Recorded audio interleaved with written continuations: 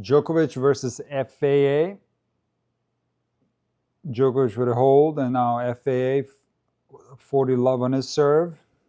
Now 40-15.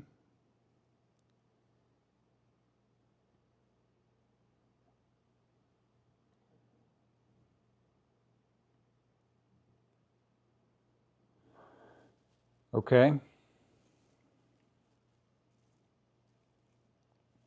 Big serve for FAA. And a 15 hold, 1-all. This will be very interesting for so many reasons. Well, let's say it could be interesting, you never know. But I'm looking for FAA to turn his season around right here, starting right here. I think it's a great opportunity for him. Like, if you listen to his interview after he had lost to Caboli at Roland Garros, he was not pleased with his game. At that particular moment in time, he then proceeded to lose a very frustrating match to Tiafoe and Halle. So FAA not a happy camper in 2026. In the beginning, it was quite good. You know, he's so good indoors. He won that tournament in Montpellier. He did lose a frustrating match at Australian Open, but he retired, down 2-1 against Borges. And he always plays well in Rotterdam, right? So he makes it to the final there.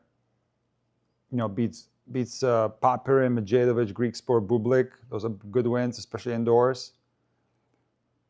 Then loses to Alex de Minaur in the final. Dubai was okay. Semis, he lost to Medvedev there. Indian Wells was okay. He lost to Fees in the fourth round. Fees was playing well. At that particular moment in time, he had just made the final in Doha. And then the trouble started for FAA. After the Indian Wells tournament, the results not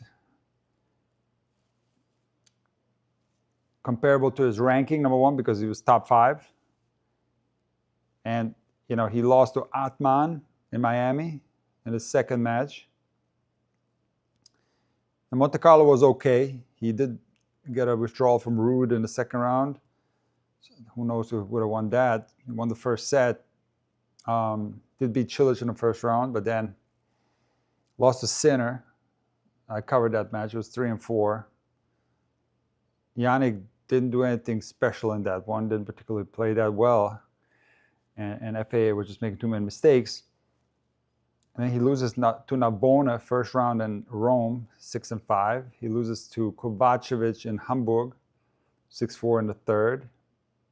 And then that frustrating loss to Caboli in the fourth round in the quarterfinals of Roland Garros, which was a huge opportunity.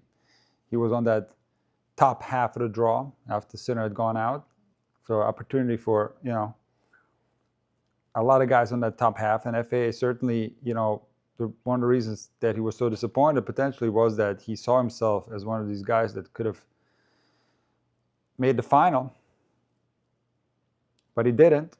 He then lost to Mike Schack in Hertogenbosch in his second match, then lost to Tiafoe. And that was it prior to Wimbledon. So going into that Davidovich Fokina match, you know, that was a huge test for him. He played well in the first 3 rounds, taking care of business in straight sets. Shevchenko, Prizmic, and Michael Zhang. And that Davidovich Fokina, maybe that's the turnaround that FAA needed. So started the season strong, ended last year extremely strong. And if he takes Djokovic out, this would be a monster result right here. But it will be a very difficult task for FAA. It's going to be very, very tough. It's going to be extremely difficult. Because Djokovic is going to be rock solid. And you can expect Djokovic to play his best tennis when this gets tight. Alex says, I feel like Djokovic will have to bring his A game today. I don't know if he needs the A game for the whole match, but he needs A game in the clutch moments. That's what makes Djokovic so difficult to beat, you know. When it matters the most, he somehow figures it out. Muchova Osaka, 7-6, 5-4. Muchova serving for the match, 15 love. And I'm looking forward to making my day, what is it, day 8? What day is it today? 8, I think. We'll have to take a look. 8 or 9? No, it's 8. My day 8 wrap-up video. Let's see. Day 9, sorry. It's day 9 today. And day 9 is going to be fun because we're going to talk golf. Muchova potentially semi. It's 30 love. Muchova 2 points away from a Wimbledon semifinal. And that's going to be fun.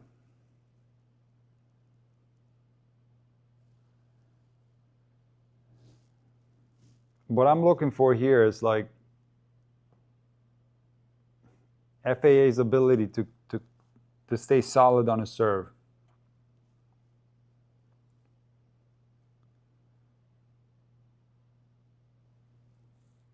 And not have any hiccups, because the hiccups that's going to cost them. This could turn into like a straight set Djokovic win.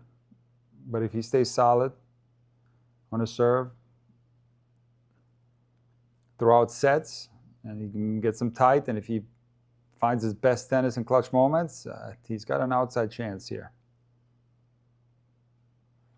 15 all. Djokovic putting pressure on FAA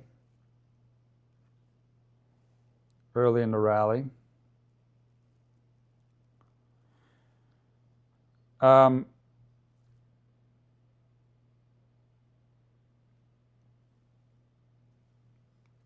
think Cobolli is a better player than FAA on both clay and grass, so it wasn't a big surprise he lost to him at RG. I don't know about grass. Maybe clay. You can make that statement on clay, but I think FAA is underrated on clay for sure. I don't know if Cobolli is necessarily better than FAA on grass. I don't know about that one.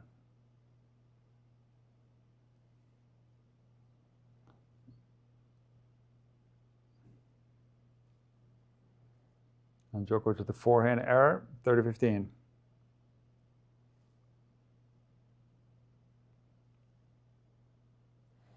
Nick, you called this Sabalenka bracket so well, Muchova won. Well, not too good. Remember, I had Pegula in the final. I wish I had picked golf, but I couldn't put it. It's just amazing what golf can do. It's amazing. The women's draw is going to be so interesting now. Monster serve from FAA and takes care of business in the half court. Not an easy ball there. Djokovic actually chipped that serve quite well, short and low. But FAA, rolls it cross court, gets a little help from the top of the net there. 87 degrees on the court, according to True Tennis Vibe. Novak Djokovic wearing a hat.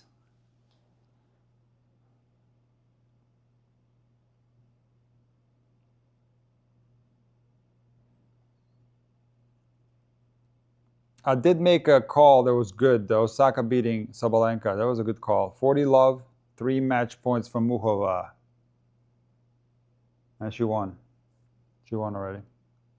Ace. Putting together a really, really nice season, Muchova. Really nice season. This is a player that needs a Grand Slam title on her resume. And several Masters, WTA 1000 titles. One is not enough. She needs several of those.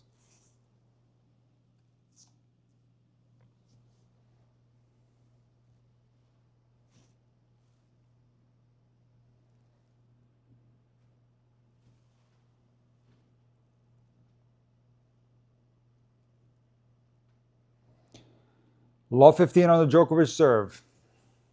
Let's see if FAA can put pressure on Djokovic early here. I think winning the first set against Djokovic is so crucial, It's also very difficult because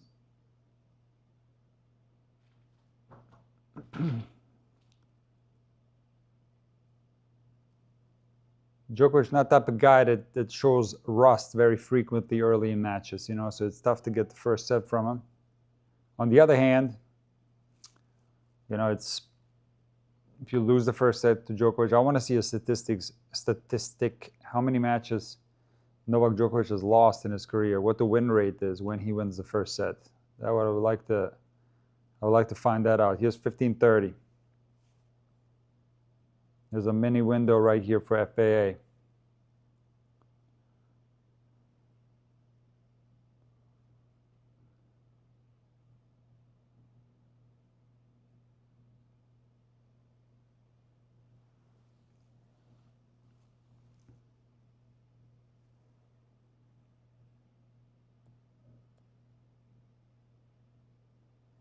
Djokovic goes for the ace down the tee, misses it long and wide. Second serve.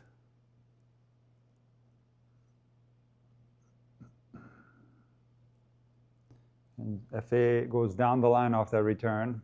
I don't know what to think about that shot selection. It's not a good shot selection there. Middle is good. If you want to be a little bit more advantageous and go cross court, I feel like down the line backhand off a kick serve is so low percentage. Shouldn't be attempted frequently.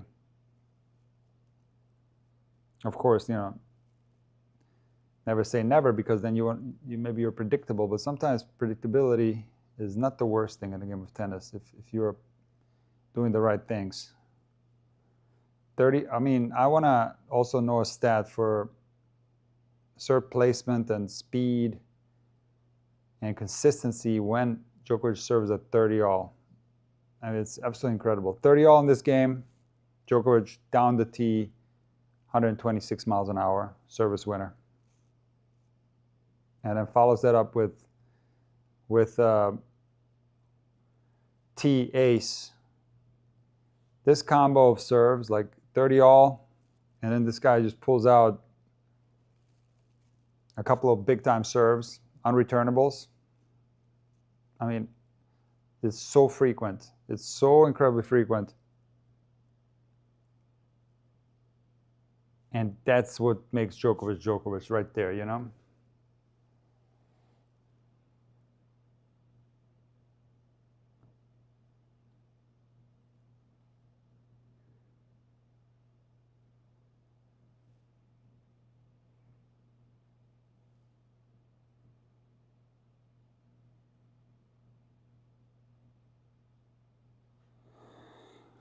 Alpine Becks, I stopped drinking Topo Chico, man.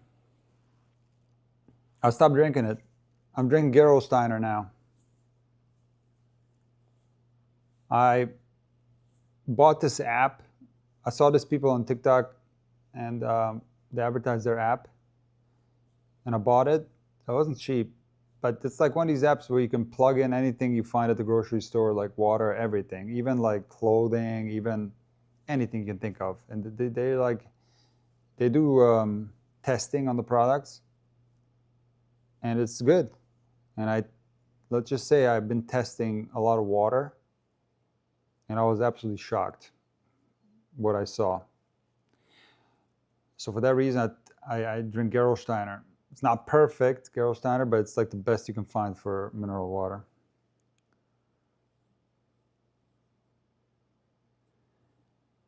FA serving down 3-2.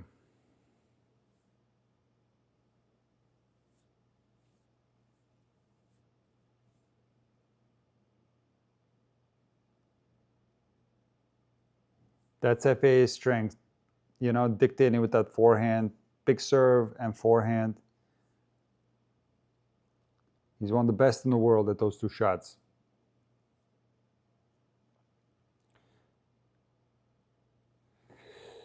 Key Don, you know, I didn't pick golf. I picked Pegula.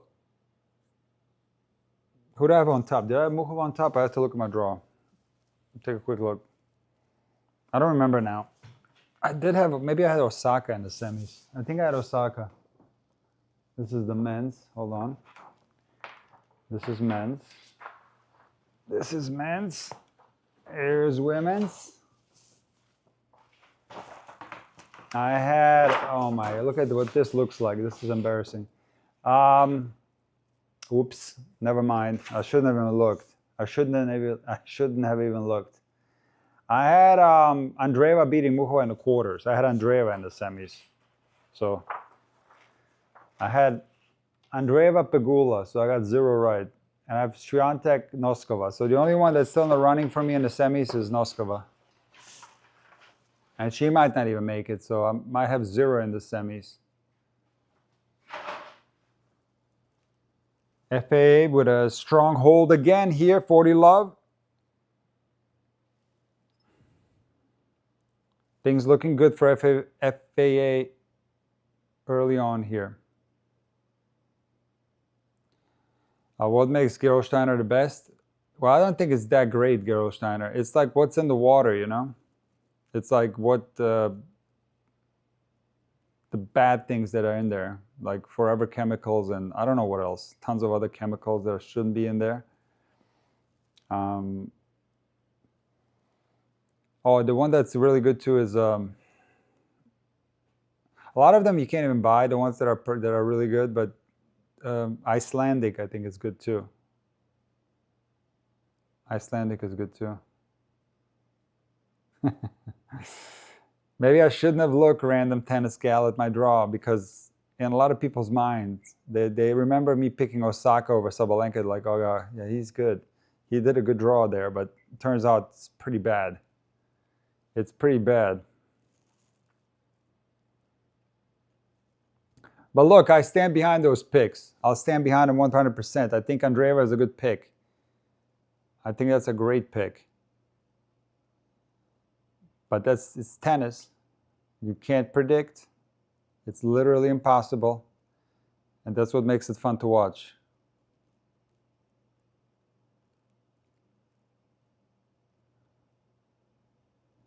It's a nice kicker there from Djokovic.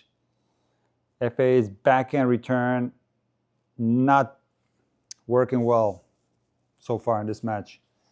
Producing quite a few errors with it. 15 love.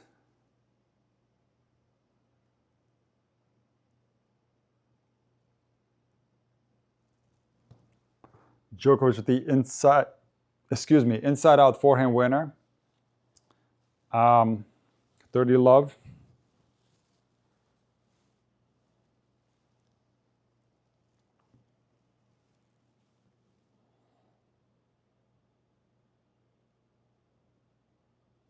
That's a great question, random tennis gal. Nick, most of the players that beat Sabalenka find it hard to win the next match.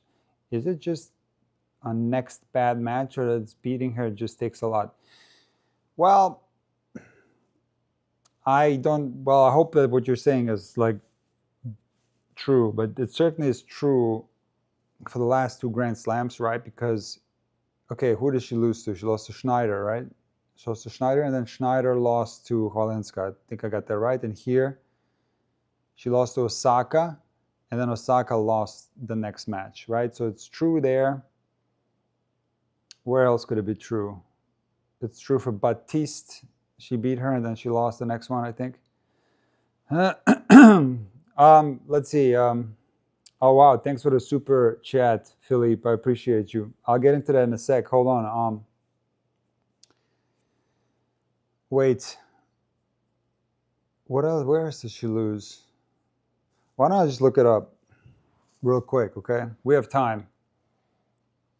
We have time here. This might be a long match. Let's just take a look at Sabalenka's results, and then we'll go from there. It's a little bit easier than trying to do it by memory. Hold on. Sabalenka. Okay, hold on. Okay, so Berlin is not. It's true in Berlin too. Pegula lost to Noskova, so yeah, it's true in Berlin too. Pegula lost, beat Sabalenka in the semis, lost to Noskova in the final. So true there. It's true in Roland Garros. Okay, it's not true in Rome. She lost to Cristea, and Cristea made it to the semis. Okay, so it's not true in Rome.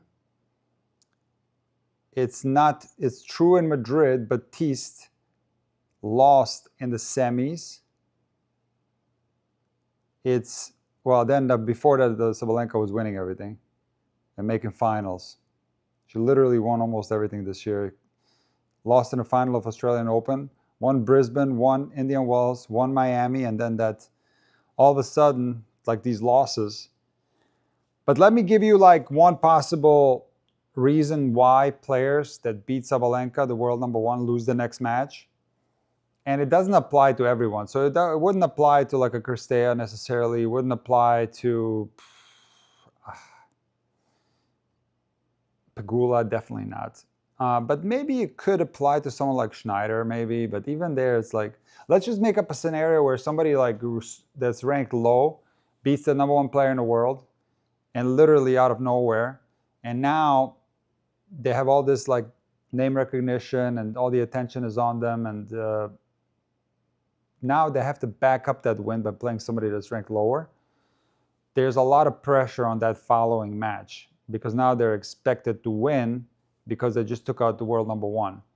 So from that standpoint, you could see that there would be additional pressure in the next match because it's a must-win match because you just took out the number one player in the world. So that could explain it, but it doesn't really apply to these top-ranked players, you know? Long rally here. FA trying to survive. Djokovic playing very aggressive, and FA does survive. 30 love. Djokovic with the forehand error. Okay, let's get into the super chat one. Sinner had a tan cloth on the back of his serving shoulder. Do you think he's feeling tightness, and why he has been less explosive this tournament? Do you think he's been less explosive, like with his movement, or less explosive with his strokes? I'll agree with you that the ground strokes have produced less winners than normal. And, you know, the mistakes have been quite high from Sinner, relatively speaking. As far as the movement, I don't necessarily see a lack of movement with Sinner. I think physically he's okay. He looks top fit to me. But certainly the ground strokes have not been top level. Now, there's some kind of tan cloth on the back of his serving shoulder. That's probably like a kinesio tape or something like that. And I really wouldn't pay too much attention on that because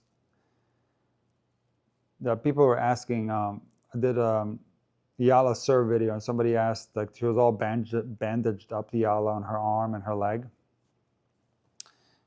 And this was prior to her playing that match against Paulini. So look, this is professional tennis. Like, most of these players have something that hurts. They have something that's taped up. This is a brutal sport. And it's rare to find somebody that's like doesn't feel any type of pain somewhere in the body, you know, or tightness or something. So it's a constant struggle. Of course, when it gets too much, and when it's an acute injury, that's different. You have to take time off. But these players were always taking painkillers, and it's just a really big nightmare. So when somebody's wearing a patch or some kind of bandage, it's not necessarily a sign that something is wrong or something is seriously injured. It could be something small, or it could just be tightness, who knows. But I really wouldn't pay too much attention on that. Why? Because Jannik Sinner has been serving well. Like, his serve numbers are good, percentages are good. He's getting a lot of aces in each match. Like, the serve has been top notch. And I do feel that the ground game is slowly but surely improving, you know? Still a lot of unforced errors, but he's getting better.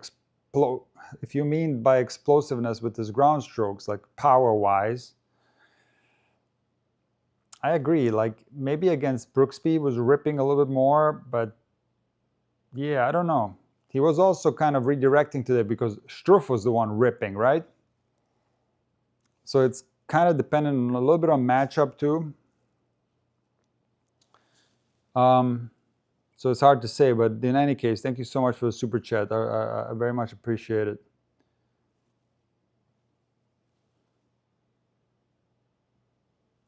FAA 40-30, chance to even the score at 4-all.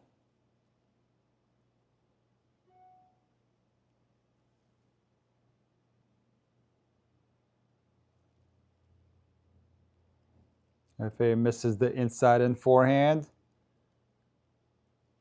40 all. He's got to be careful with the mistakes like that. Because Djokovic will strike. I also expect Djokovic to play better in the quarterfinals and raise his game. That's why he's so tough to beat in quarterfinals. Djokovic. And he's made a lot of semifinals, with the exception of Roland Garros this year. And the guys that he plays in the quarters, look, by that time, maybe Djokovic hasn't had a full schedule. Maybe. No, for sure he hasn't played that many tournaments, so he may be a little bit rusty first round, second round. By the time the quarters come around, and Djokovic plays like a FAA or a Fritz or even Zverev, chances for those guys are low, because Novak is going to play way better in the quarterfinals than he would in the first or second round, because he doesn't play a lot of matches throughout the year.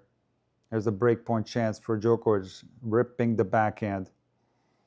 Problem is, though, you know, when Djokovic plays Alcaraz as Sinner in the semis, that's different, because in the past, Djokovic said that by the time he meets them, he's already played 5 matches, and his gas tank is on E. So it's a little different, but that's generally not the case in the quarters.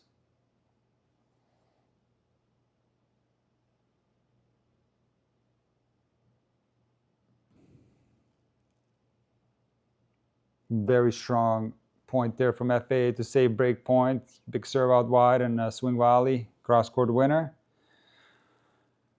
Back to deuce. Hey, Nick, tell us your favorite players personality-wise if possible. Well, I do like Bublik. I think he's great for the game. I'm not the big fan of Bublik when he's like, disrespectful to the opponent, or when he's like, maybe, I don't know if he actually hits balls in the stands. I don't know about that. But he sometimes will talk in Russian to his team and say horrible things about the opponent. Not a fan of that, but his personality on the court is really, really entertaining. Like, he's always smiling, and it looks like he's having a good time out there. He's very charismatic, so I think personality-wise, he's good for the game. Now, I'm not talking about like whether this is how you should be on the court, like from the coaching standpoint, but personality-wise, he's good for the game. Oh, man. Let's see.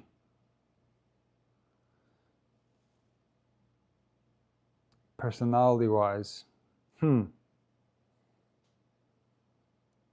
of course, Sinner and Alcaraz. I mean, how can you not like Alcaraz? And of course, Sinner with the contrast. Djokovic putting a lot of pressure on the Aliassime backhand. We're back to deuce here. It's the contrast between Alcaraz and Sinner that makes those two guys so awesome. You know, you got the one guy who's very charismatic. He's very expressive out there. That's Alcaraz. And you got Jannik Sinner, who's just rock solid. I think those two guys. So maybe the top 3 is Bublik, Alcaraz, Sinner, personality-wise. I would say that.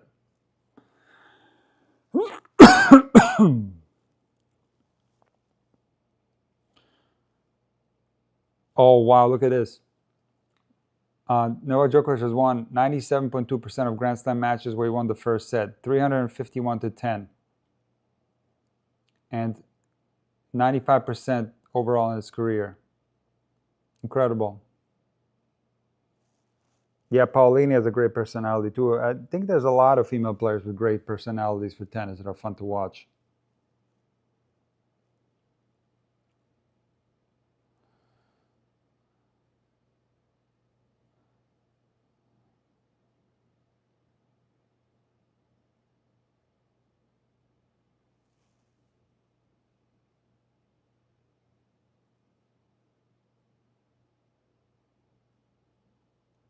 That's out. Back to deuce.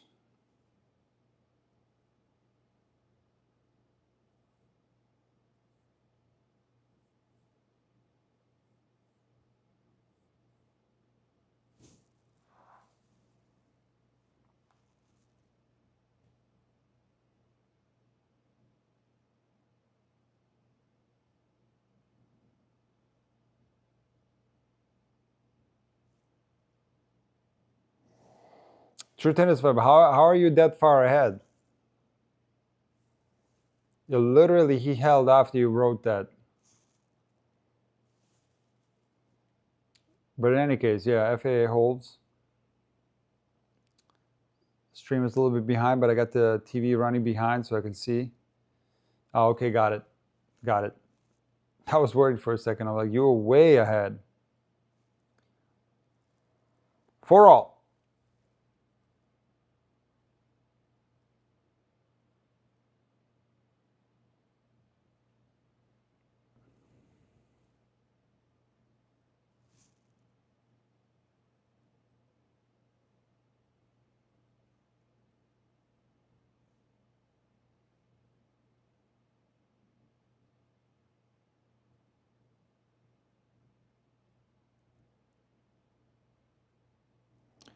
.54 first serve percentage for FAA. It's danger zone right there. That's why he's fortunate to be on serve here. But what's saving him is he won 93% of first serve points. So once that first serve goes in, he's looking good. Djokovic is kneeling down, feeling something in his leg. Something's going on with Djokovic's leg. Hope it's nothing. Looks like a knee problem or a hamstring problem.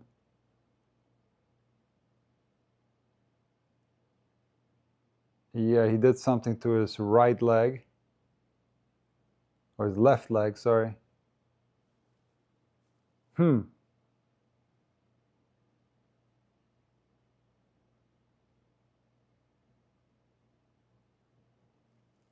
Wins the point anyway, though. 15 love.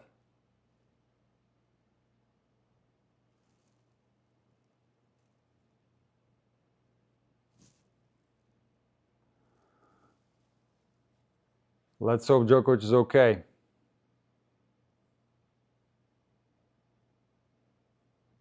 Tennis reboot. Love the Grand Slam content, but man, Shamir videos are different. He was grinding hard in that backhand topspin video. Yeah. We're going to do more. I don't know if you saw the match afterwards. He played a match. We're going to do more Shamir. We'll have an Emma video coming out. We'll do all the other stuff too. We're going to do all the other stuff too. Djokovic hits a backhand down the line and then kind of hops in pain. There's something going on with his leg, and I think he called for a physio. He is definitely feeling something. That's a very nice looking backhand for Novak right there.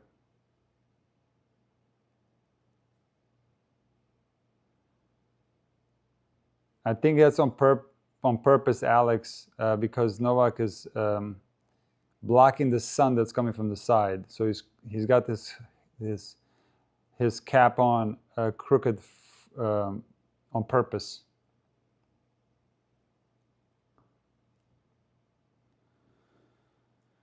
And Djokovic 40 love.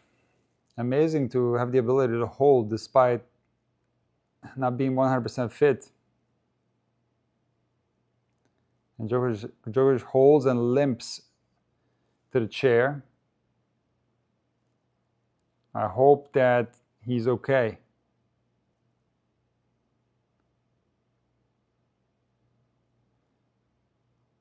Thank you for the super chat, David. I appreciate you. Perfect time for the question. Perfect time because we can dedicate the whole changeover to that question. So, do tennis players consume large amounts of carbs mid-match to replenish glycogen as long matches burn through your carbs and burn a lot of calories?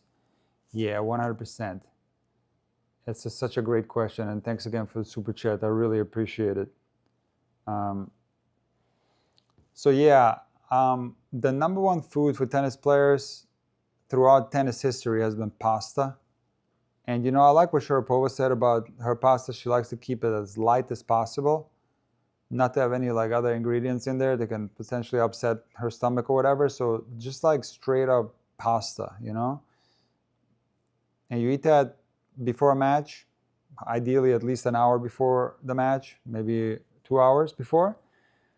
And that should take you through the match. If you eat a nice big portion of it, it should take you through the match. But in the match, you need to have, first of all, take care of your hydration, electrolytes. Looks like it's something wrong with Djokovic's ankle. You want to have electrolytes and take care of your hydration. But on top of that, you have to be careful in what you eat during a match, because like a quick boost of energy could be like something sweet, like a candy bar or something like that. And that used to be a thing back when I used to play, a candy bar. And then, I was taught to time the eating of the candy bar when it made sense. So maybe like 4-3 1/3 or 5-4 1/3 or something like that, where there's not a lot of time left in the match, because the problem is that you burn through those carbs. Those are like the empty carbs, so to speak. Those are the ones that you burn through really fast, and now you're gonna feel, after you feel that little burst of energy, you're gonna feel worse once you burn through that. Same goes for like drinking sugary drinks on a changeover, like Coca-Cola or something like that, which also works, but you burn through that so quick. So you need to consume something that will last as long as possible. And what I've found out is that actually dates are probably the best thing to eat in tennis, because they will last the longest. So you will feel that burst of energy,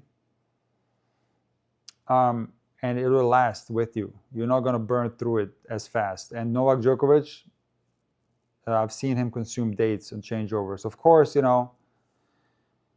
bananas are going to be great. That's a classic thing. And what I've seen from a lot of players, although I'm not that big of a fan of it, is caffeine, coffee. Like Dominic Thiem said that before every match that he played on tour, he drank an espresso prior to the match. And I was like, I don't know if that would work for me, because I don't know if that could last the whole match. I would have to have another one after like every 3 games. No, I'm just kidding. But yeah, that's kind of, don't do your own research there on caffeine. Don't know about that, but eating something, bananas are good, and I think dates are the goat. The dates are the goats of tennis nutrition on the court. They're a little bit gross and sticky and all that, so make sure that you wipe your hands down. You don't want your grip to be sticky, but I think those are going to work really well.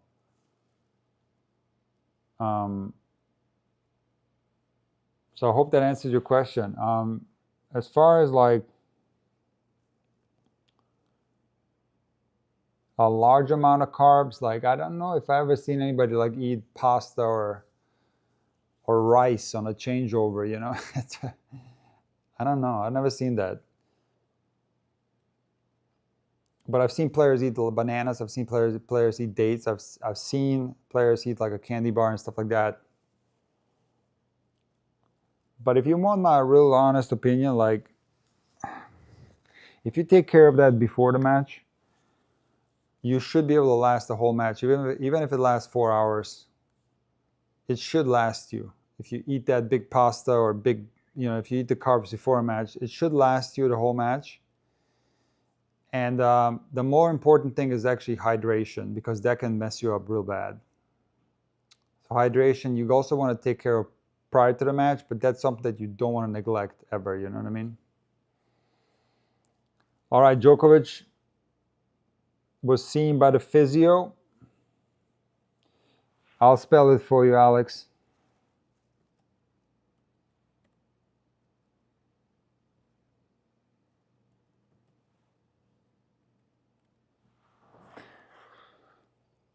Nick, for weak wrist players who are learning, do you recommend wristbands? Grip is impossible. Just wondering what's bad. Do not wear a wrist assist. Worst thing you can do. Under no circumstance. I actually did like a product testing video a while back. You know what? I'm gonna link it here to True Tennis Vibe. I'll link it here for you. It's an interesting video on the next changeover.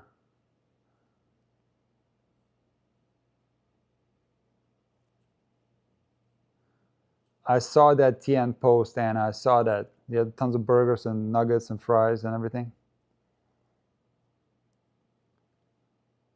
Djokovic is moving okay. What do you guys think? Do you think Djokovic movement is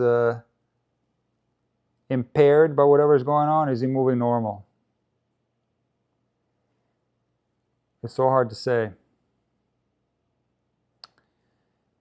I saw players eating juicy burgers 40 minutes before the match. Really, listen, the nutrition is really, really tough. Like, there's people that can smoke a cigarette, even drink alcohol, eat burgers, pizza before a match, and they play amazing. Like, everybody's got a different constitution, I guess. I guess you got to figure out what's going to work well for you, but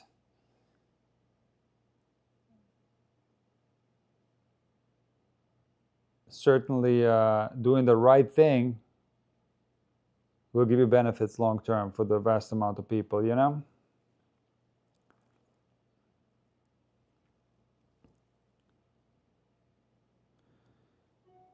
Oh yeah, Kenny, a lot of players eat very poorly, including some of your favorite ones.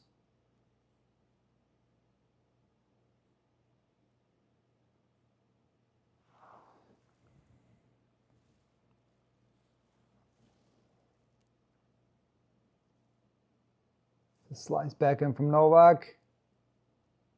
I don't know, he looks okay out there.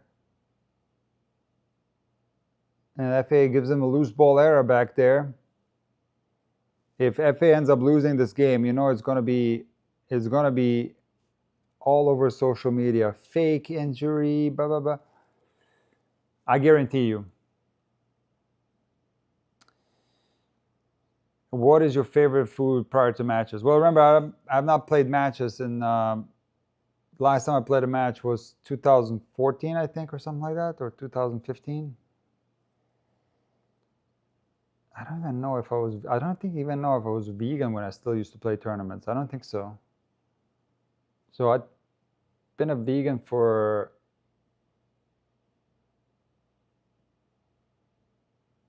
That's nice. From Djokovic, wow. And there he goes. He converts the Djoko smash, 2 of them, 1540. They're gonna rip him a new one on the internet for this. Medical timeout and then break, and he seems to be moving fine. Which I'm not implying anything. I'm not saying that. I'm saying this is like for sure all by the book, and Djokovic certainly has some wrong with his leg. I'm not claiming that Djokovic is not doing any faking or anything like that, but I'm just telling you this is going to be all. If you go on X after this match, this is going, or even on Threads, this is going to be all over, or in the comment sections on any video, it's going to be all over. Djokovic misses the backhand long. First set point saved from FAA.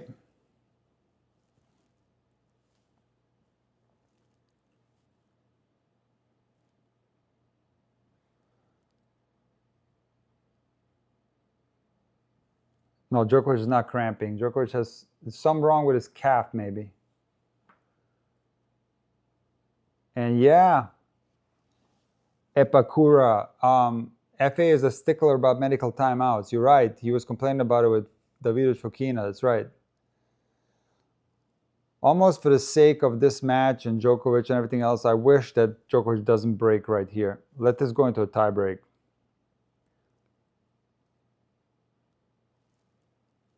FA saves both set points. Back to deuce.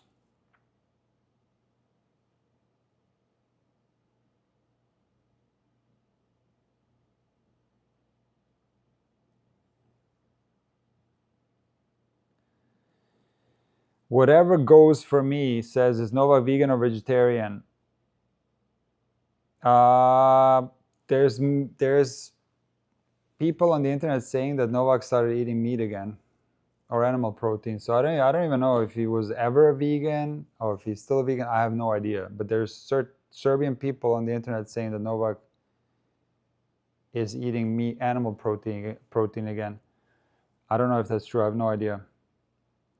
But whatever goes for me, are you the one that's always educating the the Filipino commenters in my videos? Is that you? Because I recognize your name. Is that you that always goes in the Yala videos and educates people?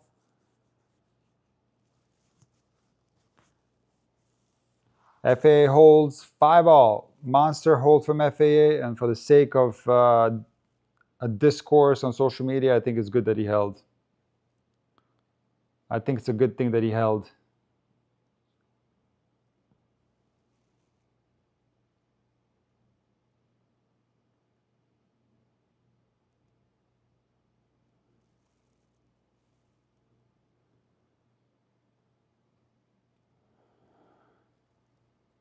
Oh, okay, so it is you. Well, I want to hereby thank you because you write the best comments. I just read some of them underneath my latest, the Yala Sir video.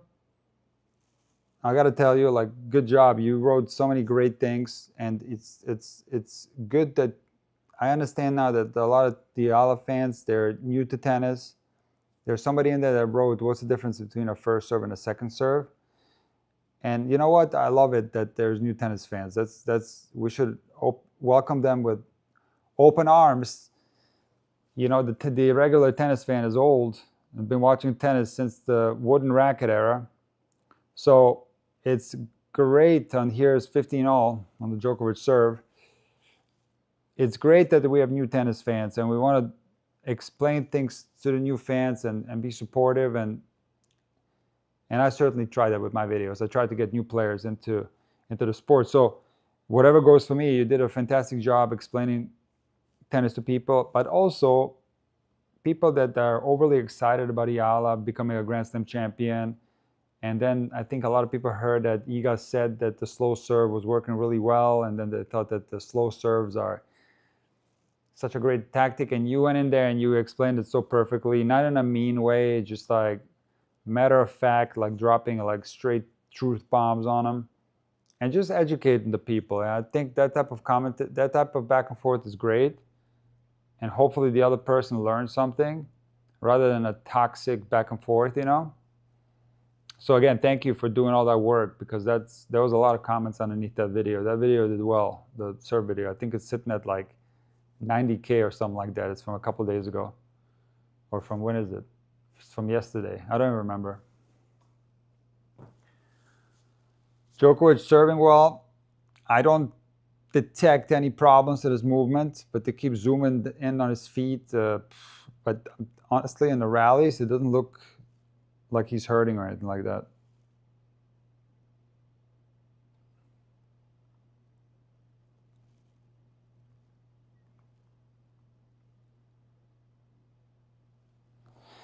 I love the animals. I respect vegans who do it for the love of the animals. Yeah, that's my, like, for the ethical reasons are very strong when it comes to that, to me, not eating animal products.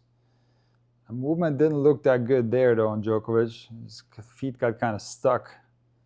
He dumps a forehand into the net. 40-30.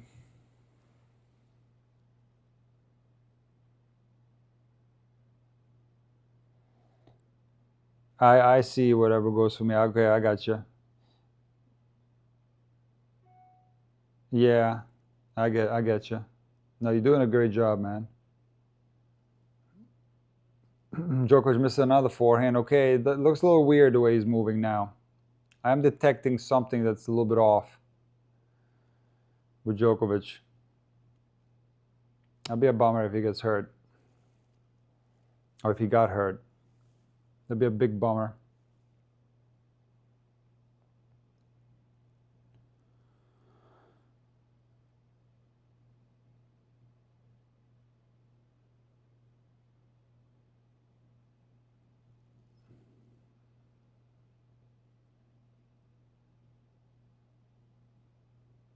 Oh, yes. Djokovic movement impaired. Now we can see it. He comes in there with kind of low intensity and doesn't really make up that big of an attempt to get that passing shot from FAA. And his break point chance for Felix. Man, that'd be a bummer if Djokovic got hurt. got hurt, sorry. That'd be a big bummer. All right, he saves the break point with an ace. And he's testing his leg, whatever is going on with it. He's testing it, keeps stepping on it. Let's see here.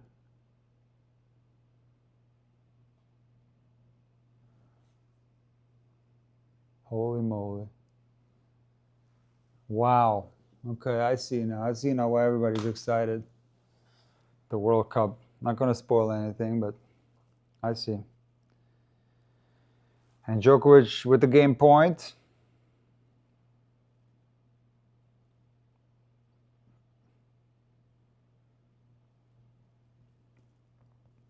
Ace for Djokovic.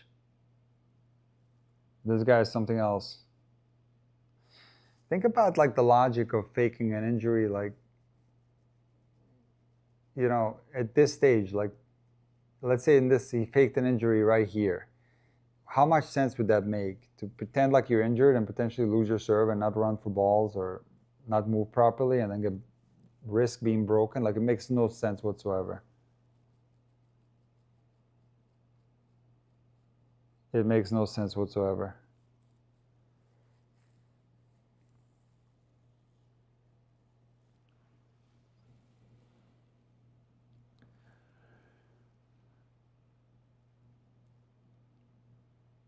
You know,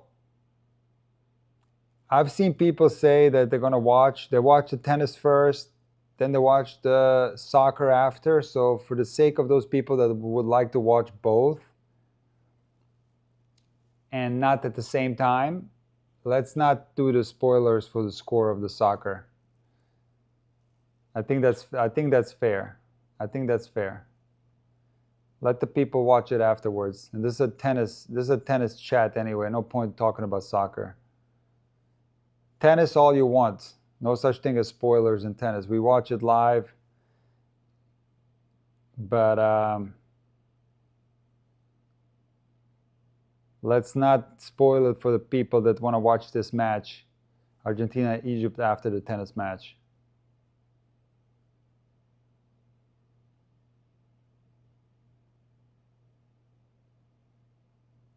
Yeah, and I get it. I completely understand. I understand completely. I agree with you.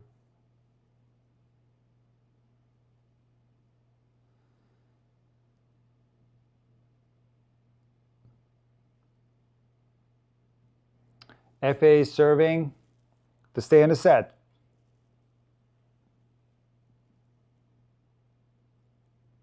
Strong forehand from FAA and a slice backhand goes into the net from Djokovic. 15-love. And again, he's doing that testing thing. He's like stepping on his leg. You know, I'm not listening to the commentary. Do they say what's wrong with Djokovic? Like, what did he have examined? Is it his calf, his ankle? What's wrong with Djokovic's leg? Do you guys know? Did they say?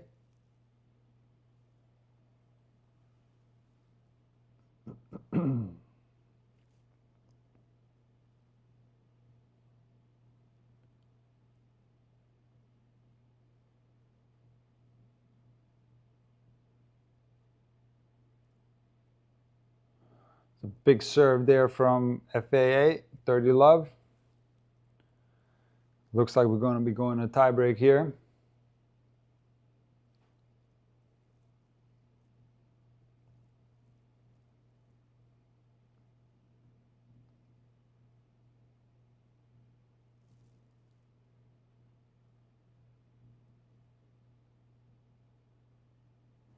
Okay, Reba, so his calf was massaged by the physio. I gotcha. Okay, that's a brutal injury. I'm telling you what, man, when I used to play, there was one summer I used to, you know, when I played college tennis, I used to go to Europe and Germany in May and play the club matches. And there was one season where I hurt my calf, and it lasted the entire season, like the entire 3 months I was there. I had a calf problem, and I played through it. And then just very recently, then for many, many years, nothing with the calf. Big serve there from FAA, 40-15. And then many years, nothing with the calf. And then all of a sudden, when did it start? Oh yeah, December. I pulled it, then took a month off, then played again, pulled the other one on my right leg, took another like 2 or 3 months off, then played again, and completely ruptured my calf in March. And I have not played since. I mean, I hit a few balls a couple days ago, but it's been an absolute nightmare, my calf. It's the worst thing that I've dealt with in a long time. It's not getting better. It's not healing. I mean, it heals, but then I re-injure it all the time. You know, it's like, that's the problem.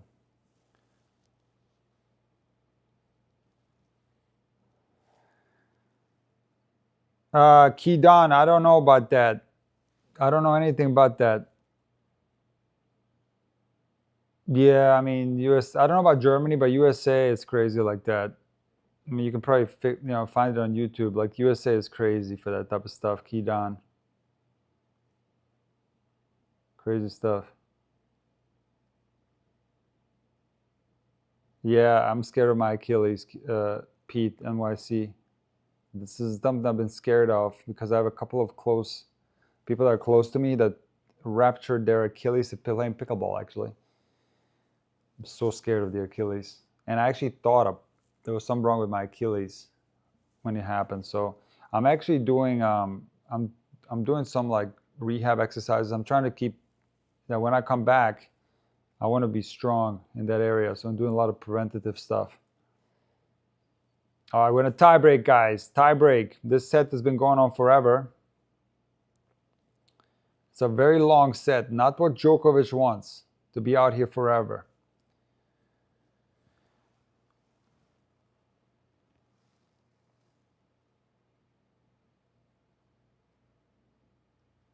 But the serve is so clutch from Djokovic. Like, it's so good in the most important parts of matches.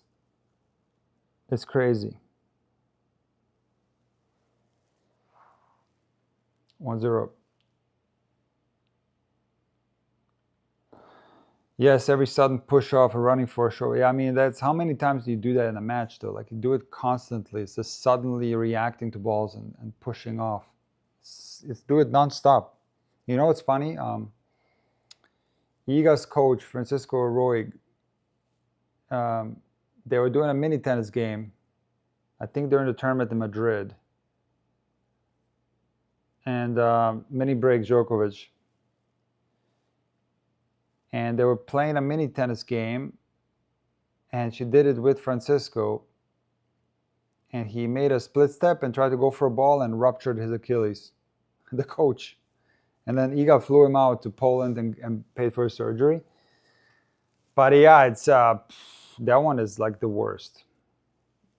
I don't want that one. That one I don't want. Nice from FAA there. Big wide serve, down the line forehand winner.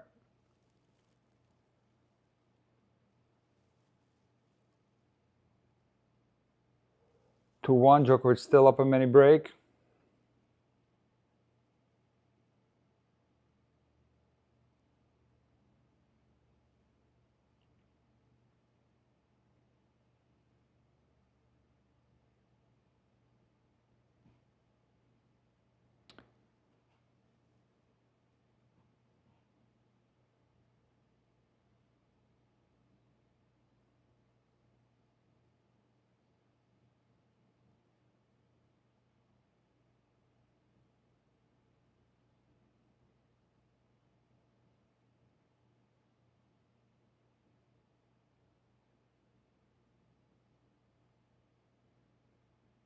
Long rally here. And Djokovic goes to the down the line backhand, but the ball clips the net. And FA with a fantastic backhand inside out volley. Gets the mini break back 2-all.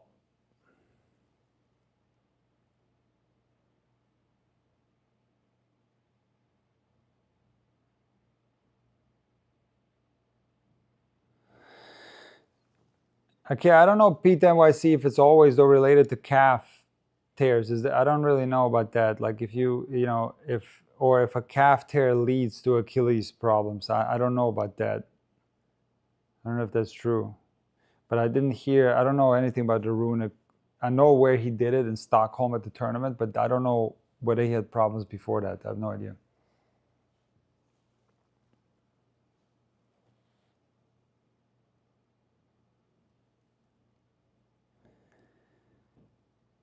To all, how's Novak's mood today? Well, he's doing pretty good, but there's something wrong physically ever since that 4-all game. So a nice return from FAA. And Novak runs it down quite well, slides into it, but can't control his slice. And there's a mini break for FAA, 3-2.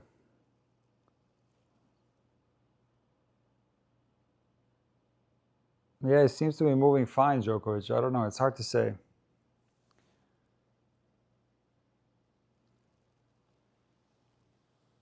It's his left leg, right? So in tennis, the left leg is the one that you load less with. You hit most of your backhands off the right leg and most of your forehands off the right leg.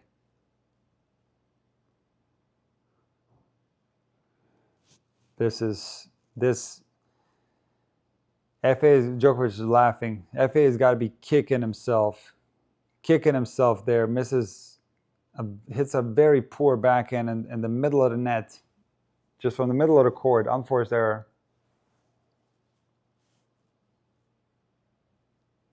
You know, he has to correct that. He has to be angry with himself. He has to understand how bad that was, what he just did, because you can't give that point away up a mini break like that. He wasn't pressured at all on that backhand. Needs to make up for it right away and pump himself up.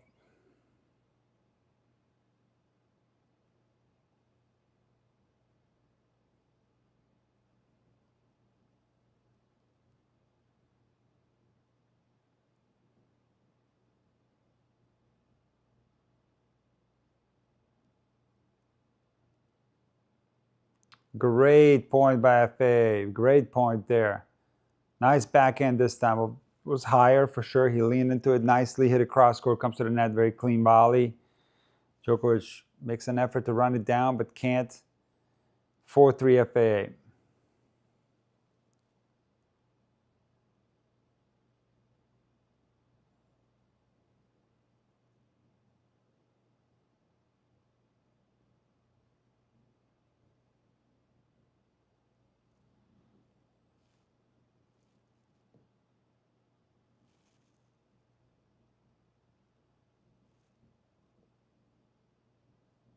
Good serve from Novak there, 4-all.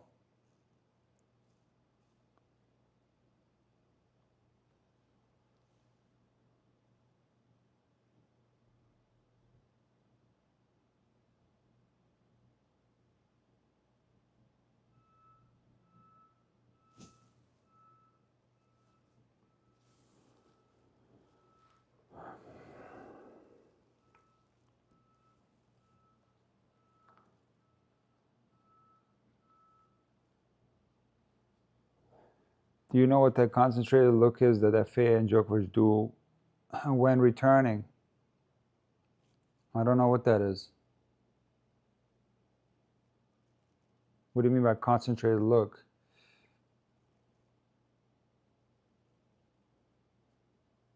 Fantastic point by Djokovic there.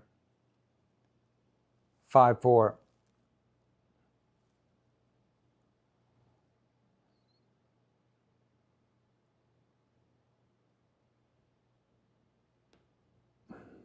They look down and then up, but it's a controlled movement. Yeah, I'm not sure if I'm seeing that. Djokovic sometimes open his eyes like more. He'll make a concerted effort to really see the ball, and he'll open up his eyes more, I guess. But I don't know what that is. You talk about the serve or the return? Ace from FAA. 5-all. By the way, 1 hour and 11 minutes so far in this first set. 1 hour, 11 minutes.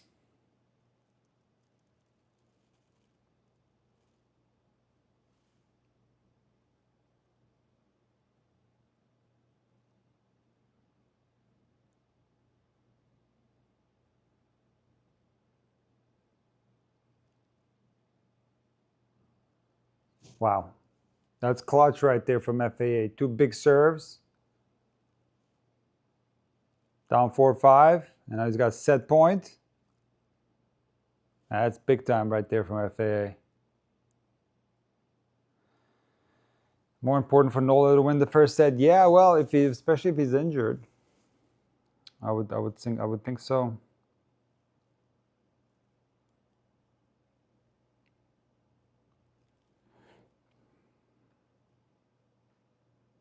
Djokovic is a big serve. FA cannot control that backhand return.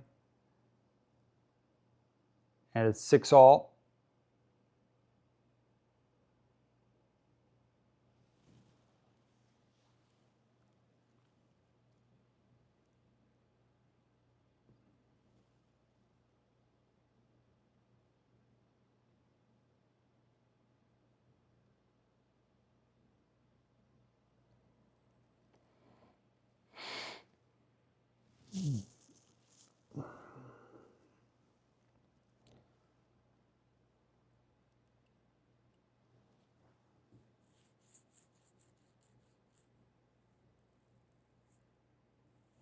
That's a good question, Benji. The grass behind the baseline certainly has to change the bounce,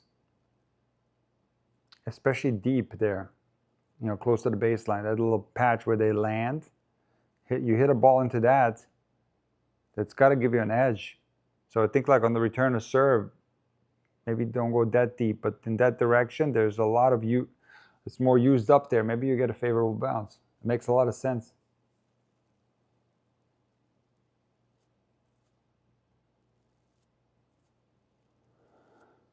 And good serve from Novak there out wide, but FAA had his racket on the return, hit it a little bit long. The direction was good. He went central, but he overcooks it just by a little bit. Forehand return goes long. 7-6 Djokovic, set point on the FAA serve.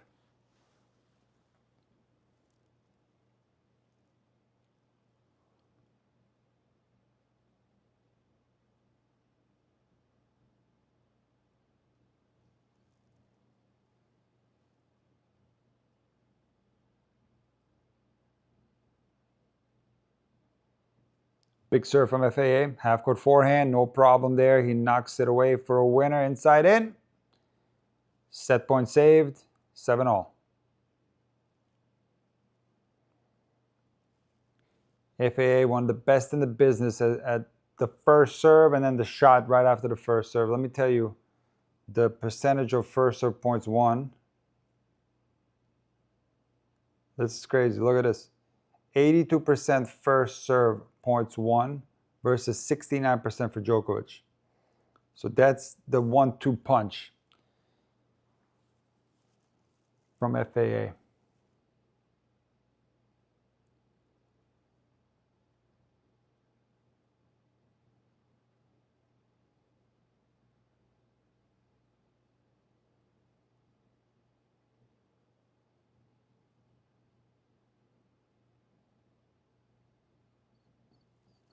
Backhand from FAA looked a little bit tight. Forehand looks a little bit tight. For God's sake, what a time for the headphones to go dead. Look at this.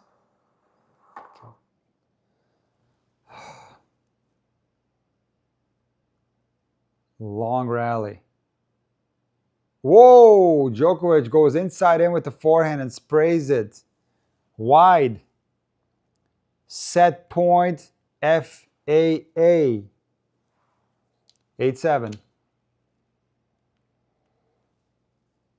Fortunate there for FAA because that's not a shot that Djokovic will miss often. He just didn't move properly on that ball. He was too far away from it and had to steer it a little bit. Set point FAA, Djokovic serve. And ace.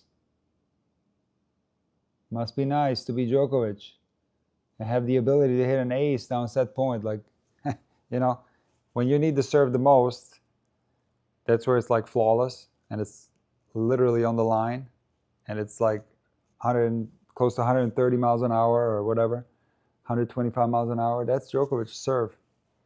It's crazy to have this ability to do that. 8-all.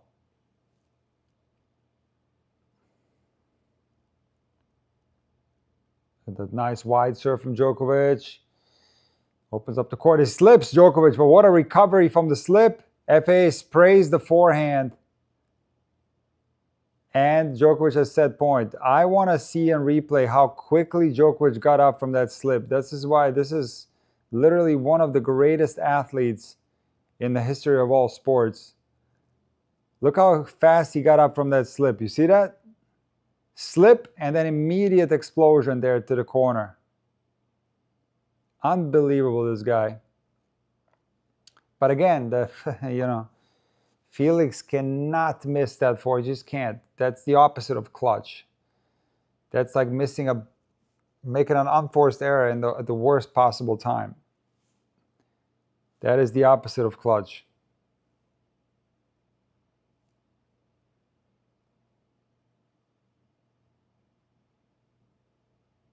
And Djokovic misses a backhand. Tricky one though, because he hit the line. The body language of Djokovic is incredibly relaxed to the point of being sarcastic. He's sarcastically laughing his butt off over there after not converting the set point. Yeah.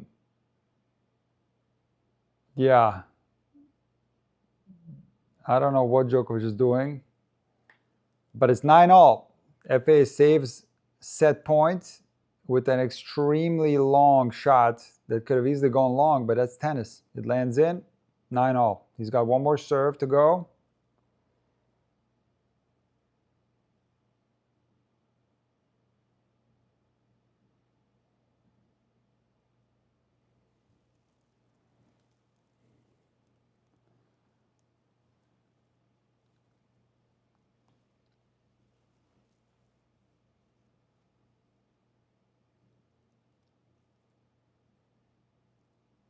FA misses the serve. He went down the tee.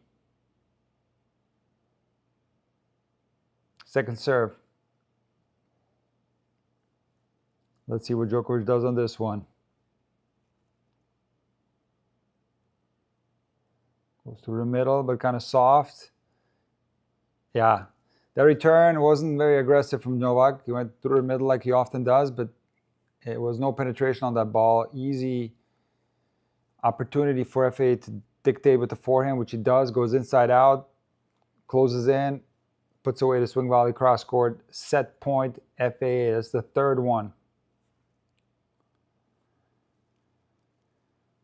Let's see if Djokovic comes out with another big-time serve.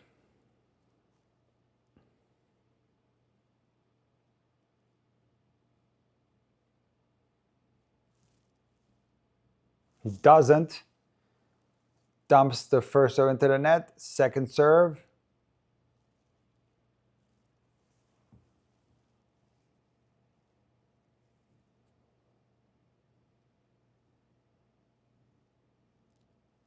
Djokovic goes hard on the second. Felix hits the ball on the line. Djokovic hits the ball on the line. And Felix almost hits the ball on the line. And Djokovic again cracking up. FA not so amused at this type of rally. First and foremost, Djokovic hits on a 111 mile an hour second serve down the tee, which is very aggressive for a second serve. That's not a normal second serve speed.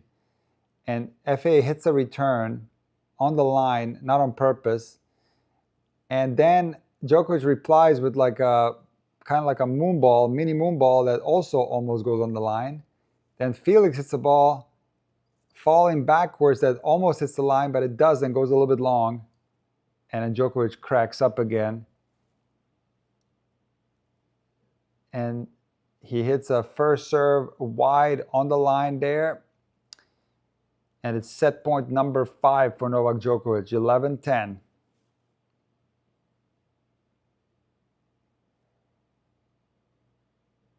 Yeah, painting lines in a weird way with shots that there's the safety shots. They're trying to get them in, you know, in a big spot in the court, and it ends up sailing to the line. It was a weird rally, and on set point of a rally like that, that's gonna sting for FAA. Not converting that point. That's gonna sting. Djokovic, FAA needs a big serve right here.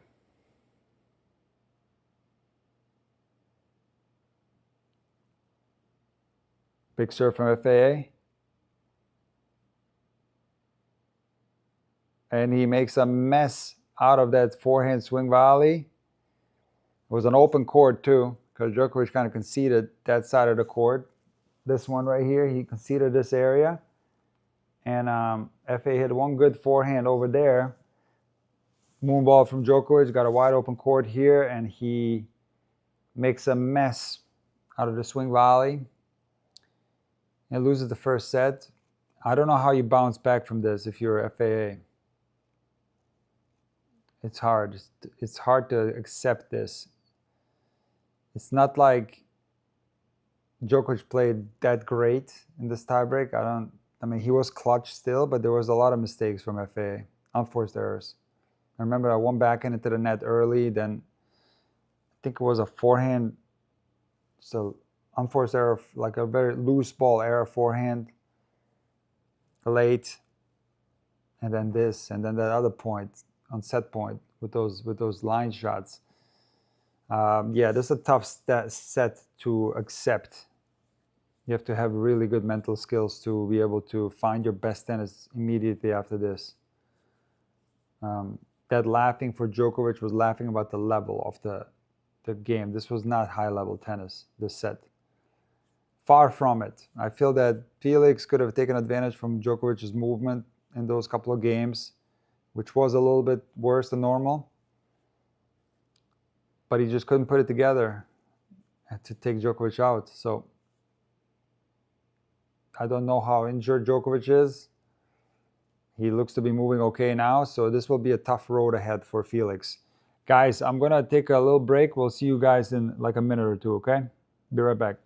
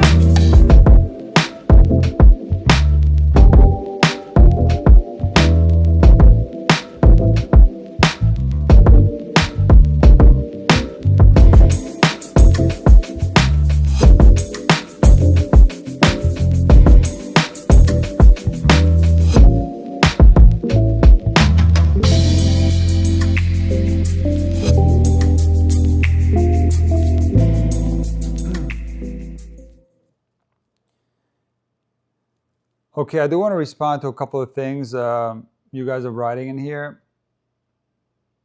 So, hold on, there was something I noticed before I left. Hold on a second.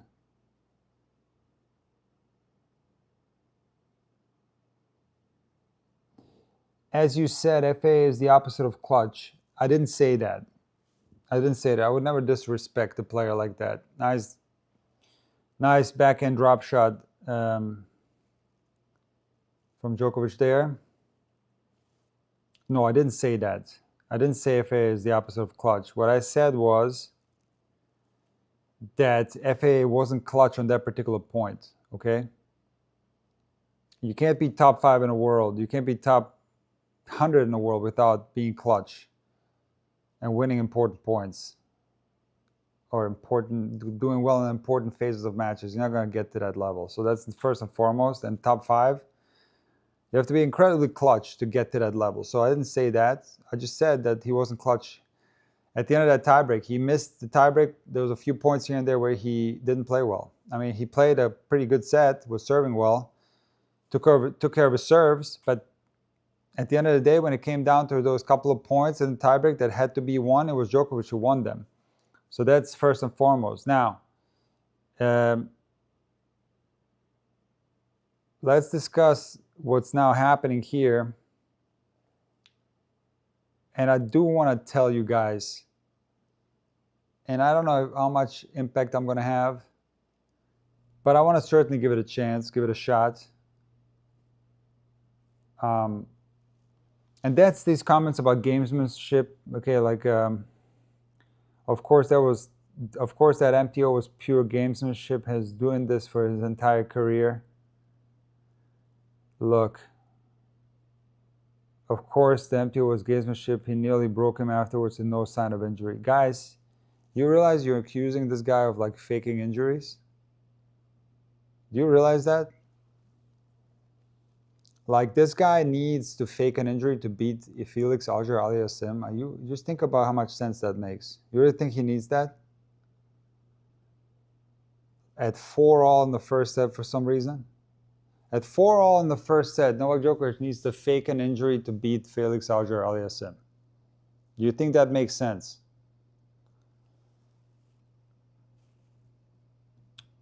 It doesn't. It's like the dumbest thing ever. Just think about what you're saying.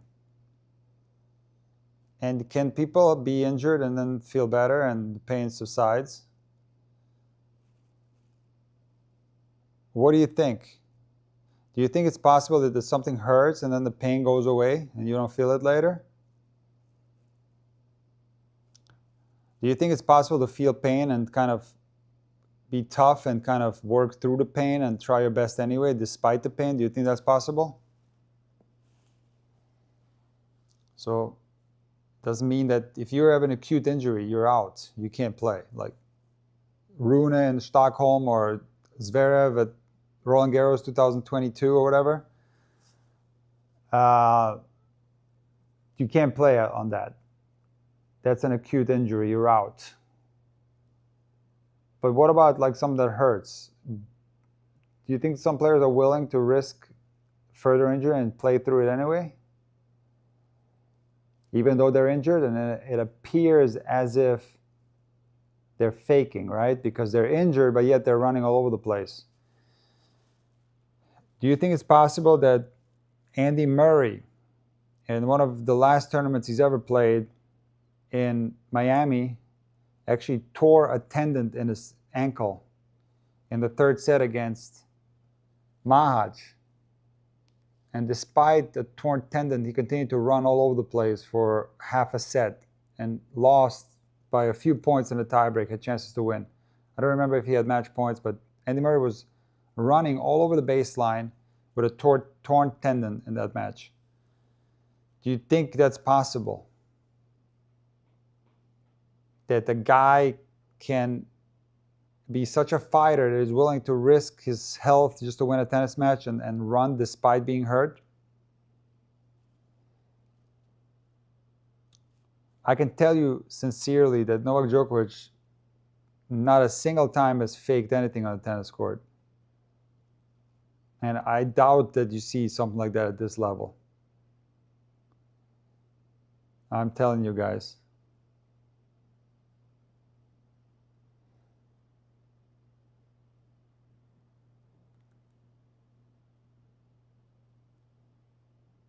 Just think of when the thing took place, and then you get the answer for your question or your theory. I don't mind talking about it though. FA is strong on the serve. Has not dropped serve yet. And you just gotta forget about that first set and just keep going. Extend this thing as long as it possibly can be extended. Make it physical. It's been an hour and 35. Turn this into a monster match, like just a marathon match. Two things can be true at the same time. He can feel something and use the current, or some might say ridiculous rules to disrupt the opponent. So not faking the injury, but squeezing everything out of it. Listen, yeah, I guess an MTO can disrupt an opponent. Like, I agree with you. Like, so FA complained about that with the Davidovich Fokina. That's a whole different subject. Like, if you're going with the rules, you're using the rule book, so to speak. You're not, I don't know, if the opponent gets disrupted from that, certainly. Like, listen, if there's a 10-minute break, that can be disruptive, no doubt about it. But if it's within the rules, if you're using it fraudulently, so let's say you're not injured and you take an MTO, you're lying just to get a break because maybe you're not physically fit or whatever, that would be horrible. But if you're injured for real and you call the physio, I don't see anything wrong with that. Okay, Reba says, of course I realize what I'm saying. We'll have to agree to disagree about Djokovic's character. He's a great tennis player, but he lost my respect years ago. Andy Murray is a whole different character. What does he have to gain to fake something? Absolutely nothing. Some people just love to. Just think of it logically. Like, people are accusing him of faking the injury against Musetti at Roland Garros in 2024. He literally was up in the match. Like, you have to think about when you say he's faking injuries, look at the score. Like, you don't want to disrupt yourself when you're up. Like, what do you want to do? Like, why would you need that when you're already up in a match? You just keep things the same. Why would the injury time out when you're up? Or even when it's like neutral? The only way where it would make sense if you were down by a lot and you started taking these long breaks and trying to disrupt your opponent because you're down.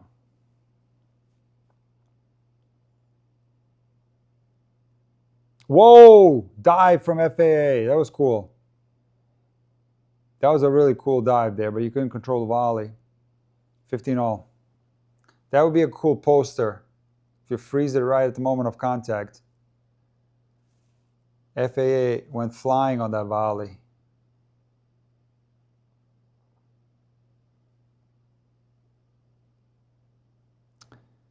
ADF. Play. ADF, you talking about Davidovich Fokina? He doesn't do those tactics. You can be mad, but within the rules.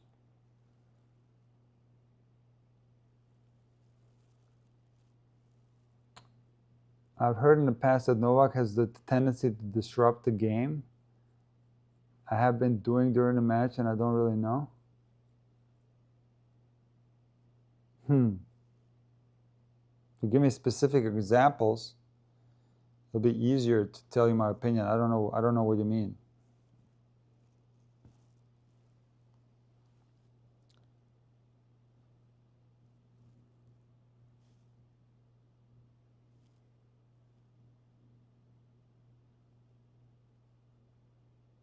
Nice serve there from Novak, down to T, 40-15. And serving well, both guys. Good serve numbers.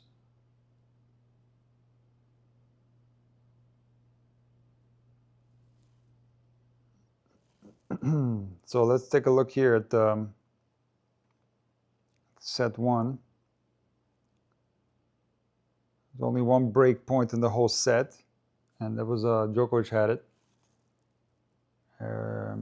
No break points for FAA on the Djokovic serve in the entire first set.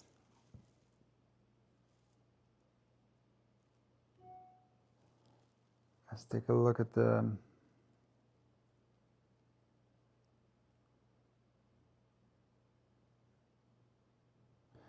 yeah, that's right. The break point came at 4-3, Djokovic. He had break point. FA was able to tough out a very important hold, and Djokovic held to love at 4-all. So, and that's when he hurt himself.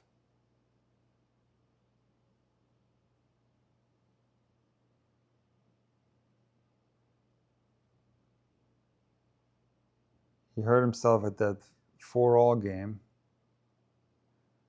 but ended up holding to love anyway, and then he had set points afterwards on the Auger-Aliassime game. Yeah, that's right.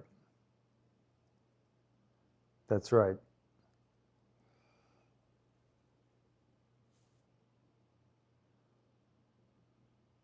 But FA has been clean on the serve. Has not dropped serve yet.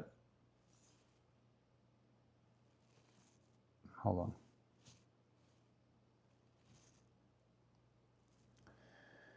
He's been taking care of business on his serve. Okay, 3-3. Okay, gotcha.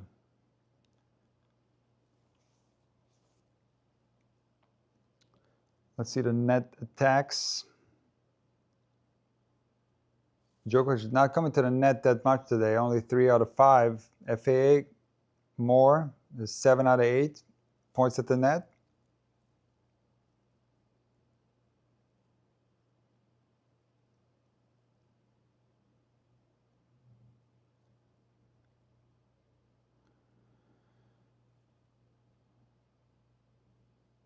Interesting.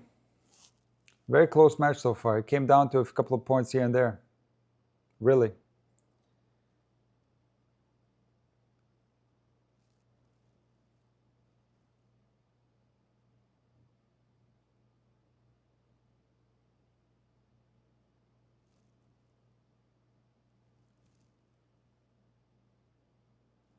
A big serving from FAA. Hold serve up 3-2 in the second set. On serve. Coach, who do you favor in a longer match? I think Djokovic he's gonna figure out a way to get through this, like win the clutch points. Perfect example was that first set tiebreak. So no matter how long it takes, I got Djokovic in this one.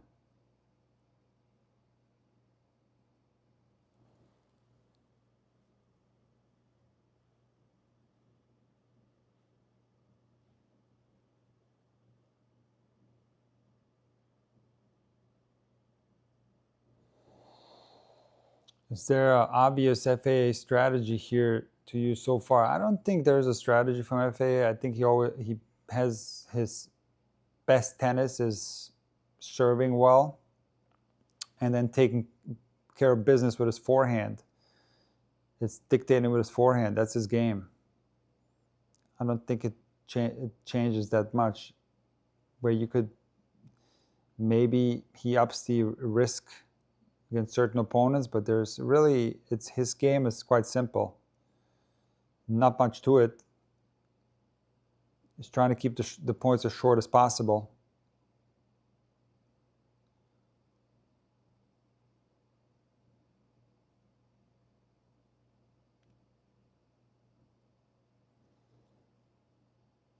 Yeah, for sure. Winning the first set for Djokovic was big. Yeah, absolutely.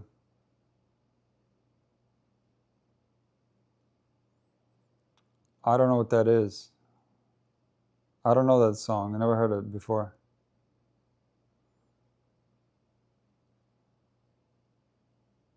That's his favorite song? I never heard it. I never heard of that. Who do you have winning this? I got Djokovic winning this. I got the Joker.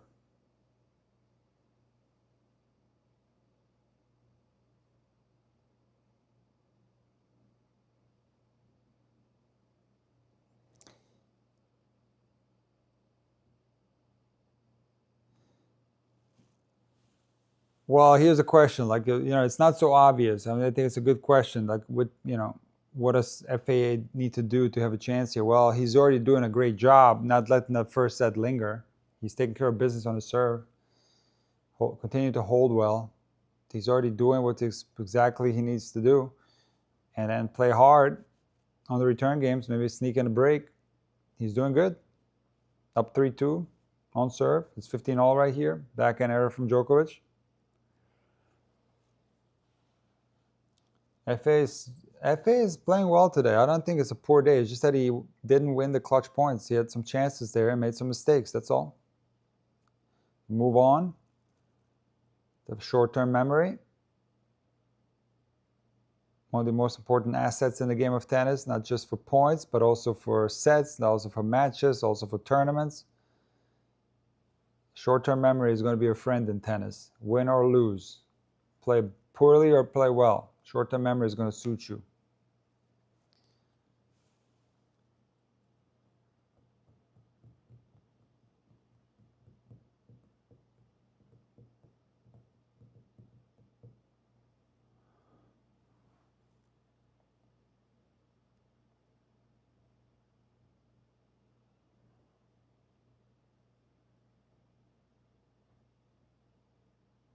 Here's 30-all. There's opportunity right here for FAA. It's either break point or set point. Nice setup first for the pass. And very solid down the line backhand winner to pass Djokovic at the net.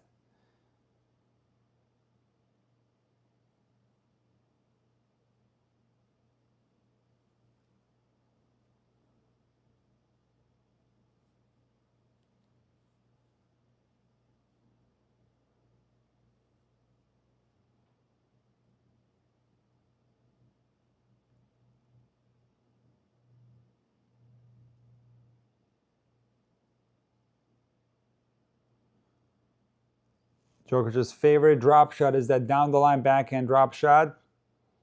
And this one did not have that much, spin on it per se. But a monster serve that had pushed FAA so far back in the court. This drop shot did not have to be that good. 40-30.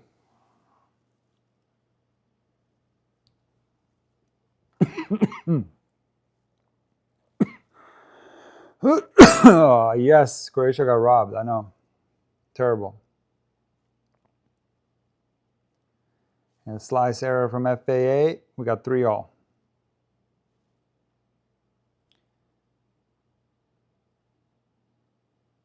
Djokovic very relaxed in his mood. Very loose. Does not look worried or stressed at all.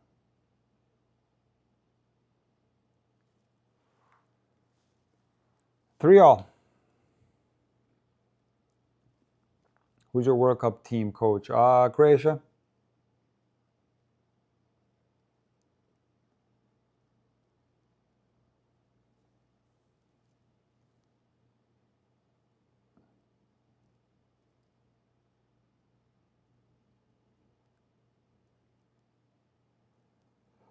That is a big serve from FAA there. 15 love, down the tee.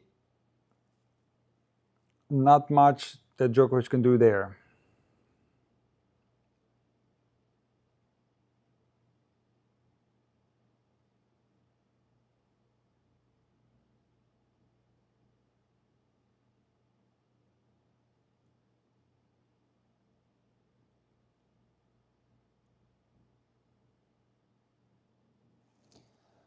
The FAA taking care of business on the serve. Very solid. Serve from FAA is underrated. He's up there in the stats for some of the best serve stats on the ATP Tour.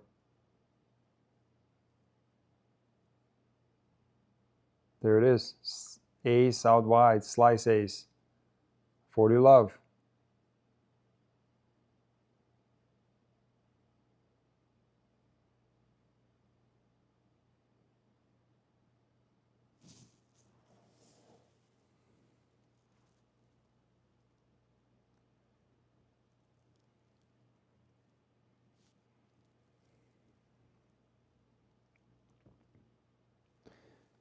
Hold FAA 4-3, second set, on serve. All right, let's take a look at the serve stats of FAA. He's 7 on the ATP Tour in overall stats. That's the serve rating, which is it's a compilation of first serve percentage, first serve points won, second serve points won, service games won, aces per match, and average double faults per match. That, of course, has to be a low number. So FAA, number 7. I'll read you the rankings. So Pelka 1, Sinner 2, Fritz 3, Shelton 4, Pericard 5, Zverev 6, FAA 7, Alcaraz 8, Djokovic 9, Nakashima 10. Nakashima, one of the most underrated servers. He's got a phenomenal serve. Like Nakashima is ahead of Bublik and guys like that. So Berrettini. So let me get into the nitty gritty here, and we'll look at aces per match. And this is where FA is number 11. He gets 10.3 aces per match, which is a lot. It's double digits. Service games won is a very important stat, and guess who's number 1 there? Guess who has the highest percentage of service games won, guys? By a mile. Who do you think? Write in the chat who you think is number 1 in service games won. Percentage of service games won. Who do you guys think? Yes, Sinner. You got it right. By a lot. Sinner is at 92.7%, which is insane, the number. And Shelton is number 2 with 90.6. And let's take a look here at the first serve points won. Let's see where FAA is in this. He's number 9 in this. First serve points won is Opelka. So in other words, like he gets a serve, and it's going to be rare for the opponent to win a point. He's at 80.5%. But Jannik Sinner very close behind Opelka at 80.3. Taylor Fritz very close to 79.7. These are all monster servers.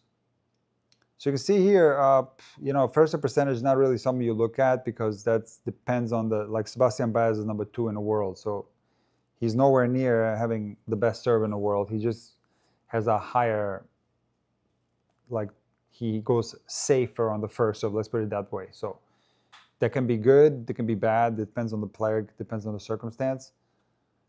So you can see here that FAA is in a lot of the statistics is in the top 10 in the world. They're one of the best servers on the ATP Tour. Very, very good serve. And he backs it up with one of the best forehands on tour too. So he's got that combination, which makes him very difficult to beat on fast surfaces. That's why he's so good indoors, because that his serve not as affected indoors. Everything is a little bit more secure. He can really depend on those two shots, and he's also very quick, you know. So he's a tough player. And here's 30 all. Shank shot from Novak. This could be an opportunity for FAA right here. It's either break point or game point. It's a big opportunity for FAA right here. But there's only so much you can do, where Djokovic usually at 30 all will deliver a 125-mile-an-hour serve on the line, usually down the tee. There he goes again, tee. He goes in, jumping back in cross court, down the line backhand. It goes long from Djokovic. Here's a breakpoint chance for FAA. And Djokovic rushing between these points. He's definitely behaving, he's in a weird mood today. I can't really put my finger on it. Djokovic is like, it's not positive how he's acting. This is not Djokovic at his best. It's weird. Something's going on with Djokovic. I can't really put my finger on it, what it is.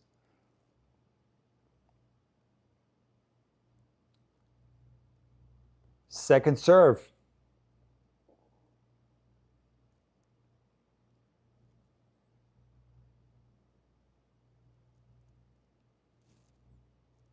Djokovic taking a lot of time before his second serve.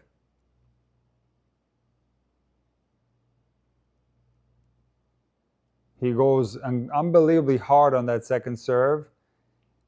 Something's going on with Novak. This is a really weird behavior, weird tennis. Even that sarcastic laughing in the tiebreak. This game, when Novak starts rushing between the points, you know he's like in the weird state of mind. It's weird. And then this almost like a tank second serve there. It's so strange. I don't know. I don't know why. I'm just telling you my observations. I don't know if he started Random Tennis Gal. Don't think so. But there's a huge, huge opportunity for FAA. You just got to stay strong right here, because it's a dangerous player, Djokovic, when he's in this frame of mind, because you can just turn it on like right there in that rally.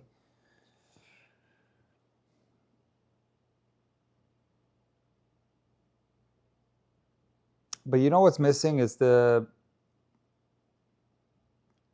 he almost plays like as if he doesn't care right now. Now, I'm not saying he's tanking, but his body language is like, I don't care, Djokovic. Of course, not true. I do think he cares, but that's what it comes across as. I just want to know why. What happened here? Is it the injury, or he appears to be moving completely normal though? And here's love 30. Djokovic all of a sudden puts together some excellent points.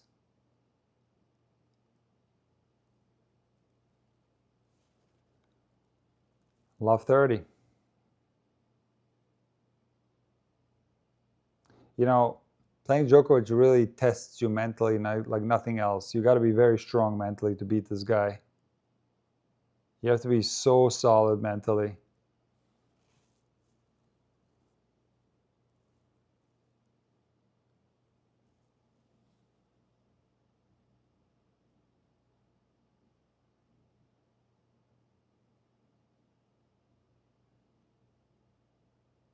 That's a nice serve there from FAA. 15-30, ace out wide.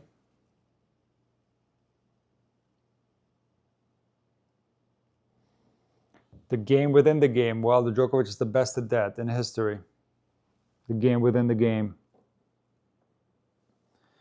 No doubt about that.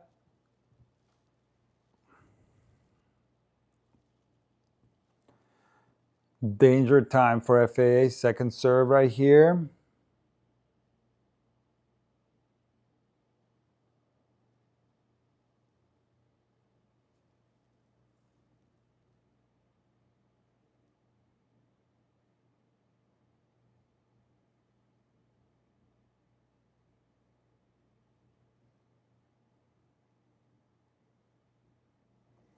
Down the line backhand from Djokovic goes into the net, and he's laughing again. But even the way he's swinging right now, it's just, I don't know, it's weird. It's like low percentage. So strange. 30 all.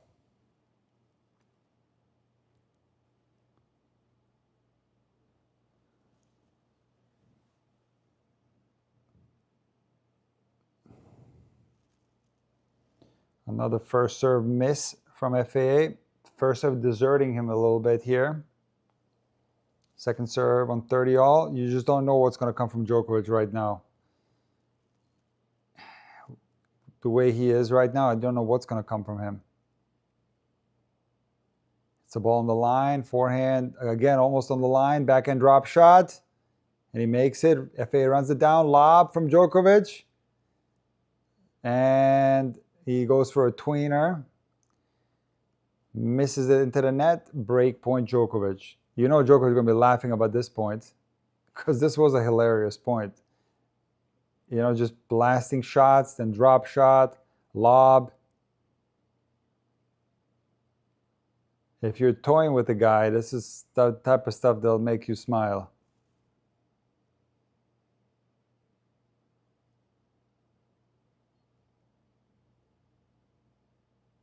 Djokovic wasn't laughing then. At least the camera wasn't on him. But in any case, breakpoint chance to get back on serve. And a very strong serve from FAA out wide. Djokovic misses the return. Back to deuce. FAA 2 points away from the second set.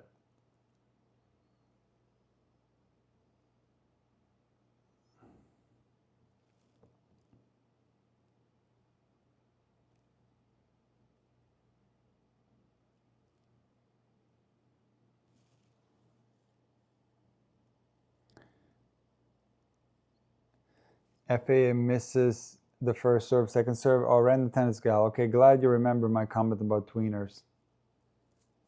It would apply, whatever I said then would apply to this situation right now. Double fault for FAA. No.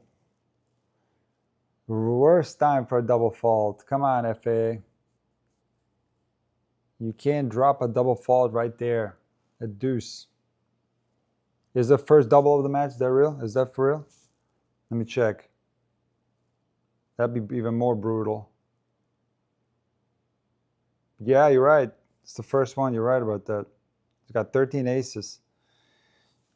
And now one double fault. Misses the first serve again. Second serve.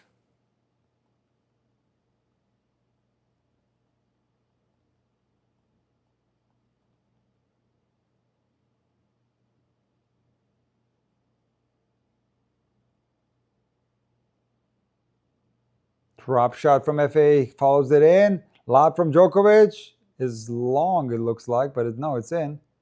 Djoko smash. Oh. And Djokovic cracking up at this rally, laughing his butt off again. FA not so amused by this match. What a rally that was. It had featured everything. Drop shot from FA, then lob from Djokovic. Then an overhead from Djokovic, and then eventually a backhand down the line winner from FAA to save break point.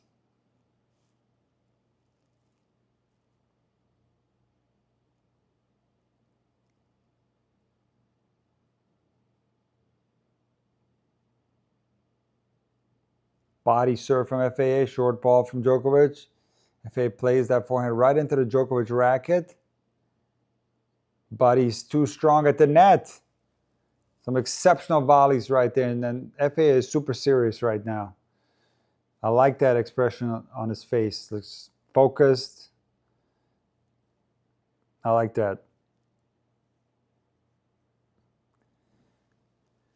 He could have lost this point, though. I don't know. For some reason, he hit the balls right into Djokovic in this rally, but Djokovic just couldn't pass. Add-in. And there's a TAs from FA. He pumps himself up. And he wins this second set, 6-3. Looks like this is going to be a monster match right here, marathon match. We're at 2 hours and 3 minutes, guys. We're going to go more than 3 hours again. If Djokovic wins, this will be his 4th match that went over 3 hours. And here's the referee. We're going to call it quits again. Let me listen to this. Hold on. Let me listen to this. Hold on.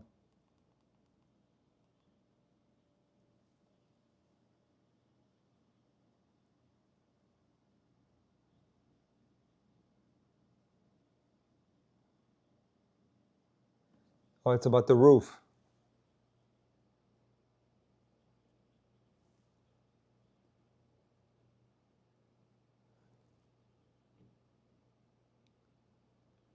Both players want to keep playing outside.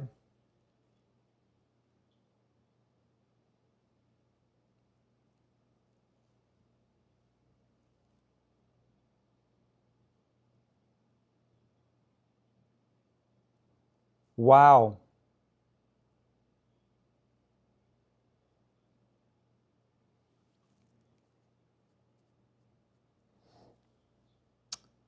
I agree with the guys. I mean, it's like it's an outdoor tournament. What is it with the roof closing? It's ridiculous. And guess what? Roof closed, advantage FAA. I'm telling you, this guy is one of the best indoor players in the world. He loves indoors. Now, remember Kaboli? Remember Kaboli, FA and Roland Garros? Remember that? The 4th round? So it was unbelievably windy outside. The first set, borderline unplayable. And FAA wins the first set. This is incredible, if you remember it. I hope I got it right. Let me just check. I don't want to speak out of term. But I think FAA won the first set outside in the wind. Hold on. Let me pull this up. I think FAA wins the first set outside. Hold on. Yeah, he did. Yeah. He wins the first set 6-4 outside. They go indoors. And you would think, I was commenting on the match. I was like, this is the best, one of the best indoor players in the world. Advantage FAA. Exact opposite happens. There was a turning moment in that second set. We don't have to talk about it now, but there was like a couple of super easy unforced errors for FAA in the middle of that second set. It was actually up a break, I think. And then he missed a super easy balls and they completely destroyed him mentally and flipped the match, flipped the momentum.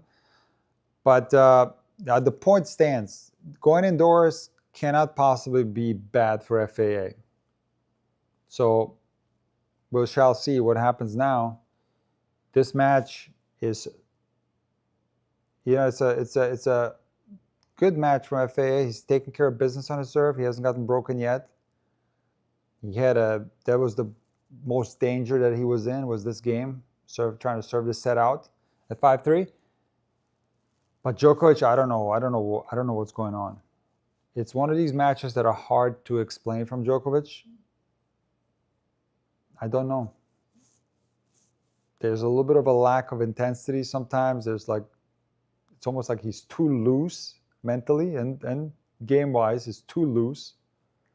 It's like laughing and it's not enough intensity there. Remember, Djokovic usually is a fiery out there. That's when he's at his best. He doesn't act like this when he plays at his best.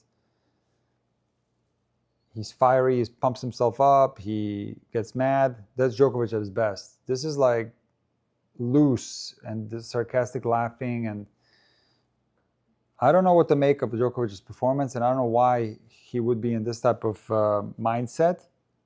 Hard to understand why. Maybe it's got to do with the injury that he sustained at 4-all in the first set. I think it was his calf. He tried to stomp it out initially, and I don't know what they did treatment-wise, but it seems to have gotten better. I don't really detect any problems with movement now. I did maybe a little bit for a game, but he held to love after he was injured initially there in that first set. So it's been strange for Novak, but I thought he's been playing well. Like there was some, he's serving well. The tiebreak was strange in the first set, so FA could easily been 2 sets to low up in this one, easily, I feel like. So we shall see. I'm going to take a little break, and then I can't get a coffee, it's too far away. I'll be back here in 20 minutes, unless I order one, which I could do. Let's see.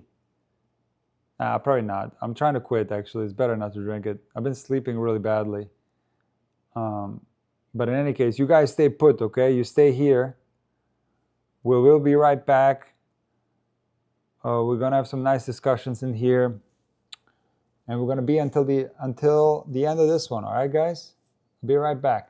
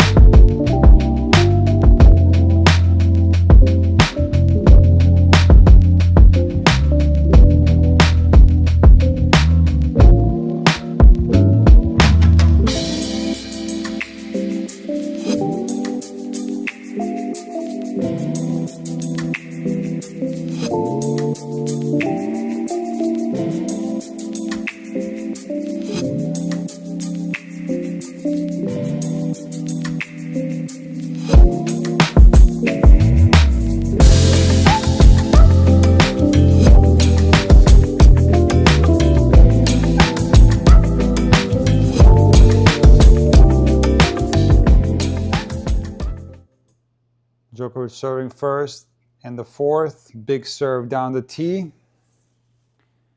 15 love.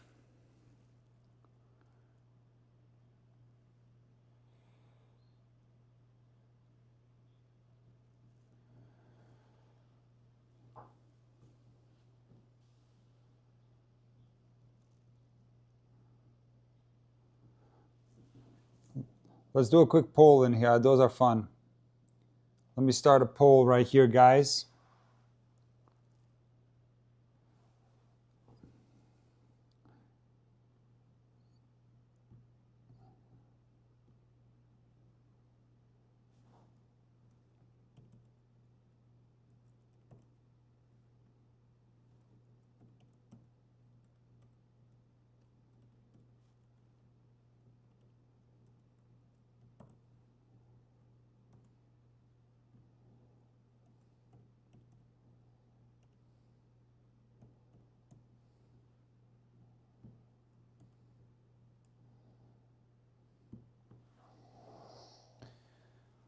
There it is. A little poll. 40 love. I'm looking for Djokovic to have a little better focus in this set and just get this game phase back on. Snap out of whatever that thing that he was in. And I think actually, even though he was complaining, maybe that break will help him. Maybe it'll help both players. It makes sense to me that guys don't want to stop. They want to keep playing. Guys don't want to break. Even if it could favor them, even if, like FAA, we all know that he's an indoor beast, right? Generally, or even this year, he won an indoor tournament in Montpellier. He was the third best indoor player last year. And the only reason I say third is because Alcaraz, the way he played in the ATP finals, you got to call Alcaraz the second best. But results-wise, he was the second best FA indoors last year. And even he didn't want to stop. Even he wants to just keep going. Because what's so bad about a stop? Well, you get cold, number one. You could lose your rhythm. Increase the risk of injury. Increase the risk of playing poorly. And guys don't want that. Guys don't want nothing to do with that. They don't want to stop. They want to keep going.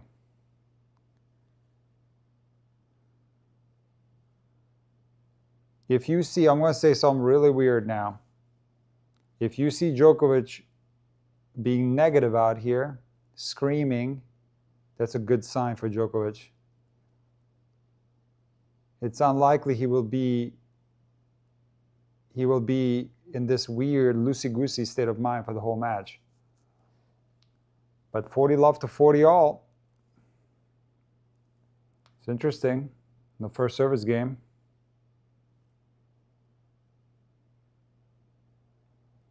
Box concerned in Djokovic's camp.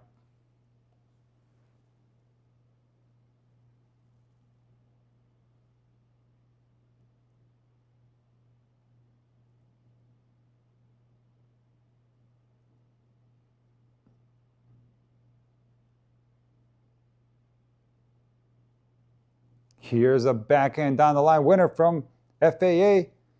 Breakpoint chance. Wow. Are you kidding me? 4 consecutive points for FAA. Backhand down the line, bunt winner.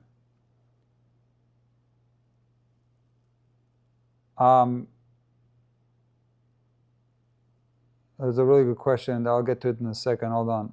Oh, when would have been a better time for them to close the roof, though? When they need to close the roof because of rain, because of excessive wind, because of bad air quality, because of smoke like that in Rome, because of lighting issues, because I learned that they have to close the roof for the lights. And that's a very solid point for Novak right there. Save break point. Those are the reasons you close the roof. You don't close the roof in anticipation of something. I don't think it's right. It's an outdoor tournament.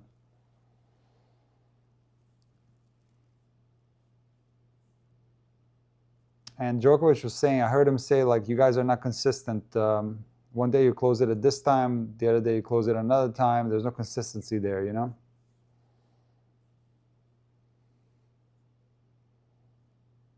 It's a very tricky forehand for Novak there. Half-court low ball in transition off of a T bomb.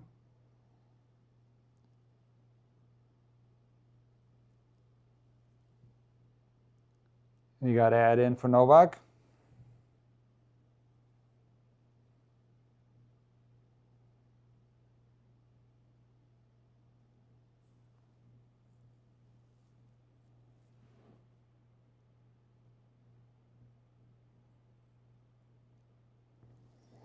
Djokovic holds.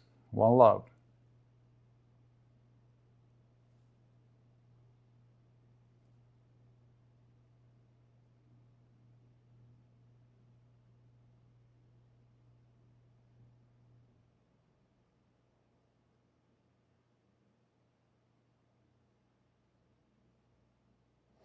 Okay, guys, hold on. I gotta do something real quick.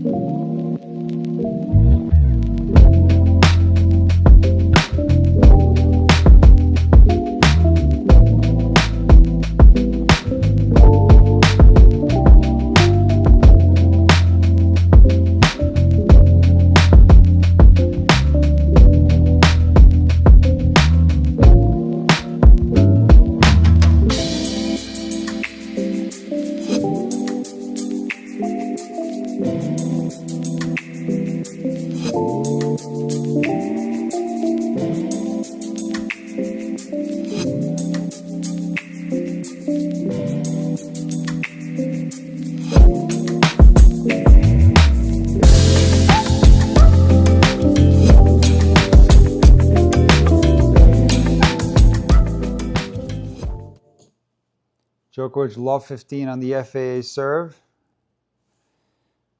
Ian Westerman in the house. Thank you, Ian. I appreciate it.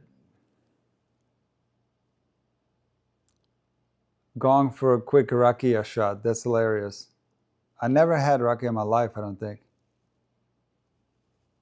That's some intense stuff. Quick tequila shot. I don't drink alcohol. I stopped drinking alcohol probably like 4 years ago.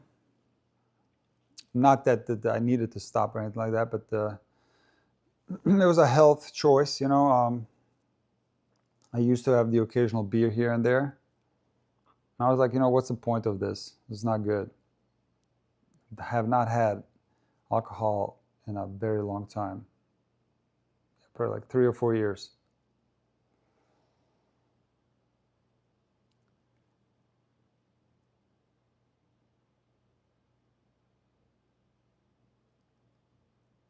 $15.30. You know Djokovic is going to try to strike right here early in this fourth. Think about this, some of the other matches he's played. You know, it's a little different scenario, of course, but he lost the third set against Rinderknecht. I mean, pretty much tanked that third set. Let's be honest. He didn't try in that one. Maybe there was some physical things going on there. And then he flipped it in the fourth early. Against Safiullin, same thing. Lost the third set, flipped it in the fourth early. And I wouldn't be surprised if Novak flips this match right here after losing a set. That's like this key moments in a match. And you notice now he's like locked in. The body, it's like different type of behavior from Novak. Like it's not positive necessarily, but it's like a different type of focus to him now. 2 breakpoint chances for Novak.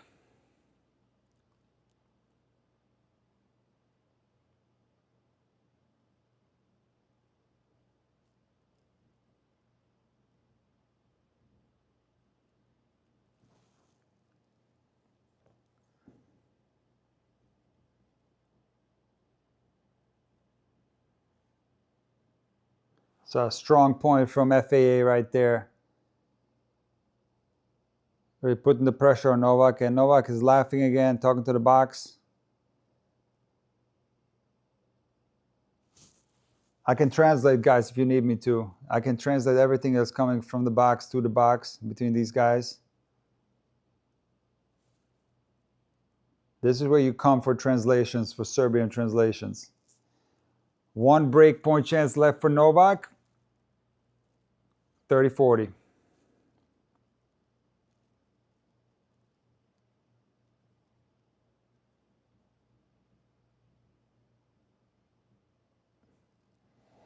I don't drink. I hate wine. I think it's so gross. I could never drink wine. We actually used to make wine. My grandfather in Croatia. A nice serve from FAA there down the tee. Djokovic back to the laughing in between points. But you notice nobody in the box is laughing. It's definitely not a back and forth laughter. Deuce, but yeah, in Croatia, my mom's side is from the island, Brač, and we like made olive oil, wine, and everything like that. But I don't consume olive oil or wine. Deuce, huge point right here for FAA. And Djokovic misses a backhand long, add in.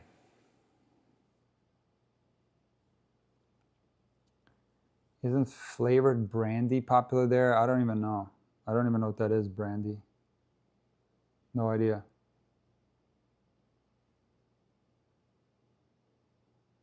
Don't know. Most people drink beer, I think, and wine. But listen, I'm not the expert on alcohol.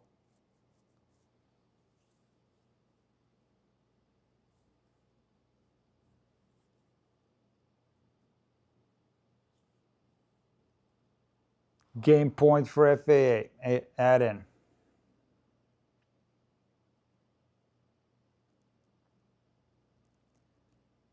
Down the line backhand from Novak, and he stays in this game. Back to deuce.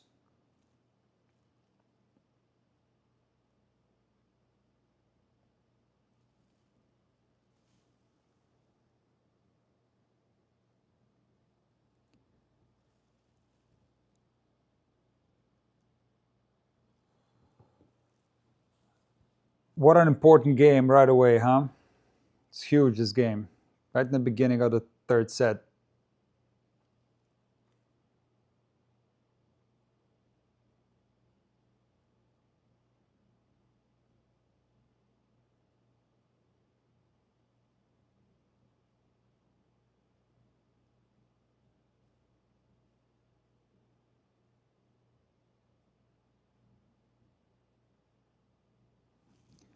Big point there from FAA. Big serve and a forehand winner. Into the forehand corner of Djokovic. Add in.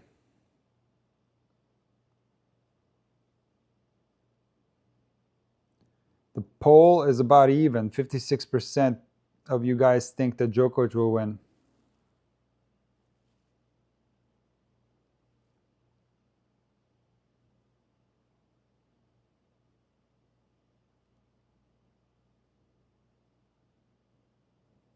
So backhand slice error from FAA. Back to deuce.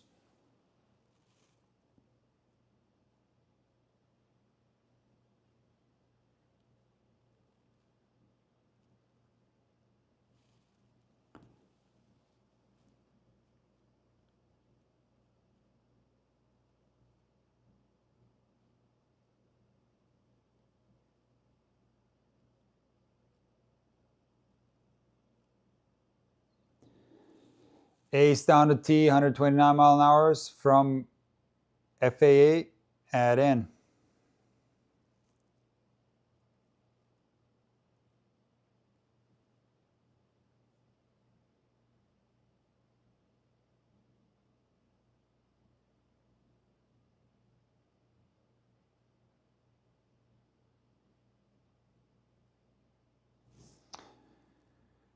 That's ace number 15 for FAA. 7 aces for Djokovic. First serve points won, very high from FAA, 82%. And he's taking care of his service games. That's why he's ranked so high in all those serve stats. Service games won. This guy is a big-time server. It's that sliding down the line backhand from Novak. Hits that so low and so long. That's a very difficult shot to retrieve.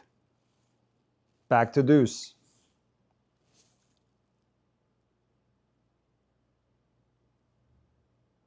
FAA has faced 7 break points in this match and saved all of them. The only break of serve came on the Djokovic serve in the second set.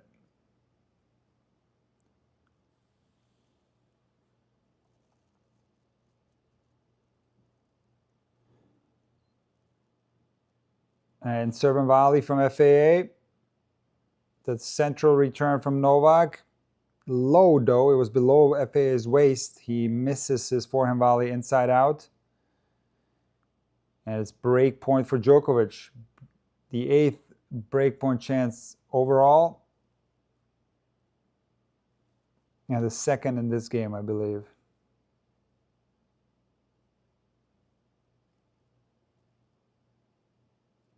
Or was it 1540? I don't remember. Was it 1540 in this game?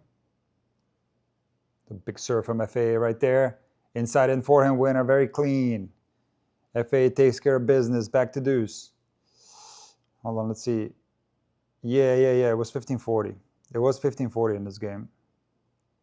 That was the 3rd breakpoint chance for Novak. Yep.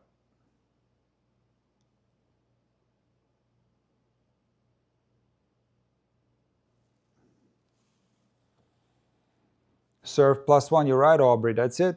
That's what FAA does well. Serve +1.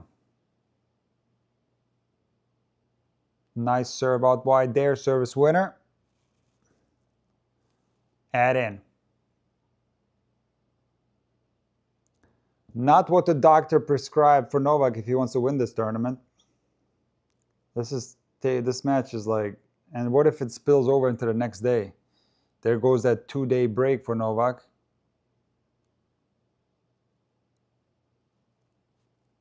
Could easily spill into tomorrow. When is curfew?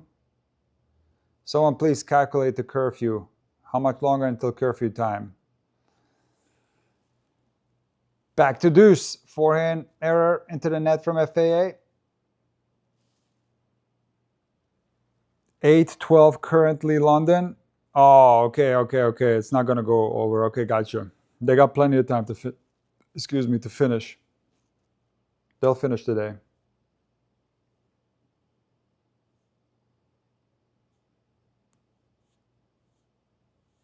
Yeah.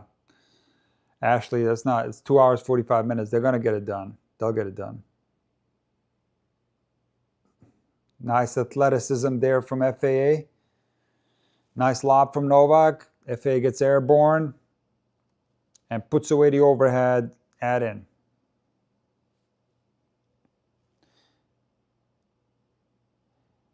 I'm going to go as far as saying as this could be one of the most important matches in FAA's career. Because maybe we'll touch upon this in the changeover, just remind me, because I do have quite a strong opinion on Djokovic versus the rest of the tour at the age of 39. It's a very strong opinion. Maybe I'll share it on the next changeover. Maybe I'll save it for the, day 9 or whatever it is today, day 9 wrap-up show. We'll see. But there's a couple of different ways to look at this.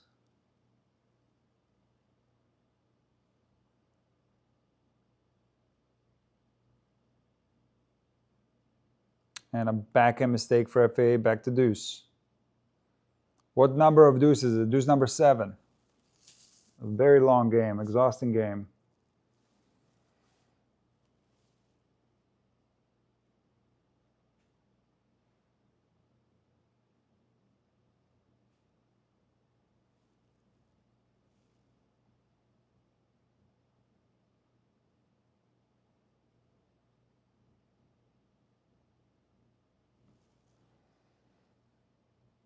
Ace from FAA, ace number, what is it?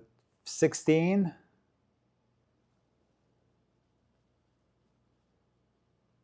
And it's add in.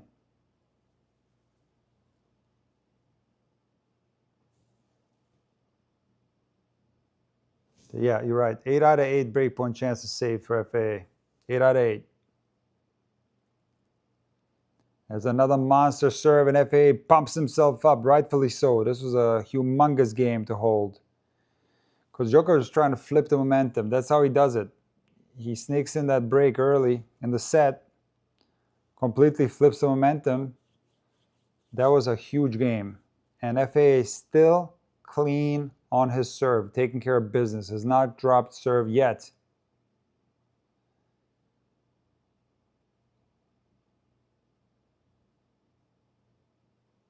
Oh, we got to turn this up. What are they saying? Djokovic is saying something. I missed it. I got to turn up the volume in here. I can rewind it. Hold on. Let me rewind it. I'll tell you what he said. I promise to translate. Hold on. Hold on.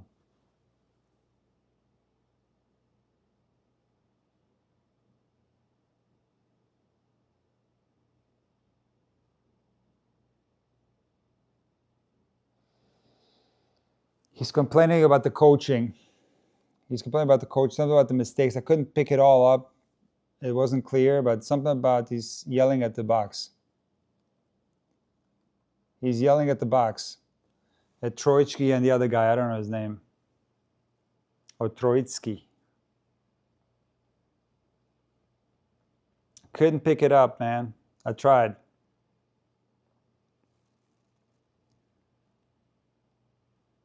Not because I don't understand, but rather because it wasn't clear. There was a lot of noise.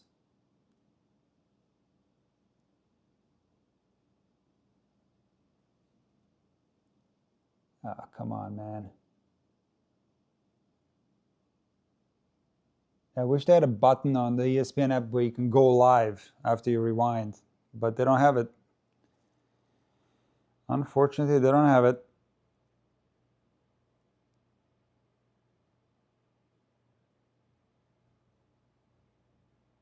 Is his wife a twin? No. No, he's not. Her sister Maria is not a twin.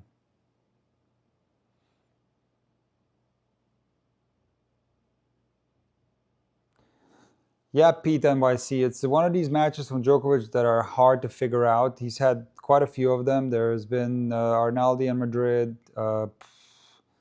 Tabilo a couple of times, even though the first time against Tabilo in Rome was worse than the second time in Monte Carlo.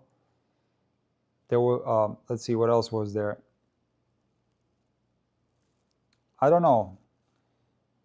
But certainly not, this is less. It's less here. And it's not just Djokovic. It's a special type of Djokovic. That's not the usual Djokovic. That's the whole point of it. Yeah. That's when he starts rushing between points. You know, he like loves to take his time, bounce the ball. Like when he's in that mind state, like he'll rush between points. He won't even sit down on the changeover properly. He just wants off the court. That sometimes, like that's the weird Djokovic that I see sometimes. Maybe it's been a handful of times he's been like that. And it's been like recent.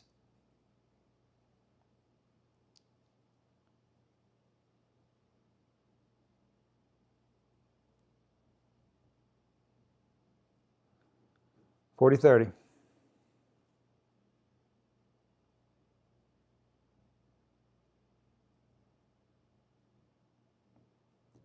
Big serve from Novak there, out wide. He holds 2-1.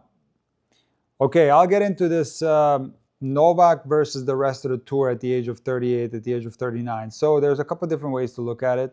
You could say he is the GOAT. He's so good that he's able to still, at the age of 39, be competitive. He's able to make semis, even a final of a Grand Slam tournament consistently. And it's all incredible that he's able to do that at the stage. And I think it's all accurate. It is incredible, and it is something that should be discussed more. But you could also make the argument that like the other guys are just not stepping up when they have a chance to take out Novak. Whether it's Fritz in the quarterfinals, whether it's Zverev in the quarterfinals last year of a Grand Slam, whether it's FAA now, you could make the argument that these guys have to step up and take this guy out at the age of 39. They have to, so they're not able to do that. Like Sinner and Alcaraz have been able to do that, take out Novak in the semis, but the rest of the tour hasn't. You can say it's because Novak is so good and also mentally tough, and there's a baggage on these guys. Like a Fritz has a mental baggage against Novak because the head-to-head is brutal. So this guy is not going to have a lot of belief when he plays Novak in the quarters. You can make similar arguments with Zverev, and so it's not easy to take out the GOAT even when he's 39 in a quarterfinal. But you could also make the argument, come on, guys. Like Marat Safin said, come on, guys. Like the guy's 39, you got to take him out. I think it's a little bit of both, to be honest with you. Like this is a super, super important match for FAA. Like it's an opportunity right here. You have to put that GOAT level away, the GOAT stuff away, and just think, okay, this guy's 39. I got to take him out. I just got to beat this guy. Of course, it's like easier said than done because Novak is still playing amazing tennis. Not only did he take out the other guys, he took out Sinner this year in the semifinals. So this is not a disrespect to Novak. I acknowledge that what he's doing should be talked about more. It is the most amazing thing that we have ever seen from a guy at this age on the ATP Tour. It's like borderline a miracle, but at the same time, you can flip the coin and say, come on, guys, send the guy into retirement already, How long do you want to keep doing this, losing to him?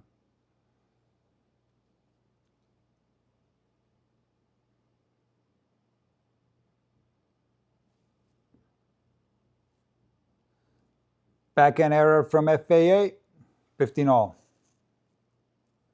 Novak is going to lock in again on this return game. He wants that break very badly. And he wants it now. He wants it early.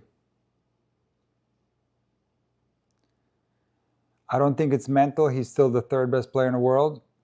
It's not all mental. Djokovic has the highest skill set out of any player, other than Sinner and Alcaraz. That's where he's a little bit deficient. When we're talking about endurance and all that, that's where he pays the price. But it's not all endurance. I think also his age does show to a certain extent against Sinner and Alcaraz. Technically, it's not that the strokes of Novak are worse than Sinner and Alcaraz, but I think in relation to the fatigue that influences the strokes, so it's not all mental. It's also physical when he plays them.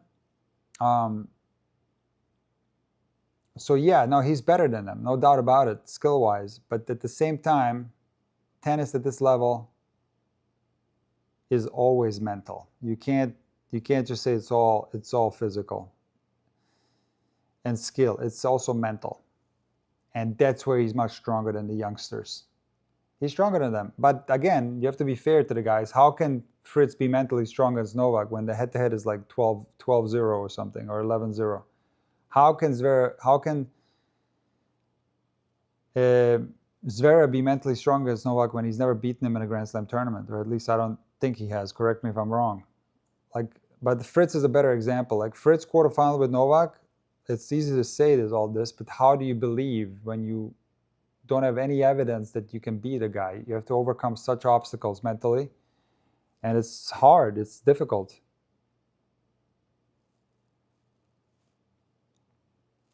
It's very difficult. 2-all, third set.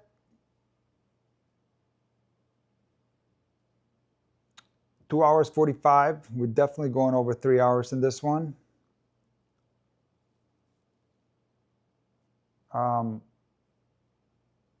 Would you guys like to know the average serve speeds in comparison to Sinner and Struff? It's very interesting. So Struff was serving like a madman today. He was averaging 130 miles an hour on his first serve. Average speed for Novak is 119. So that's one interesting thing about Novak with his average serve speed, is that in the Big Three era, when he was competing with those guys, was a little bit lower, the average first serve speed. I would estimate it somewhere around 115, 116, and it's gone up slightly. So Novak is serving faster now than he did, let's say, like maybe 5 to 10 years ago. So right now Novak is at 119. FA is averaging 125 on his first serve. But here's the kicker, guys. Sinner was 102 average on his second serve. Struff was 101 average on the second serve. These guys here are serving faster on the second serve. Novak is averaging 103 on the second, and FA is averaging 104 on the second, which is super, super interesting. Okay, do you guys want to know who ran more miles in this match? Put in the chat, who ran more miles in this match, Novak or FAA? Who covered more distance? Put it in the chat. Who covered more distance? Auger.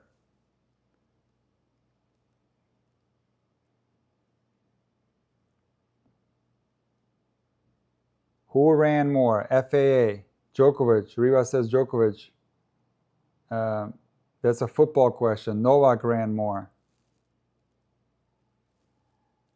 Djokovic holds easily there.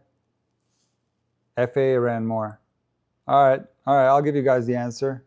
So FAA covered 1.24 miles. Djokovic covered 1.07 miles. How interesting is that? Djokovic covered less distance. Very interesting.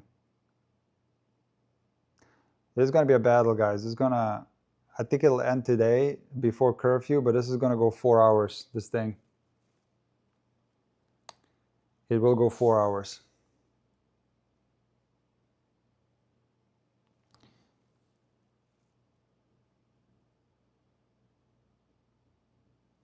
It's going to go 4 hours, guys.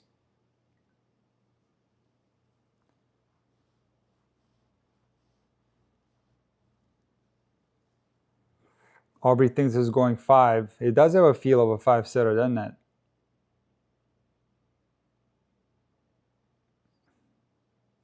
Djokovic is the puppet master, makes them all run back and forth, side to side. True. True.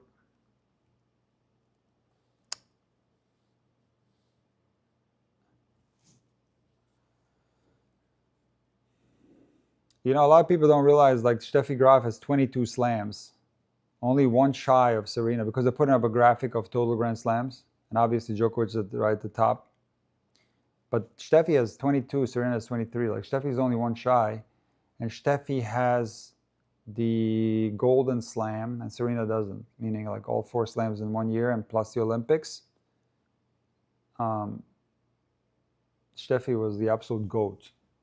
I'll put her on the same level as Serena. As far as, like, the playing level, I always thought, like, Serena was the best, but Steffi a close second or tied with Serena. And FA misses an inside and forehand long.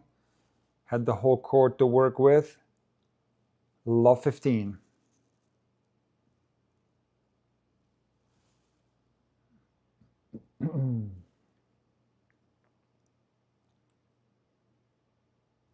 Venus played Steffi 7 times. I don't remember that. That's crazy.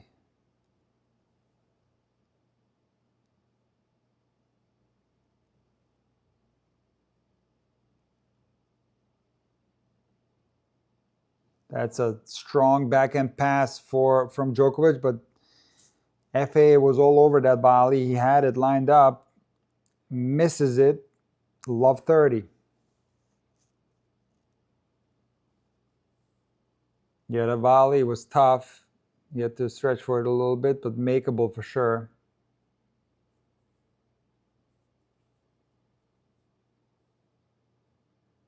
And Novak in this third set has been putting, some damage on the FAA serve.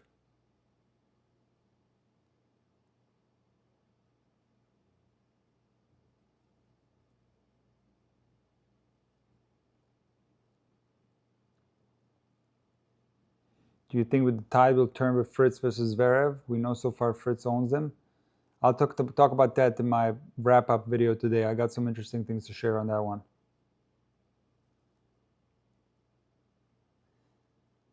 Love 40, 3 break points for Djokovic.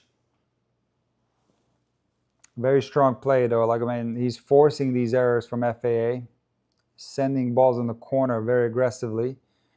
Cross-court forehand into the forehand of FAA. Draws the error. Love 40.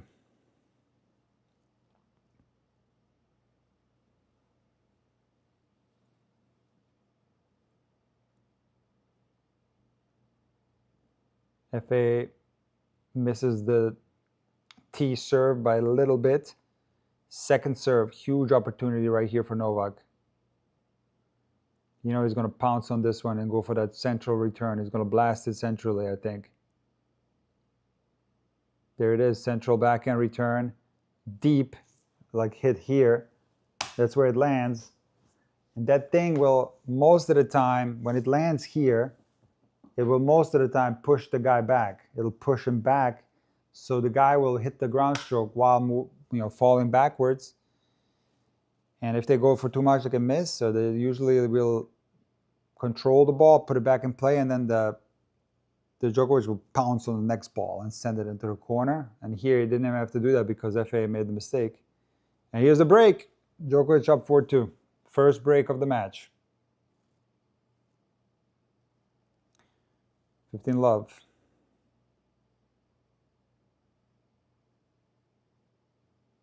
Indoor conditions advantage Djokovic. You know, that's a great point you make, Mihail. We always talk about the FAA is going to love indoors. But, FAA is a fantastic indoor player. But is FAA a better indoor player than Novak? No, not even close. You know what I mean? Count up all the titles Djokovic has at the ATP Finals and Paris Masters and Shanghai's outdoor tournament. Yeah, just count up the Paris Masters titles and the ATP Finals titles for Novak, and you cannot put FA even in the same sentence as Novak when it comes to indoor tennis.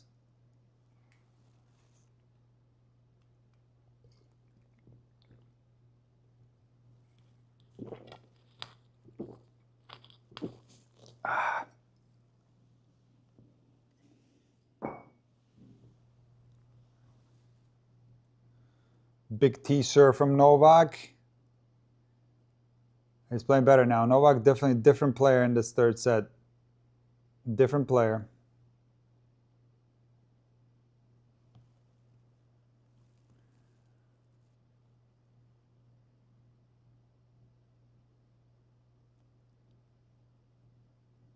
Yeah, Aubrey, I agree. Novak hitting cleaner, definitely. It's a different player. As he dumps that backhand into the net. But he's angry there. He's angry like he normally is. He's not like laughing sarcastically, and he's just like angry, but yeah.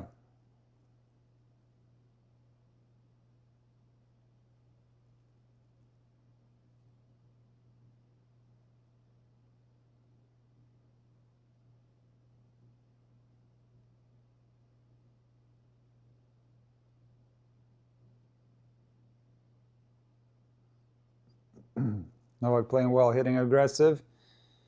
And like Aubrey said here, he's hitting the ball, like it seems like he's hitting cleaner, longer, harder. Like he's stepped up his game, Novak. A hold 5-2. What is the time on the clock? Almost 3 hours, 2 hours 55. So this will go close to 4 hours, this thing. Maybe not. Depends on the fourth set. Of course, he has the potential to go 4+ if FAA wins the fourth set, But Novak, from the very beginning of this third set, even that first service game that FAA got out of, he started putting so much pressure on FAA. Like he just ramped up the intensity. And It was inevitable that the break was going to come, you know, if he was going to continue to play like that. Just stepped up his game.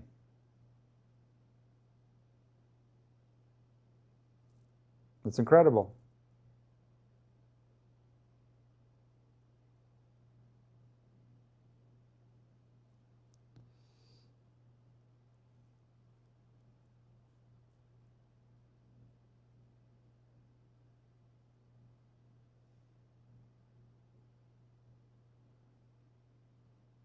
So, bro.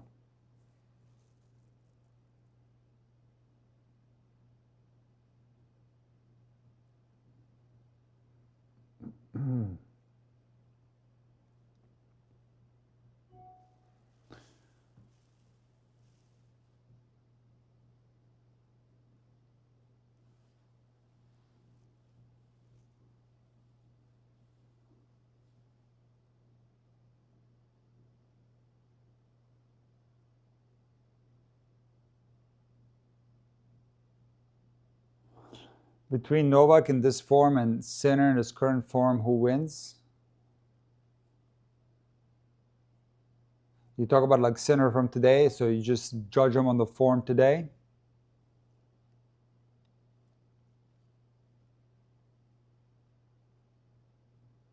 Sinner. I would say Sinner wins. But I think Sinner will step up his game in the semis, and let's just wait until it's over, and I'll give you a preview. Double fall from FAA 15 all. I'll give you a whole preview for that one.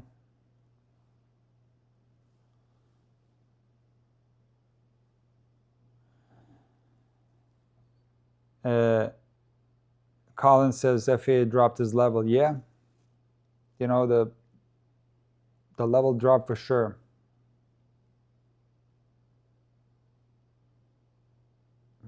I never doubted it. I never thought that FAA could win this match. I'll be honest with you. Like, I thought Novak was going to win. The only thing was like that injury. But then when he started moving normal afterwards, I was like, okay, he's going to be fine.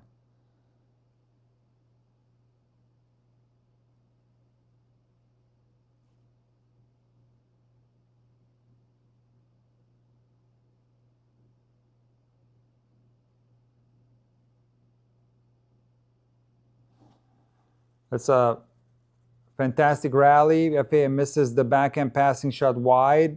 Just very hard hitting from Novak. Hit the ball very cleanly. FAA gives him that little chip into the half court. Novak takes care of business with the forehand, transitional forehand. And FAA just can't convert the passing shot, but very hard hitting from Novak, very clean hitting.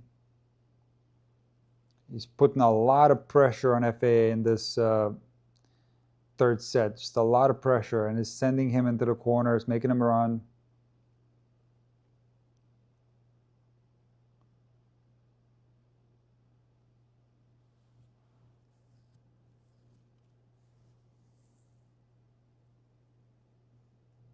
Big serve though from FAA. 30 all, and Djokovic thinks it's the serve is a let.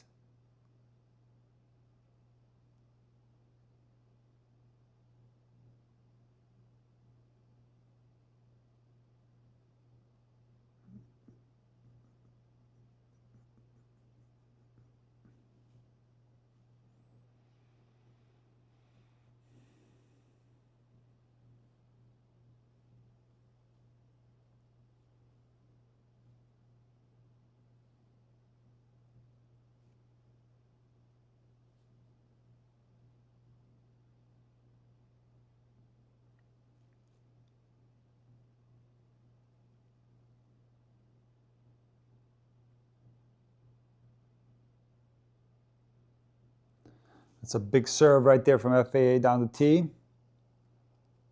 And he cleans up the forehand. Swing volley.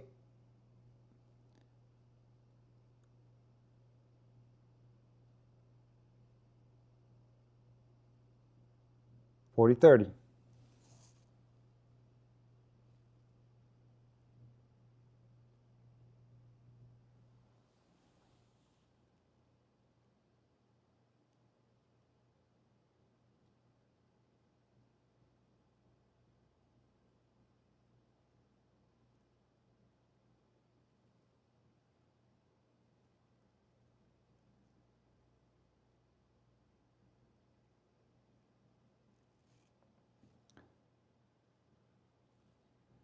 Very important game for Aliassime.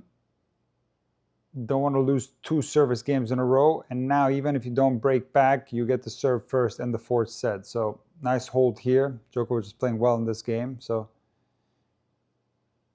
also, you know, as far as momentum shift, if you start playing better towards the end of the set that you're losing, this will help you in the beginning of the following set. So good job by FAA. 5-3, Djokovic serving for the set.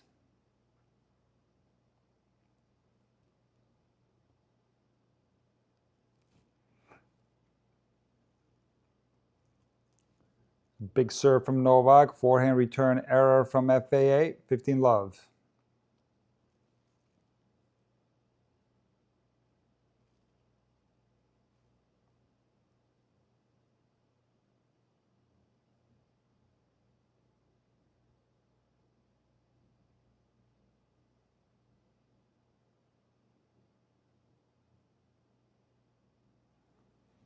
Okay, Novak made that backhand right on the baseline, and it was a bad bounce.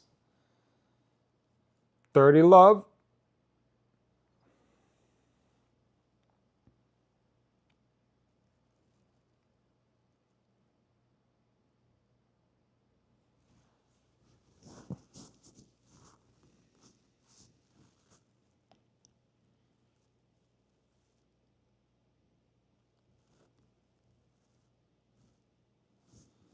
Nice serve there from Novak out wide. He stretches FAA on the return. 3 set points for Novak, 40-love. Wow.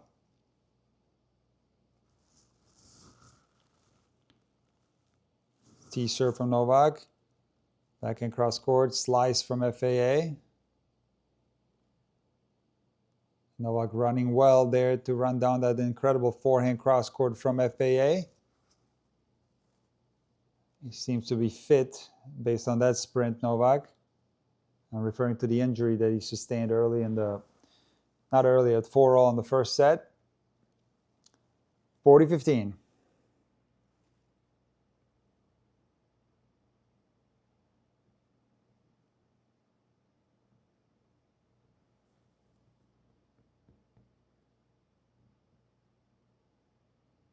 Yeah, the wide serve is money today from Novak. Hitting it so well. Whole court is open. He puts away the backhand into the open court cross court and wins the 3rd set 6-3 with 1 break, the first break of the match. But he had break points in that first game, and I think that's where he started putting doubt and started stealing the confidence from the FAA serve, and he was able to strike. Let's see if this continues into the 4th set. Will he continue to put pressure on the FAA serve, continue to break him down? And will he again win this 4th set comfortably? We shall see. We will first, though, take a little break, okay? And we'll be right back, guys. Stay here. Don't go anywhere. We'll be right back.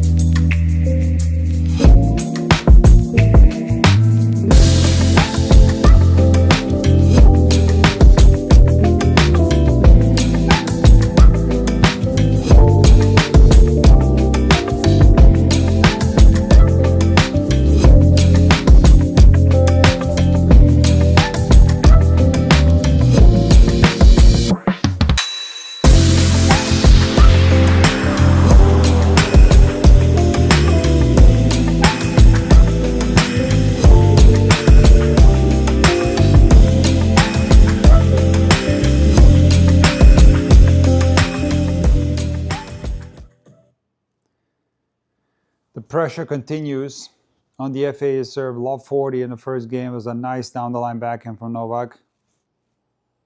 Danger right away for FAA.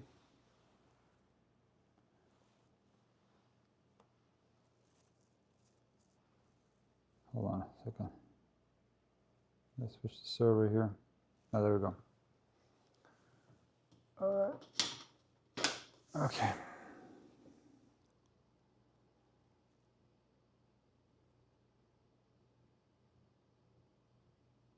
Very strong return from Novak. What a forehand return. I mean, he literally blasted it right here.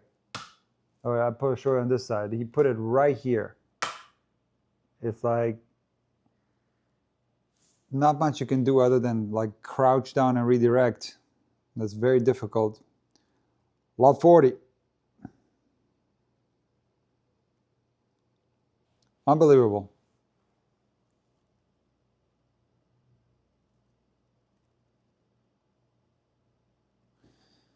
It's just these key moments in sets. Novak is so good at flipping momentum. It's crazy.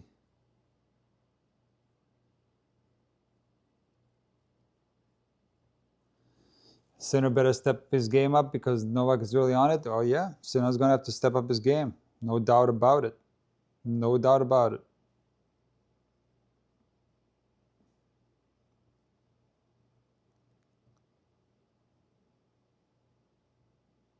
Djokovic ripping. Felix holding his own here, hitting the ball well.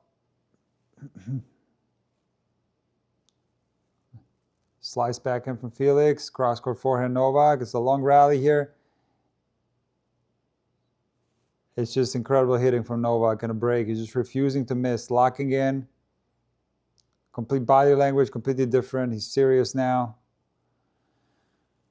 He's just refusing to miss. He looks fit. He looks fresh. I've not seen him bent over, gasping for air a single time so far in this tournament. Have you guys? If you have, correct me if I'm wrong, but I've not seen him gassed. Remember, in all, pretty much every single other Grand Slam tournament, including the final in Australian Open this year, like Novak bent over, gasped, gasping for air. Have not seen any of that. And, you know, he's just locked in right now, refusing to miss. He stepped up the pace on his ground strokes in the beginning of the third set. It's just too good. It's way too good.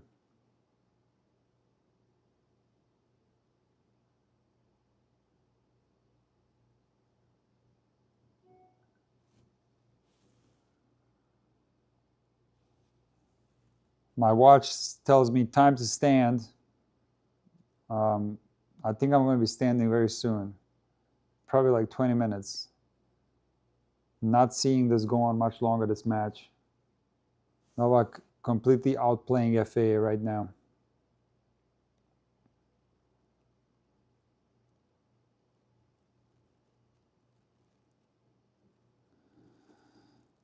You know, Novak has been serving well. So once he's up a break, he's unlikely to give it up. Unlikely.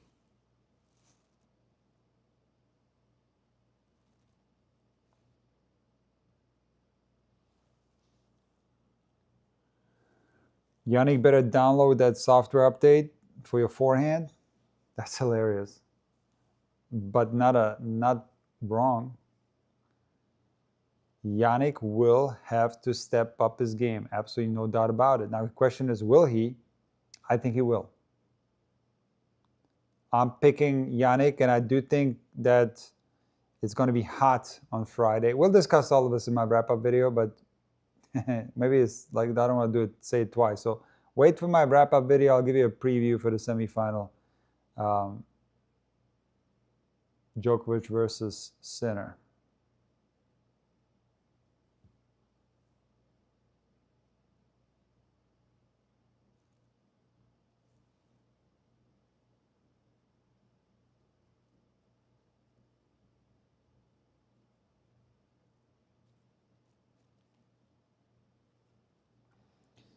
Novak just slapping the ball right now on the forehand. It's not going out.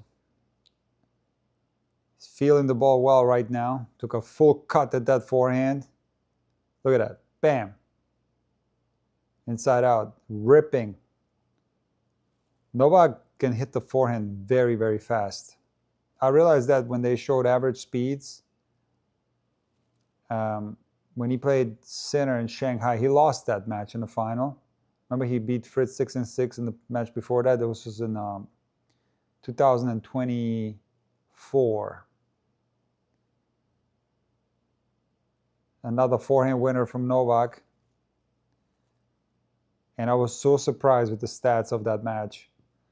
Because remember, that was Jannik Sinner. Like, I feel like Jannik Sinner stepped up the pace on his ground strokes in 2023 at Davis Cup. And then 2024, 2025, Jannik Sinner was blasting balls consistently and just ripping and blasting guys off the court. But in that particular match, Novak had faster ground stroke speed on the forehand compared to Sinner. I was like, whoa. I was like completely surprised with that. So Djokovic can hit the forehand faster or as fast as Sinner and Alcaraz. He can. I'm telling you. I've seen the stats.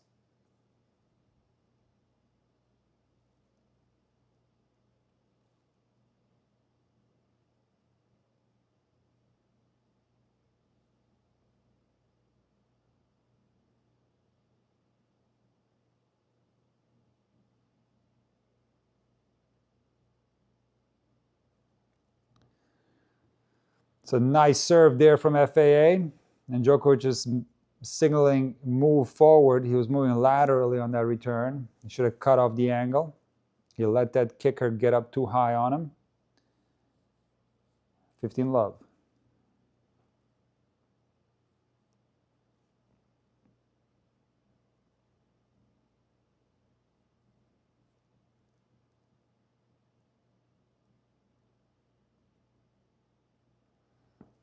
Djokovic running well. Whatever was going on with his calf seems to be okay now.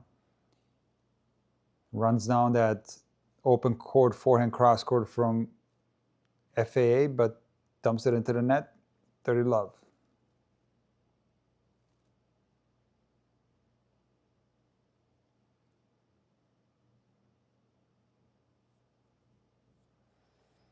Sasho says that Nadal and Federer quit because of the injuries. Yeah, 100%.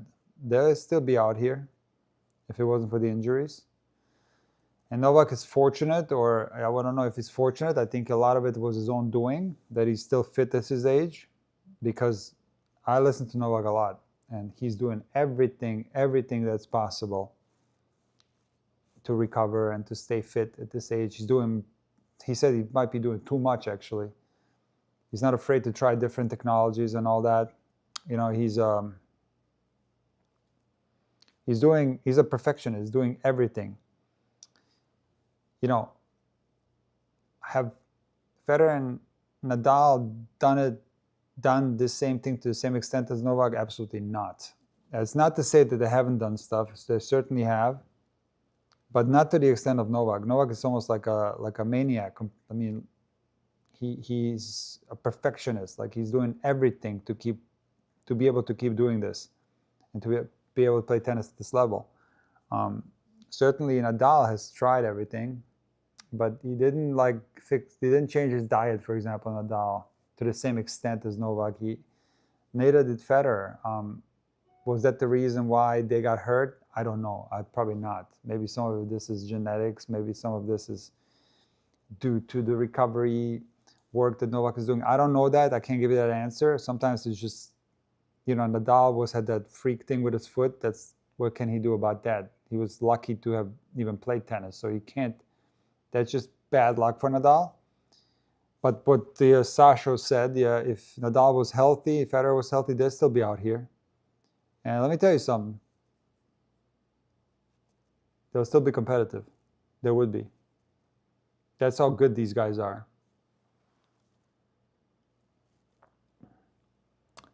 To 1. I got a little bit of a battery problem here, guys. I got to take care of the battery here. I'll be right back, okay? I just got to grab the battery.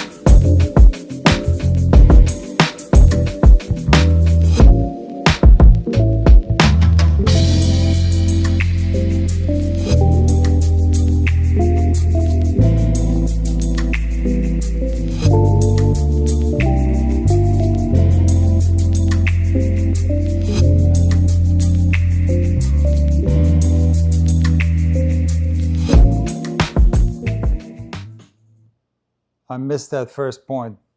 FAA must have done something great because people were going crazy. I'll rewind it after this point. Double fault from Novak, love 30.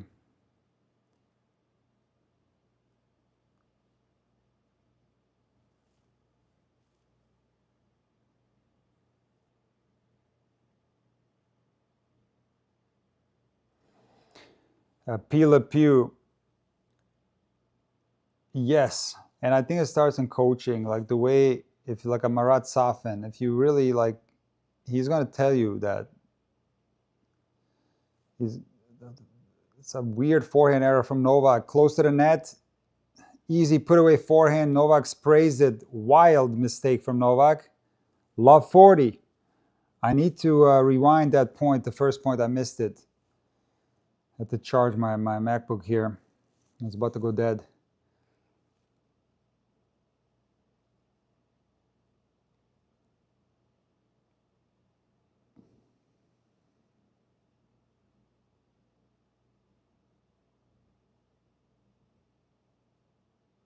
But Pila Pew, it's like I said, it's easier said than done though, right? Like, because he's so incredibly good. And there's the backhand return winner from FAA, was it? Wow, love break. That puts a twist on this thing. Hold on, let me try to rewind here on this app. I want to see that first point. I'm gonna, if I trigger the ads now, I'm gonna go absolutely insane over here. I can't even go back. Look at this. This app is so useless. Look at this. Wow. I do want to see that first point. Hold on a second. Oh, I see you, FA. A. Running backhand down the line winner from FA on that first point. I love that. Look at that.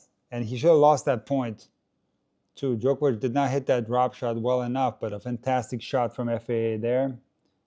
And that kind of gave him belief in that game. But now love 15. What do you do here? Forehand drop shot. FAA made a mess of it. Hit in the bottom of the net, love 15.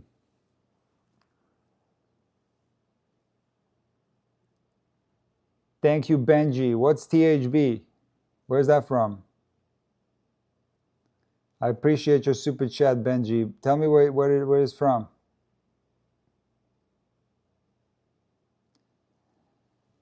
It's got to be kicking himself for this now, though.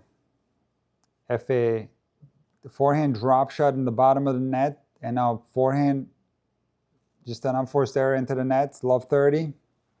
Just two complete gifts to Novak.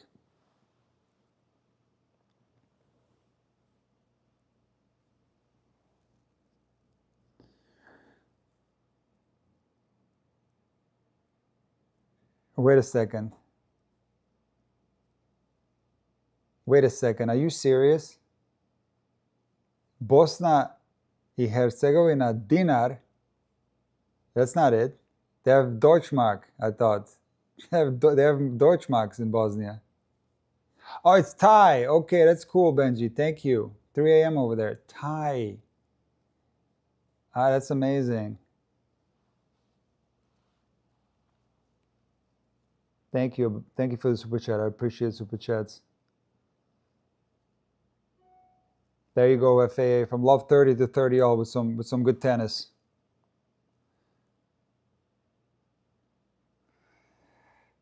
With some good tennis there. Hold on a second.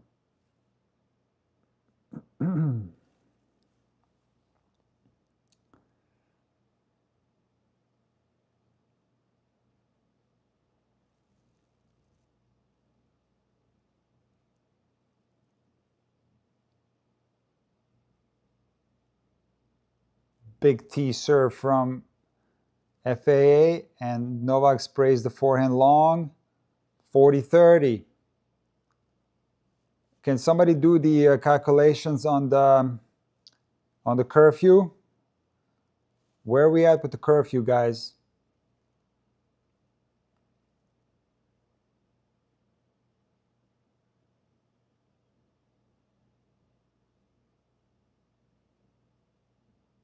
big serve from FAA out wide.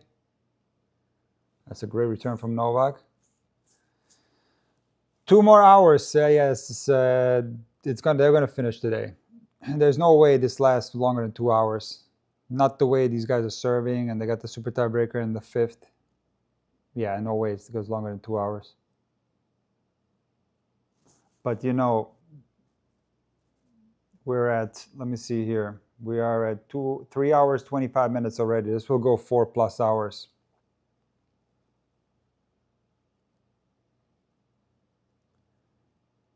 It's the monster serve from FAA down the tee. Hits it right on the line. Add in. Hold on a second. What is going on here?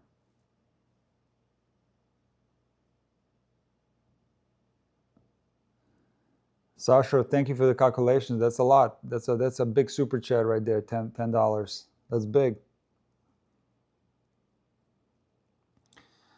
It's another great serve from FAA. He holds 3-2 in the 4th. Do you guys remember the beginning of the 4th when Djokovic was like blasting and just completely overpowering FAA, dominating him? And then all of a sudden that weird service game there with that forehand that he missed, that was like such an easy put away forehand, just a lapse of concentration, I guess. It's a freak miss. How often do you see Novak miss something like that? And the match, again, flips. What's Novak mumbling there? I wish I could see the changeover. I have, unfortunately, the displeasure of watching ESPN on the streaming service, and it's horrendous. I'm getting ads nonstop, every single changeover ads. And mind you, I'm paying $40 a month for the maximum package, ESPN Unlimited or something. And I'm getting ads nonstop. It's like, I don't know the words in English. It's like dreist in German. It says like, it's in your face. Like, I don't care. You pay, I'm going to give you ads anyway. You know, it's like so bad. And actually, the quality of the app is horrendous. You can barely find matches. What they do, a sneaky thing here, I'm trying to, like, what they do in the first week and a half, it's not bad because you have the TV coverage with like Roddick, McEnroe, and those guys. But if you watch the streaming service, you get the BBC feed. So you get the BBC commentators, which is nice for us to get like a different thing, or to have an option. You know, Love 15 here. FAA feeling the ball right now. But they stopped doing that. So ever since the quarterfinals, when you click on a designated thumbnail for a live streaming match, first of all, sometimes you can't find them. There's like 20 junior matches prior to the actual match showing up. So, but when you click on it, it's the feed from ESPN. It's not the BBC feed anymore. So you get like all they go off on the other court, multi-view. They get all that stuff that you normally don't get on a streaming match. You know, you go on like Tennis TV or Tennis Channel, and you get literally everything. The changeovers, there's no commercials, everything. And that's what I like. Like, I want to see the guys on the changeover. I want to soak in the whole experience, the whole match.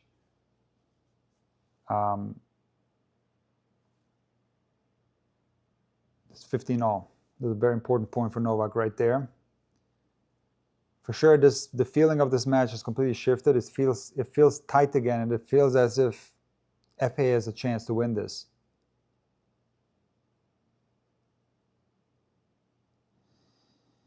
Okay, the slice backhand from FAA has not been working. This is like the 3rd one he's missed, or the 4th one he's missed. He doesn't go to it that often. And certainly it's a shot that he can improve. He makes some mistakes with it. And I don't know what the reasoning for that shot selection is. There's not a lot of trust there. Why not rip your two-hander?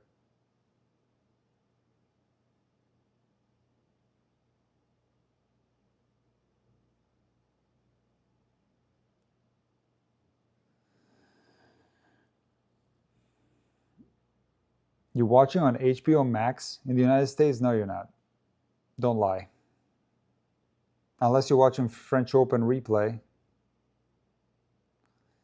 HBO Max does not show Wimbledon. This is the only way to watch Wimbledon legally is through ESPN.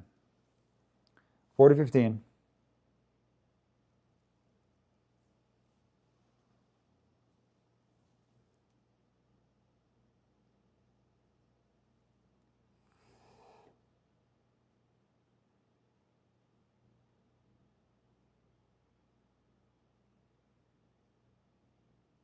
Nice hold from Novak there, 3-all.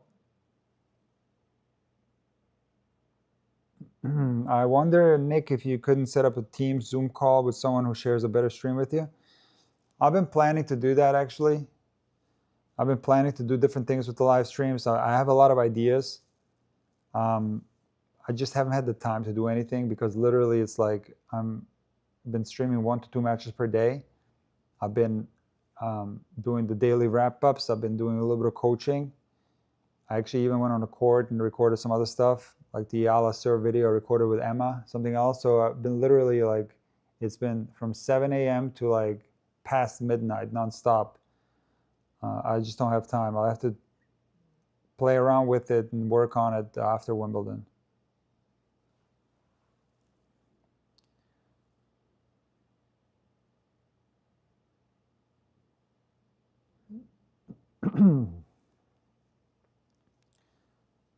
I looked in almost. That serve looks so close from FAA. He's for sure feeling better on his service games. Like there's more confidence on his serve. He was a little bit of a dip there in the third set. Interestingly, after he broke serve, after he won the second set, he dipped a little bit on his serve. Of course, the pressure increased from Novak as well. But I feel now that he's rebroken in the fourth, he's serving better. Novak with that backhand down the line winner, so good on grass, that shot. Look at this thing.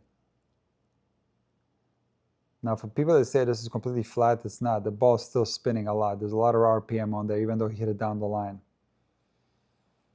15-all. It's a flat trajectory, though. Ace. FAA.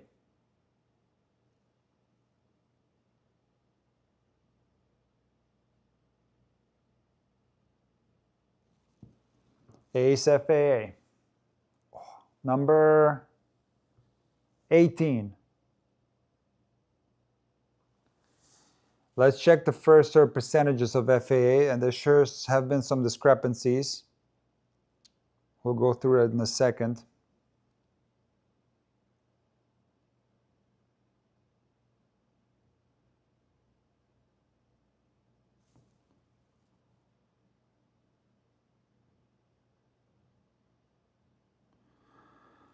Forehand error from Novak, and he's bent over for the first time. I don't know if he's gassed, but he's very unhappy there.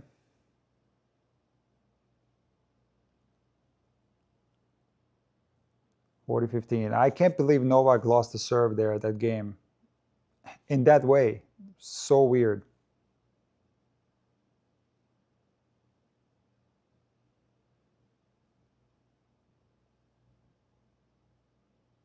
Ace from FA, very strong ace right there.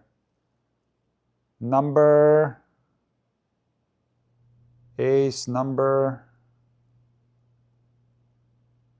18, I think, 18 or 19. Okay, first serve percentage FAA. First set 60%, second set 74%, third set back down to 60%, fourth set back up to 71%. So you see the correlation there.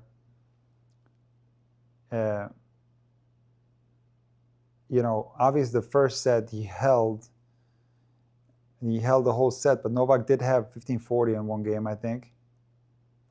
Second set, FAA held again, serving well, but then third set, a little bit of a drop there, a little bit of a hiccup there on the serve. And also the first serve points won dropped significantly in that third set to 67%. And that number usually is sky high for FAA. So take a look here.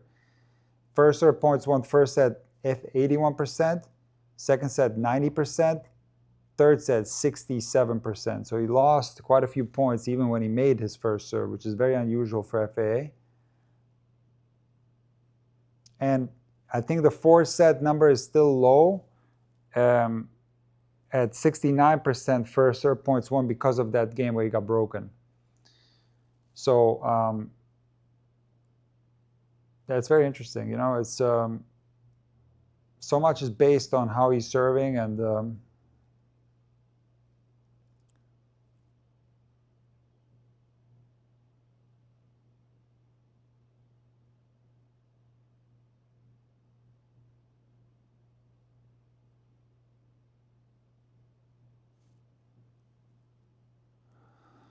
let's see if FAA can make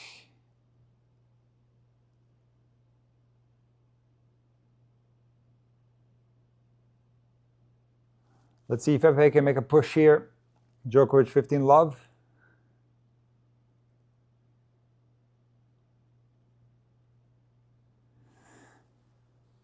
Alex, you're talking about Djokovic there, that one game? Yeah. Short lapse in concentration. Yeah, he just lost his focus there. He just, you know, that forehand that he missed is just, maybe the intensity dropped a little bit. It was too loose there or something. I don't know. He didn't take it seriously enough, that ball. I don't know. It's hard to say. But certainly he kind of gave that game away, you know.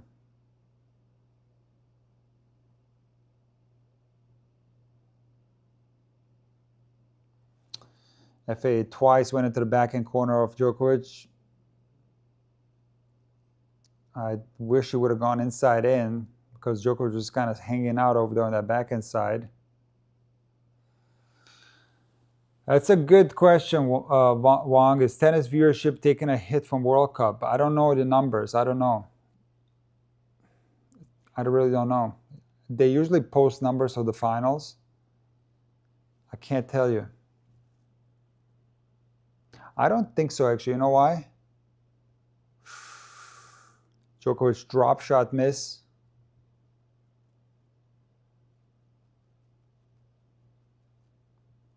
$15.30.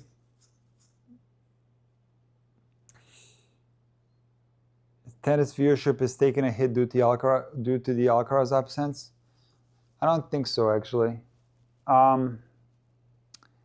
So I think with the World Cup, the fact that the tennis is in the World Cup is in the United States and Mexico and Canada, and a lot of the games are in the afternoon, and at night it's happening late in Europe at night, so it doesn't interfere. There's not a lot of crossover between tennis and the actual matches, unless we're talking about a day match like today. So I don't think it's interfering with tennis, to be honest with you. And the fact that Alcaraz is gone, even like Sinner was gone at Roland Garros, I don't think it hurt Roland Garros that much. Maybe a little bit, but I felt that, just my feeling on social media, it was still a lot of interest in Roland Garros, even without Sinner or Alcaraz or Djokovic. There was a lot of interest there. So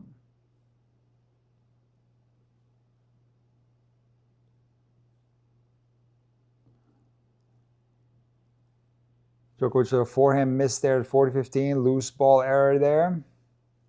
It's so funny, like he was making all these shots in the very beginning of the set. We were like all in awe how good he's playing. And now there's some more mistakes here.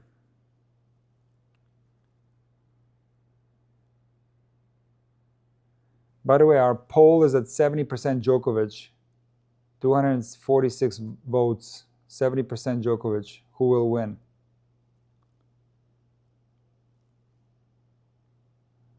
Backhand error from FAA for all.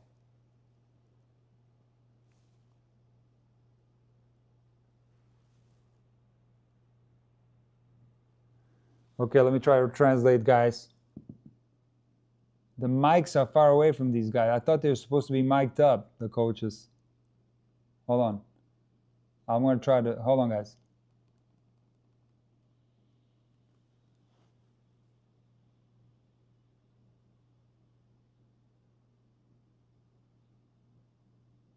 I can't hear it because the... Okay, they're telling him Samo Samo Taco means just keep going like this. You keep going. There was a swear word there from Novak, but I couldn't hear it because of the crowd clapping and the noise. They used to have these guys mic'd up, but I guess not anymore. I will continue to try, okay?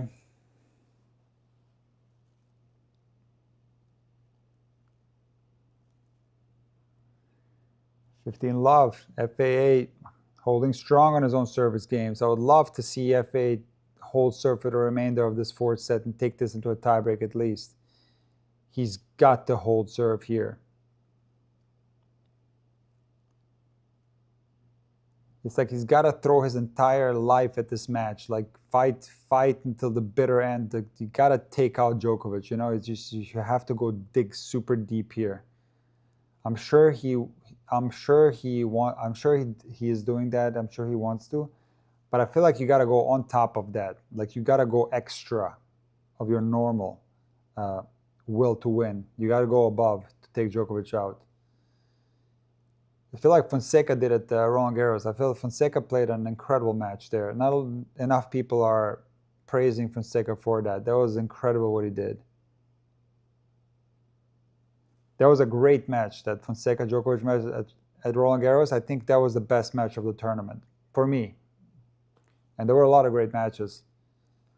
So FA has to pull a Fonseca here. He has to pull a Fonseca.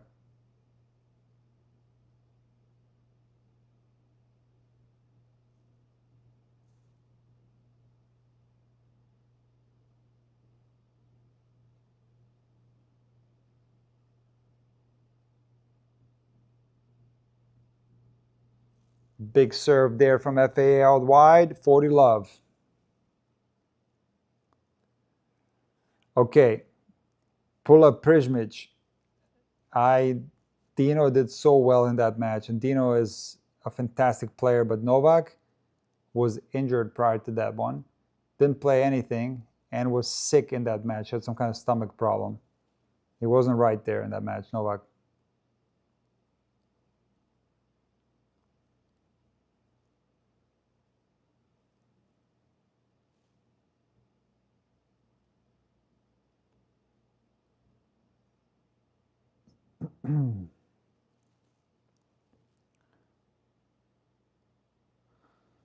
Love hold. Wow.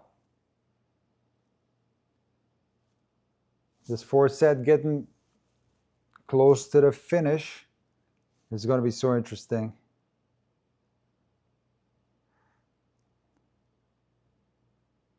3 hours and 43 minutes on the clock.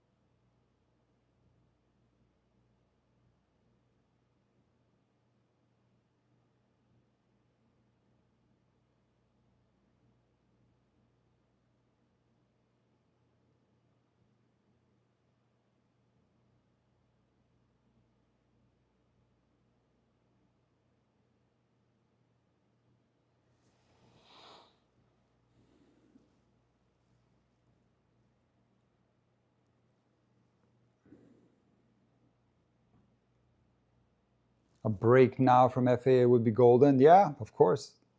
Breaking to win the set is like, it's incredible because then you immediately get the serve. In the next set, it's perfect, but not so easy because, you know, you might feel the pressure because the combination of like break point and set point, not easy to do.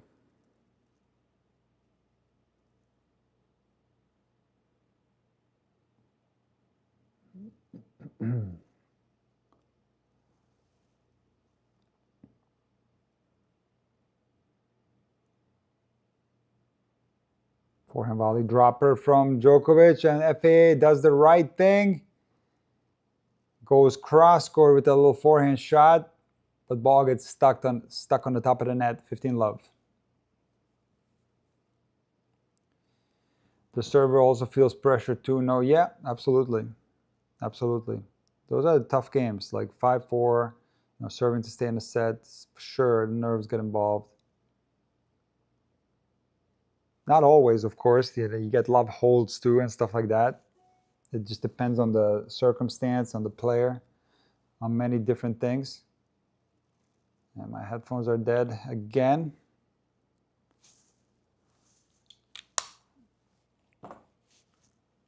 Hold on.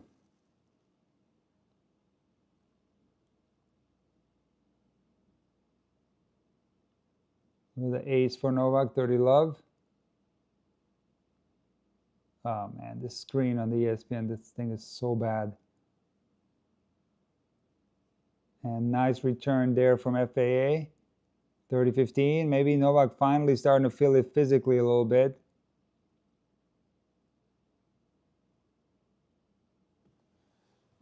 I've seen in this set maybe a little bit of fatigue from Novak, just a tad. Nothing extreme like we've seen in the last year and a half or so in the semis, or even some other matches like the Draper match in Indian Wells this year. But if FAA wins this set, I think this becomes an issue for Novak physically if they go 5.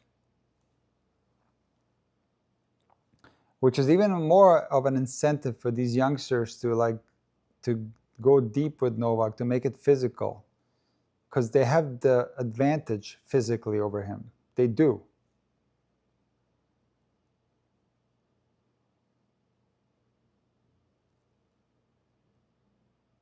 Drop shot from FAA. Novak runs it down. FAA with the forehand winner into the open court with a volley.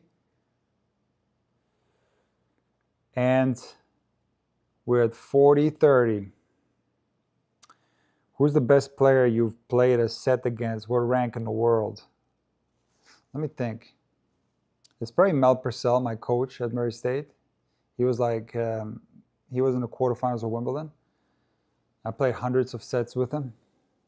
Have I played anybody higher than that? Oh yeah, I played Andre Pavel. I think he was top 10, or he was number 10 or 11 or something like that. I think he won the Montreal Masters maybe, or was in a final. I played against him in Germany.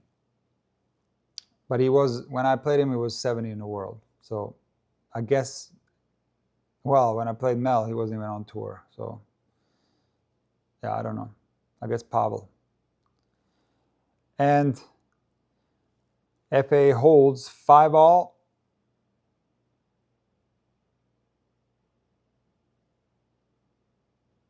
And this is going to go over 4 hours for sure now. What that? Or maybe not. It's a quick break and a quick hold. Maybe they could get it wrapped up on the 4 hours potentially. But I think we're going to a tie break here. I'm not feeling a break. Because FA is regained the confidence on the serve. Is serving a lot better. If there will be a break, it could come from FA actually breaking Djokovic. But I don't feel that either.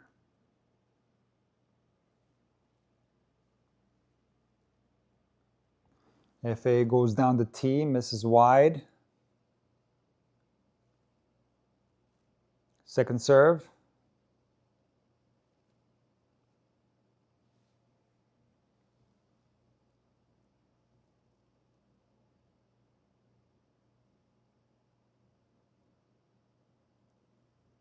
Wow. I shouldn't have said that.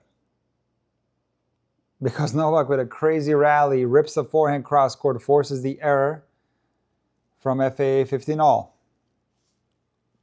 I should not have said that, guys.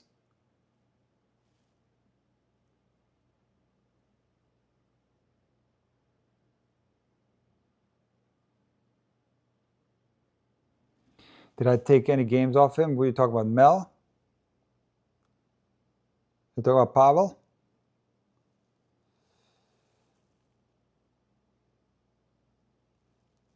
That was in. Beautiful dropper from FAA. Oh, the Andrei Pavel from Romania. Yeah, I was able to hold serve during the entirety of a set, but it was on indoor carpet though. So it was like, I don't remember the exact score. I think it was 5-6, or I think I lost my serve once. It was either 4-6 or 5-6. I lost in 2 sets.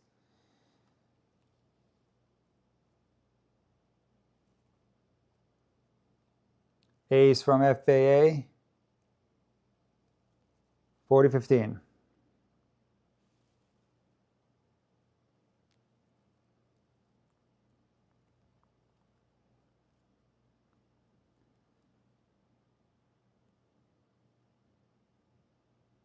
That's right, Aubrey. Ace number 21. You got that right.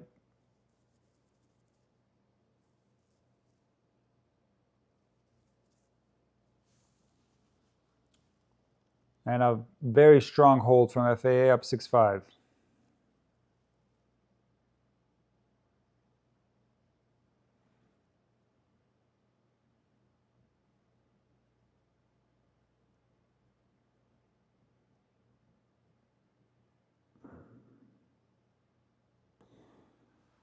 What do you guys think? Will FAA make a push here to get the break? That 6-5 game right in front of the tiebreak, that's a game, that's a weird game, you know? Sometimes it's like an easy hold. Other times guys do get the break on that game, but yeah, it's a weird one. I think that one feels different than the 5-4 game. Like when you're returning and you're 1 game away from the set, I feel like 5-4 feels different than 6-5. I feel that it's somehow mentally, it's like more motivating to break it for 5-4 as opposed to 6-5 because it's so near to the tiebreak. Something about it is strange. I don't know. For that reason, I'm not feeling the break for FAA right here. I think we're going to the tiebreak.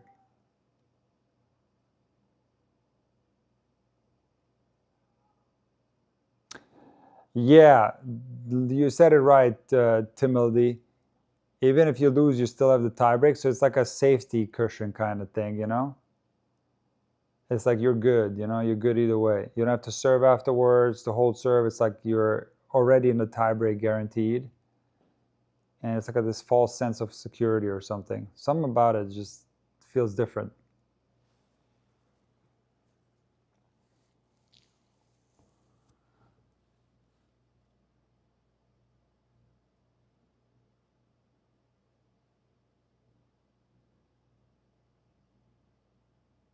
Novak Djokovic loses balance off a very strong return from FAA. He's pumping himself up. Rightfully so.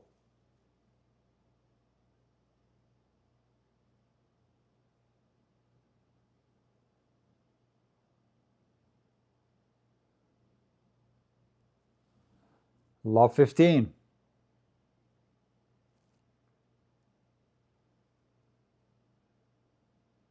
Let court winner for FAA.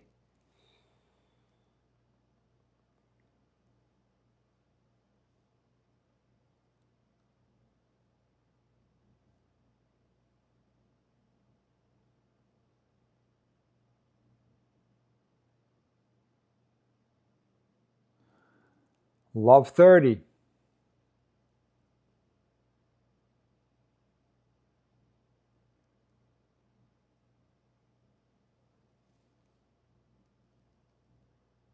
Djokovic goes for that T ace, misses wide, second serve. Let's see if FAA takes this early and comes to the net.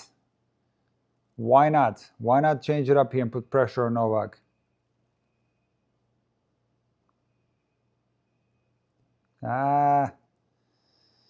You know what? It's not a bad miss. I preferred to go through the middle though, hard, but he went cross-court forehand and just didn't shape it enough. He missed it into the net. Ah, man, that's going to be kicking himself for that miss. So love 30, second serve, return error into the net is very frustrating.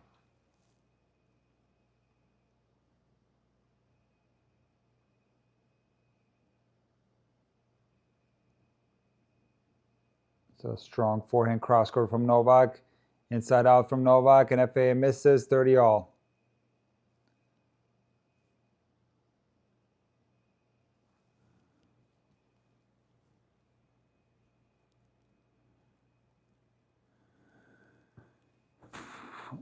Yeah, that's the problem right there, that forehand at 30 all.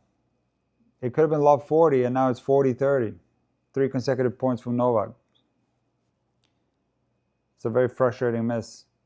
It's an unforgivable miss in a lot of ways. You should be very strict with yourself as a player. I'm not saying that FAA isn't, but that's something that you have to punish yourself for, you know? And make sure that you make it the next time you find yourself in that type of situation. Because that's an inexcusable miss. Because he shaped that forehand. You know, he shaped it. He was trying to get it in. Maybe therein lies the problem. He didn't go after it enough.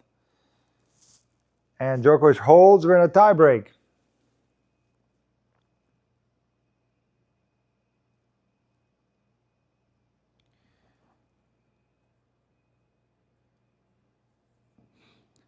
Yeah, keyed on. That's the weak side for FAA, the backhand. That's where most of the errors come from on FAA, you know? That's the problem.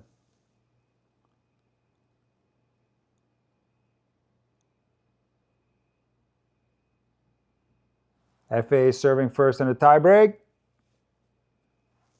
Every point important, especially the first few points in the tiebreak. Everything matters. FAA will have to be clean, no hiccups. In the first set tiebreak, it was too many hiccups for FAA. He missed some shots in crucial moments, some unforced errors that cost him big time in the first set tiebreak. You can't afford to do that again. Because Novak wants off this court.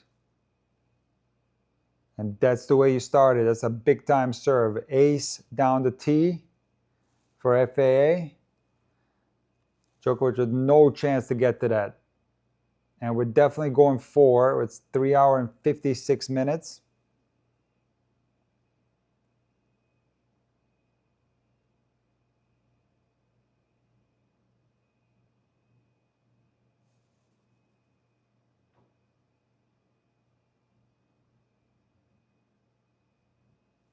Ace number 22 for FAA.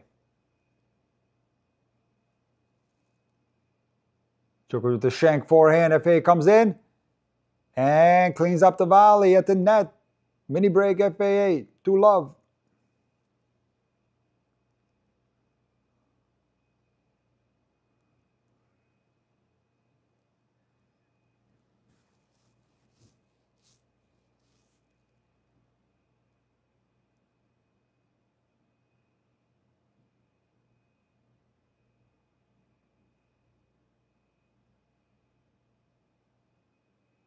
They put Fritz Zverev on court number 1 tomorrow. Are they out of their minds? In what world does that make sense? Oh, in a world where Arthur Ferry is from England. Never mind. Answer my own question there. I forgot about Arthur Ferry. Never mind. That makes sense. I was just looking what I'm going to stream tomorrow. It looks like I'm going to be streaming. They're playing at the same time. Hold on. 8 a.m., 8:30 a.m. What kind of scheduling is this? Yeah, they're going to be overlapping. Kaboli, Ferry, and Fritz Zverev, they're going to be overlapping. For sure overlapping. I don't know about the schedule. Why not schedule both of them on center court? Like, I don't know, whatever. I definitely want to do Zverev Fritz. I want to do that one. I should do Ferry, but maybe I'll do both. 2-1 FAA up a mini break. It's a huge point right here. He makes the backhand cross court. Overhead, very strong. FAA's got a good overhead. 3-1. Yeah, I'm going to do Zverev Fritz for sure. I'm super interested in that match. I might do a dual stream, even though those kind of ruined the whole thing. I'm paying attention to 2 things at the same time. You know what? I'm probably going to sacrifice the Ferry match, Ferry Kaboli. I'll just do Zverev because they're going to be overlapping. Second serve FAA. It's a chance for Djokovic right here to get the mini break back.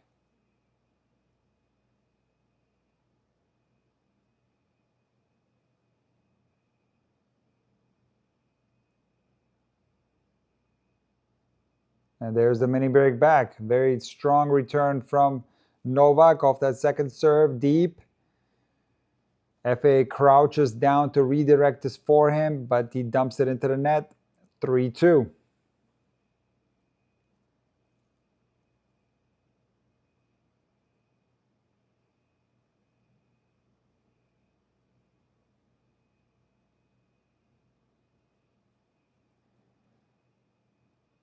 I should do the poll right now. Who do you think will win the tiebreak?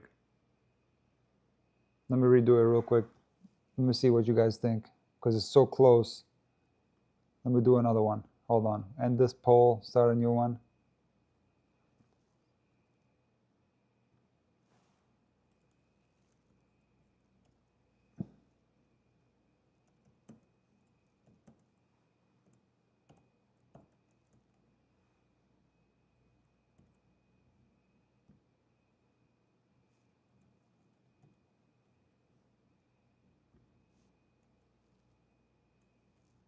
Wow, what a rally there.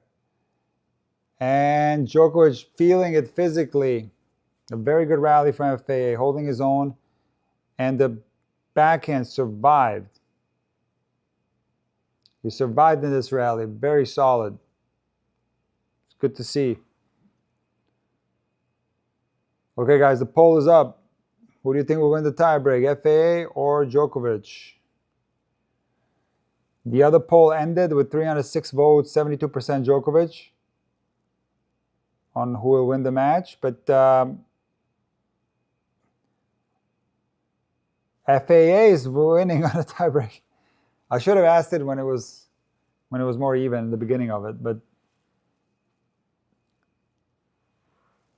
it's not over yet. Far from over right here. FAA is going to have to continue to put pressure on Djokovic.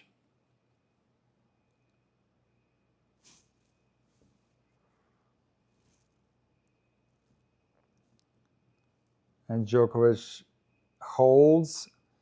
FAA with 2 serves to go up 3 set points. And the humongous difference between 4-3 in a tiebreak and 5-2 in a tiebreak. You know, 2 mini breaks versus 1 mini break is a huge, huge difference. And so here is the time to showcase the clutch serving abilities. You can pull out 2 aces right here, or 2 service winners, or an ace or a service winner. That's what the big servers do. And FA with a very strong serve down the tee, strong forehand into the backhand corner of Djokovic, puts away the overhead. 5-3. That's big time, right? That's big time serving right there from FA. He needs 1 more of those.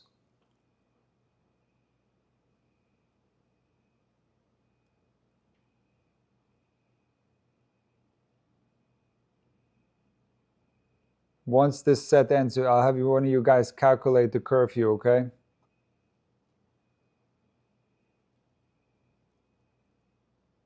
FA needs a big serve right here. Not placed well. Djokovic gets the racket on it, returns it well, and then a rally. And Djokovic misses a backhand. You know Djokovic is going to be kicking himself for missing that, because he was able to neutralize this rally and gave FA a loose ball error on that backhand. 6-3 FAA. 3 sets. 50-50 on the poll. 52% for FAA on the poll. Wow. Curfew is in 1 hour and 17 minutes. I think they're going to get this in, guys. They're going to get this in. But Djokovic playing a 5-hour match is not what the doctor ordered prior to going up against Sinner.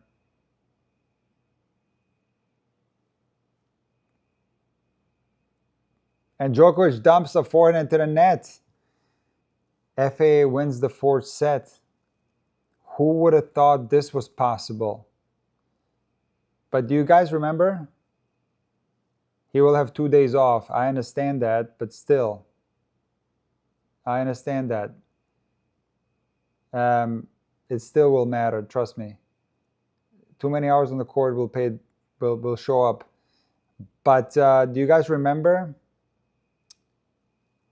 how well Djokovic played in the beginning of the fourth set? Like, I would have not believed this was possible, honestly. And then that weird service game. Let's see, when was that? That was at 2-1. 2-1 Djokovic. He dropped his serve to Love. And he missed that one forehand, close to the net, high ball close to the net, like super easy, and he sprayed it wild. He missed it wild, that one. Yeah, that flipped the whole set right there. It flipped the whole momentum again. So, super interesting match. It's a brutal match in many different ways. And we're here for it, guys. We're going to take a little break. I'm going to have to order something real quick because I'm going to have to order coffee. I'm not going to be able to survive today without coffee. I think it's going to be impossible because, yeah, I did the center match. I don't need to get into it, but I just need a coffee. So let me Uber Eats a couple of things, and I'll see you guys in a few minutes, okay?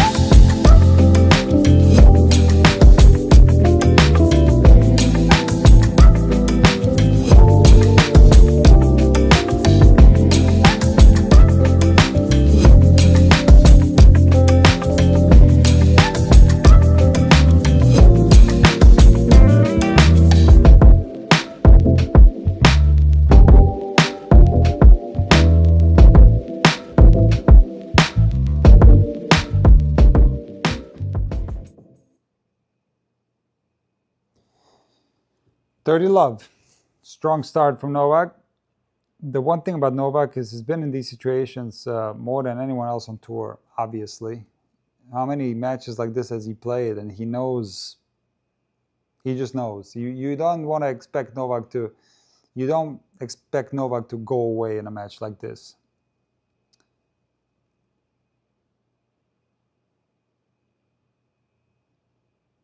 He looks good, though, physically. I don't think he's looking necessarily bad physically, Novak.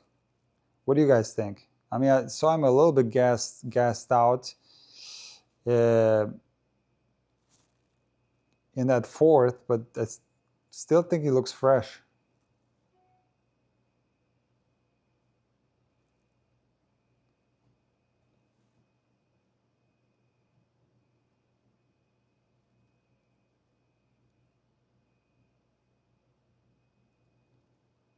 Incredible backhand down the line, and then Djokovic with the Djoko smash decides to take it in the air where would have been better off letting it bounce. It was a very high lob. He's kind of rushing through this game. It's a little bit of an alarming thing for Novak. He's rushing through it. He was also kind of negative on the bench. He was telling somebody to go to sleep. I hope that was not directed towards the coaching staff, but rather to his kids. So still a great hold, though, but we want to look out for the Djokovic body language. It's always very interesting. Yeah. By the way, I haven't ordered anything. Let me see if I can order. I haven't used Uber Eats in forever. Hold on. Uber Eats. They'll probably show up after the match. Watch this. Uber. I don't even have Uber Eats. I have regular Uber. You know, hold on. Where's Uber Eats? Oh, I have DoorDash. That's right, I have DoorDash. Hold on. DoorDash. I have DoorDash.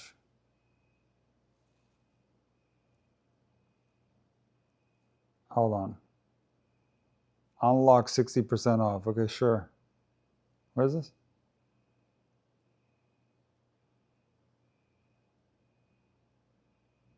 Oh, no, hell no. Not notifications. Are you crazy?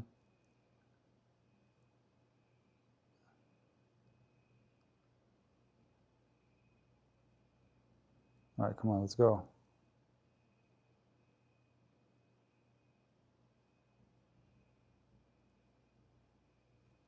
What is this? Okay. Nicola A, that's me. All right, let's lock in again before we get into this DoorDash thing. I don't ever order like this. But I need to survive out here. This match is like, it's tough. Yeah, FA has a win over Djokovic. Yes, he does. Yes, he does.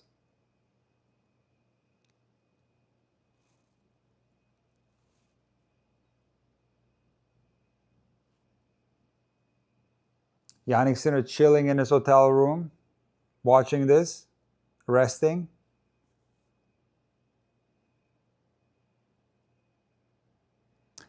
Did you guys see the viral image of Lone Federer sitting in the royal box with Zverev's match? I did. It was so cool. Federer is so cool. He's the cool guy, you know? Dresses well. That's an iconic picture. You can hang it up on a wall right there. That picture of Federer by himself in the box. You know that color that he was wearing, like the suit, the brown? I guarantee you that's like, it's my least favorite color. It's by far my least favorite color, brown. But he pulled it off. Like, it looks so good on him. Now, Federer has got the style, for sure.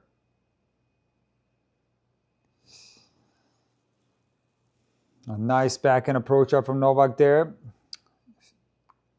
FA tries to go for the angle pass.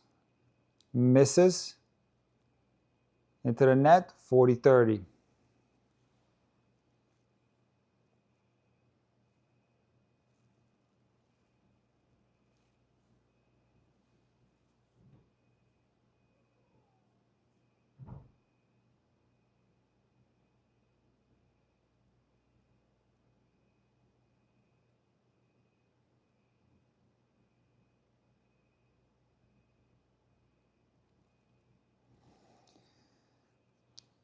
Not a bad point from FAA. He put a lot of pressure on Novak with that forehand, but then overhits that backhand. The backhand is the shot that's going to break down more.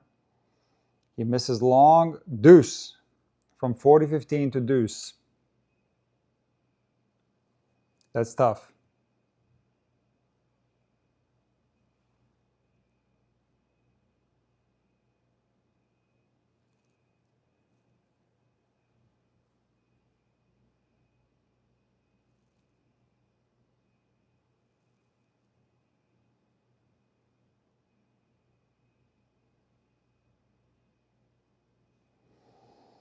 I don't know about that, Monique. I never heard Novak talk about that. Oh no. Strong return from Novak and a backhand error from FAA. Love add out. Breakpoint chance for Djokovic. This is the 10th breakpoint chance for Djokovic.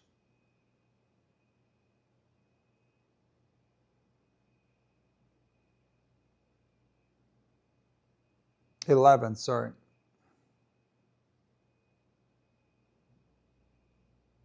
Nice from FAA there. Saves breakpoint with a swing volley. Back to deuce.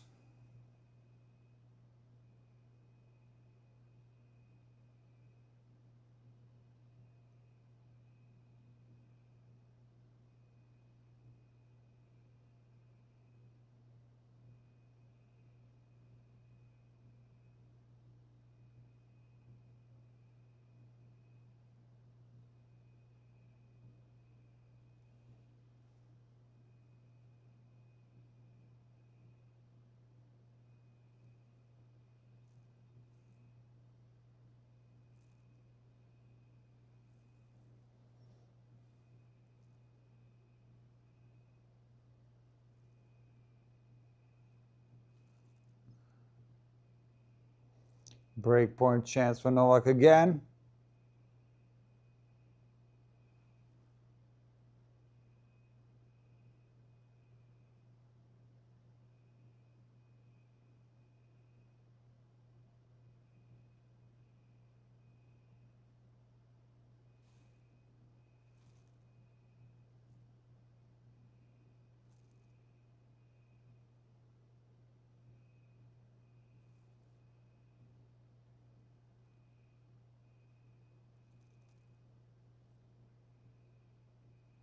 Saved again from FAA.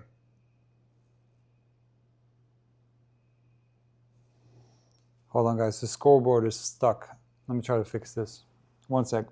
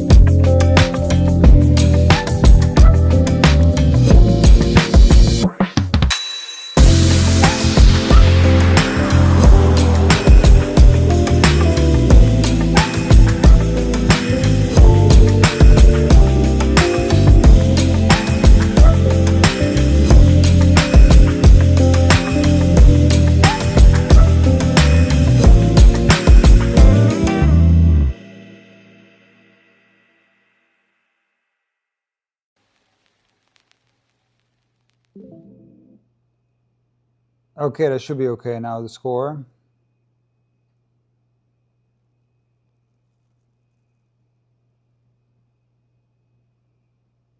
Yeah, FA has saved a lot of break points. You're right, Omslin.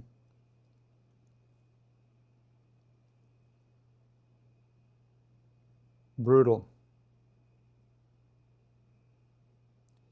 Djokovic fifth set record, 39-11, 78% win rate. That's good info. Inside out backhand return from FA and Djokovic feeling it physically. I'm seeing, I saw it random tennis gal. He saved 3 break points. I saw it. I was watching it as I was fixing the score. Very strong hold, yes. Humongous hold, humonstrous hold. But Djokovic is showing signs of fatigue right here. Not like to the point where it's going to have an effect necessarily, but I'm seeing some fatigue and his body language. It's been what, 4 hours and what is the time? 4 hours and 21. 4:21.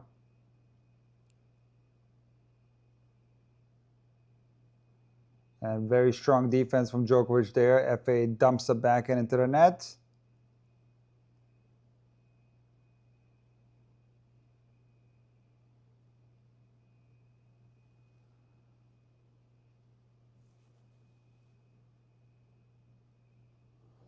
What do I see in the body language?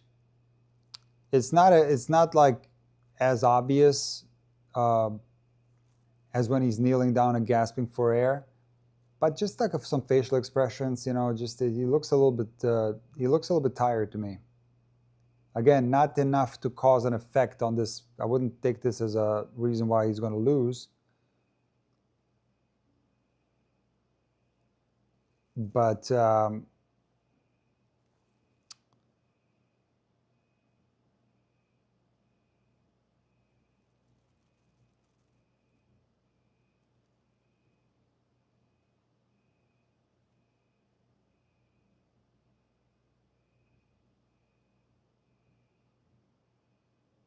still serving 126. Yeah, he's tired, but not gassed yet. Definitely not gassed. I agree with you, Reba. That's why I say it's not going to have an effect. I think when he's gassed, that has an effect on shot selection and everything, like bailing out of rallies and stuff. Like, that's different. I don't think we're there yet. Far from it.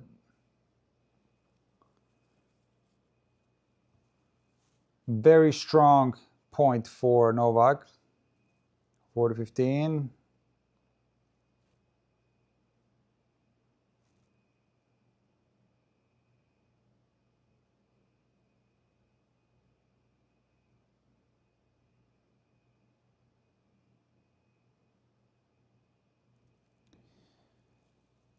FA doesn't always have good control over his slice shots, both the backhand slice and the forehand squash shot. Sometimes they spray on him a little bit.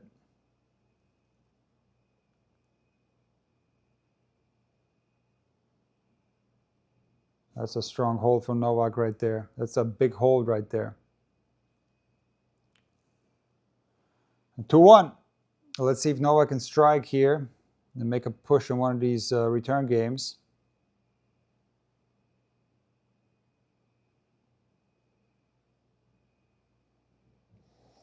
Playing in chillier conditions also helps to keep going 100%. Yeah, no doubt about it. No doubt about that. For sure.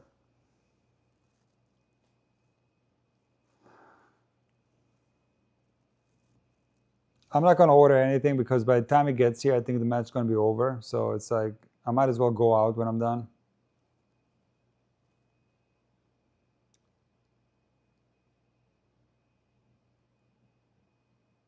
I might as well go out.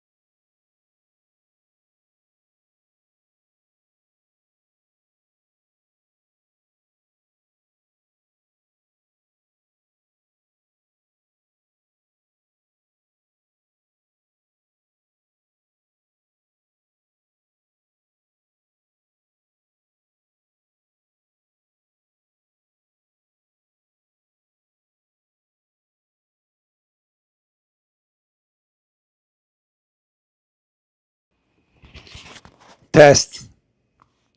I will never be able to say what I said when the mic was dead again. That was so good. I will never be able to do it again like that. It was a one-time thing. It was really good. I don't even remember what I was saying, but it was really good. It dealt with the Fonseca match. I don't know how much you guys heard, but we'll forget about that, whatever it was. I should have looked at my thing. I mean, it shows me what the battery is, but it's been what, 4.5 hours. It can't last longer than 4 hours. But I got like four mics, different sets of mics. So it's not a problem. It's just me not paying attention to the mic battery. But you guys are doing a great job telling me when the mic doesn't work. But unfortunately, I was saying some really nice things, and I will never be able to say it just like that again. So that's lost. It wasn't captured, unfortunately. It had to do with the effect of this match if Novak happens to win it, which I still have a feeling that he will. And let's see the poll now. It looks like you guys agree. 129 votes. It looks like 63% thinks you guys think that Djokovic will win. I got the same feeling. But I was saying the Fonseca match, I was trying to think what if he would have won that, because he could have won that, right? It was so close. And Fonseca played so great. He pushed him to the limit. And I think FA is doing a phenomenal job here pushing Novak to the limit again. That's what the youngsters got to do. They got to dig deep as they've ever dug to beat this guy. They got to. So it's nice to see FA going deep here. He's doing a phenomenal job. But let's just say that Novak would have beaten Fonseca. What would he have done at that Roland Garros? Like, it's easy to say, oh, he would have won the whole thing, but I'm not so sure, actually. Like, what effect that would have had on the rest of the tournament for Novak? Like, you know? I don't know. And what effect will this have if he happens to beat FAA? I think it will have an effect, a negative one, against Sinner, because against Sinner, Novak needs to be fresh. So I think this is good for Sinner, what's happening right here. And you put all these hours together, he's already played a lot. Three matches over 3 hours. Wu, Rinderknecht, Safiullin. Safiullin was the longest, 3 hours 25. And now this monster, what is it? 4 hours and 30 or something? Let's see. Yeah, 4 hours 32. It's not even over yet. So this will go, if Felix wants this. Listen, I've listened to Felix. He was frustrated with himself for losing to Cobolli. Felix wants to maximize his potential. He wants this really badly. He's going to dig deep here, Felix. He's going to give himself chances. This is going to go down. This is going to get down to the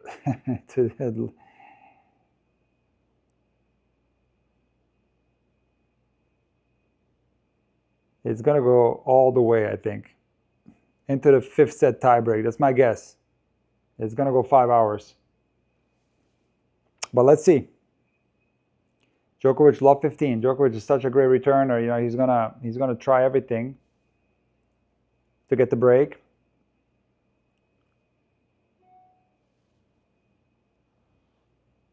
Big serve there from Felix. Strong forehand. Djokovic is going to lock in here. He's not going to give Felix a mistake here in this rally. And as I say that, he does give him a mistake. Hits the backhand long. But Djokovic knows it's a missed opportunity there. 15 all.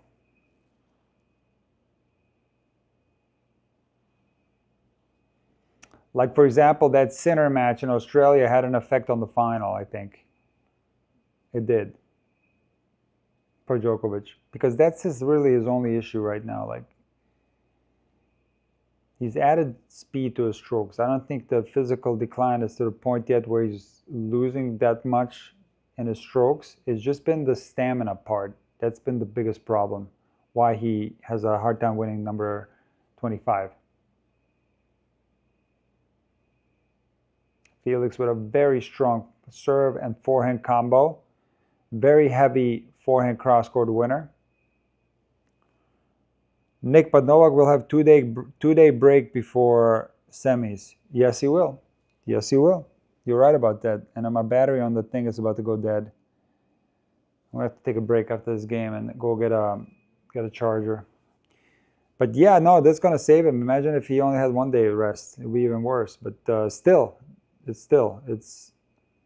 Listen, when you're older, you recover slower. Even Djokovic, like, recovery is worse. And it's a cumulative effect of all these hours on the court. Adds up and presents itself in percentage drops in everything.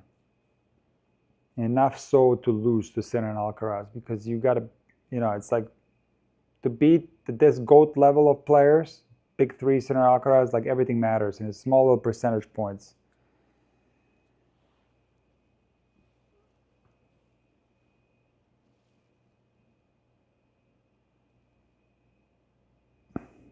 That's a wild second serve from FAA there. I guess you can get away with it at 40-15. Double fault number 4, I think. He's got 26 aces.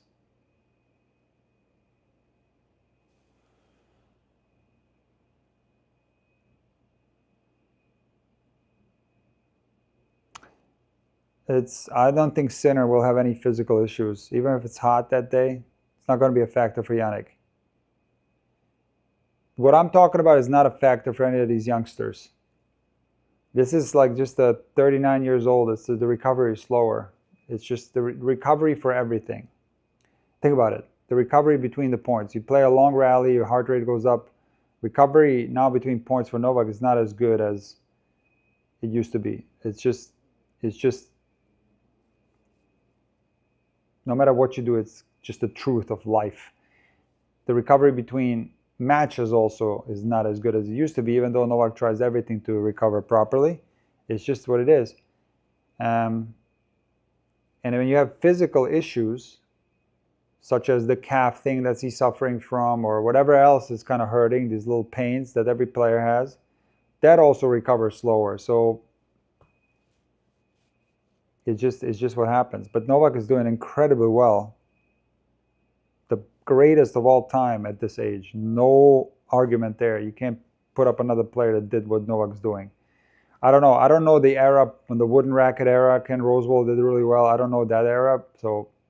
But in the modern era, nobody's done what Novak's been doing at this age.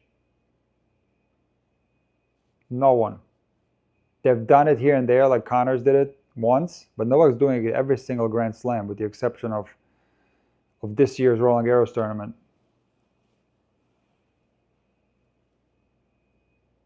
Nice drop shot there from Novak.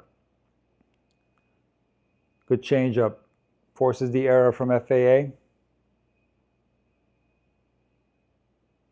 Yeah, Mo, it's the heat questions from Sinner is so irritating. It's that whole discussion is so irritating. It's nonstop. It won't go away either. But he's doing good, Sinner. He's answering well. He even got the question on the post-match interview on the court today. He got the heat question.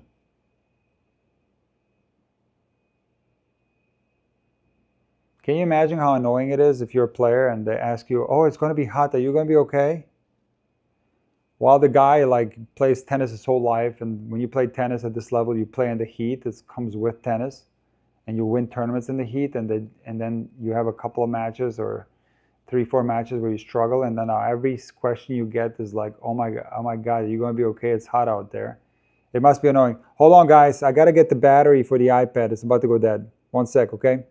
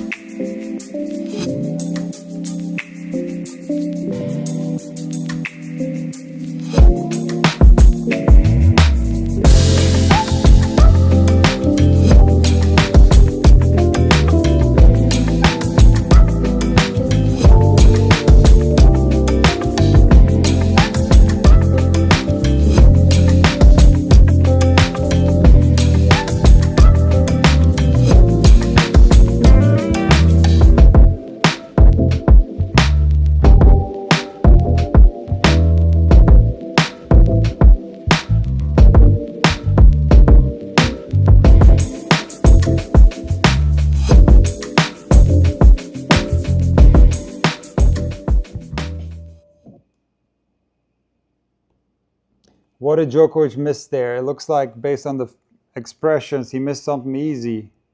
I have to rewind that. 15 love. Let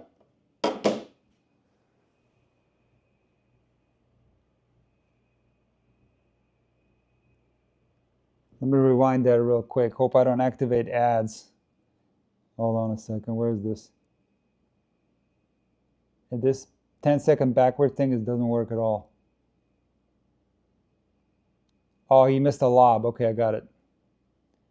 Missed. I got a little bit jammed on that lob, Djokovic. Got a little bit jammed on it. Overran it. He overran that thing. 30 love. Let me catch up here. Drop shot Djokovic, and FA again misses that little angled forehand shot. Second time in this match.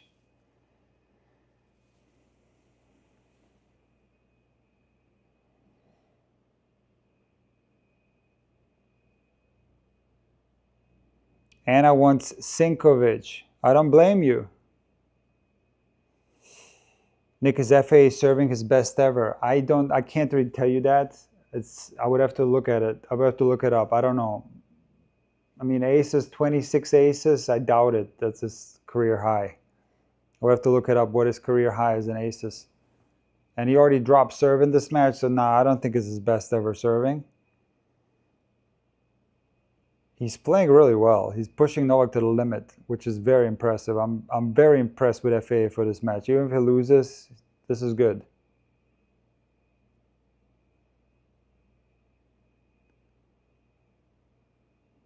Wow, my goodness. Maybe the best backhand of the entire match from Novak Djokovic. 92-mile-an-hour backhand winner down the line. Vintage Djokovic backhand winner.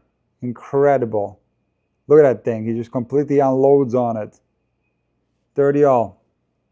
That's the problem with Djokovic. He can pull out these shots now in the clutch moments.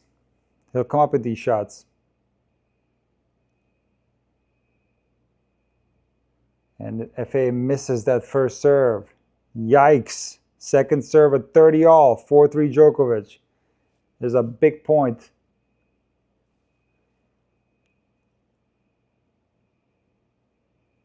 Kick serve, forehand, inside in. Wow, that's a very, very smart forehand right there. Djokovic was leaning towards the inside-out forehand. FA is able to wrong foot Novak with a clean winner inside in.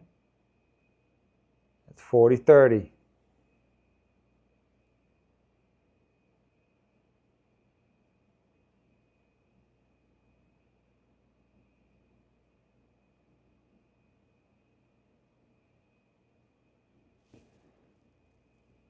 Four hours and 44 minutes. Ace FAA. What a hold from FAA right there. This took guts. This took a lot of guts. Win that point off a 30-all. Huge serve right there.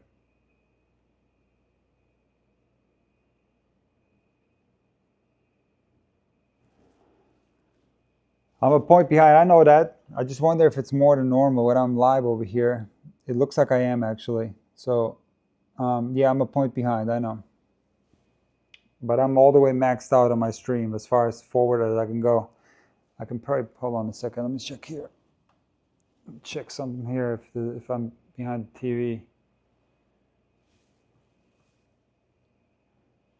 It's love 15. Double fault. Yikes.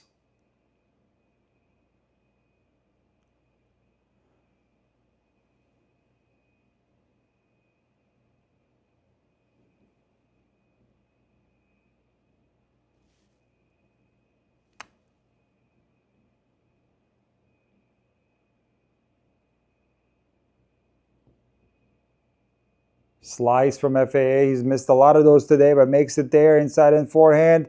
And Djokovic gets the forehand to the net. Love 30. Love 30. Interesting, he used that slice, even though he's missed quite a few of them. This is a big opportunity right here for Felix.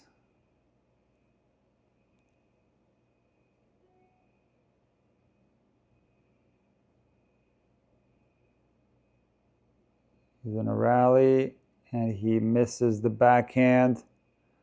Long.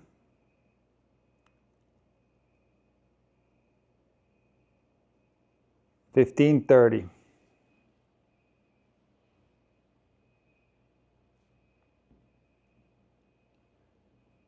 They give us the court view there on that point, so we don't really know. We don't get the depth perception on the other side. It was hard to see that the ball was out.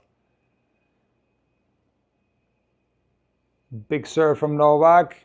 Backhand down the line dropper, his favorite shot, and it works. FA runs it down but misses the forehand into the net. 30-all. Novak's got that shot figured out. That's his go-to dropper, that down the line backhand dropper. He can hit that with his eyes closed.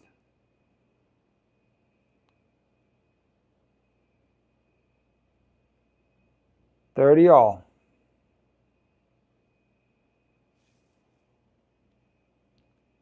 4 hours 47.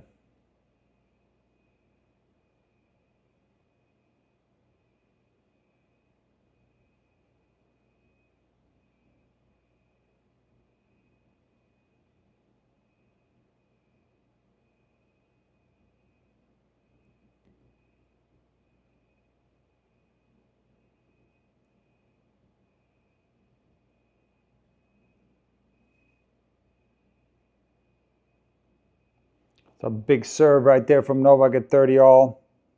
Right on the line, 40-30.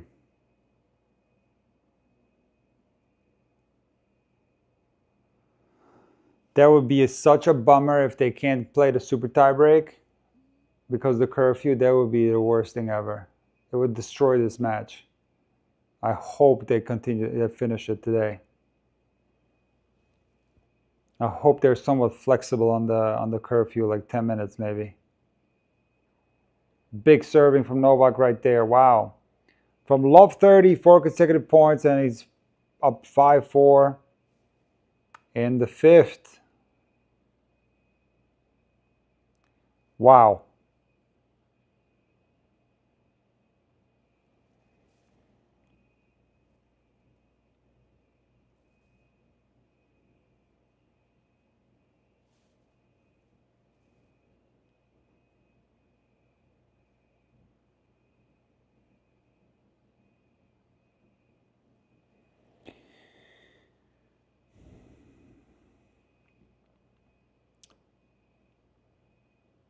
So you're telling me if it hits 11, it's over?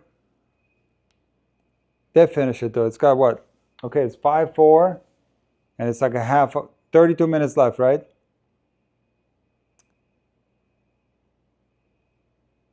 They'll get it in. 32 minutes for the rest of this.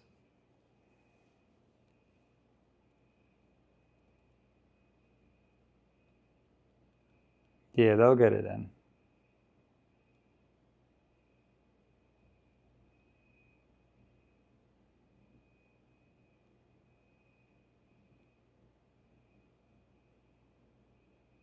Look at this, longest Wimbledon matches for Novak Djokovic. This is the fourth longest match, 4 hours 49.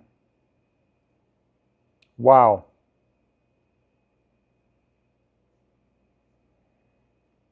Can he get the break right here?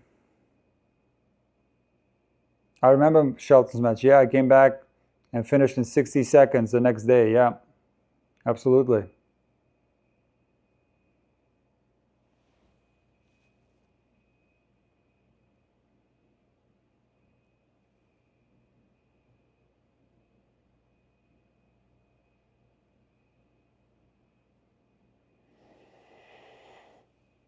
I'm feeling Coco Gauff, Artem.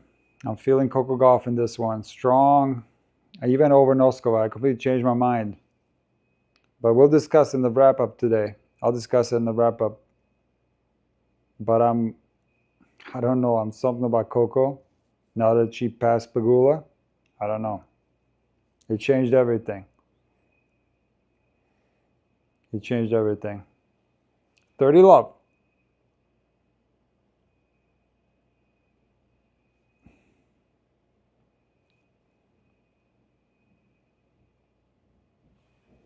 $40 love. Let's see here.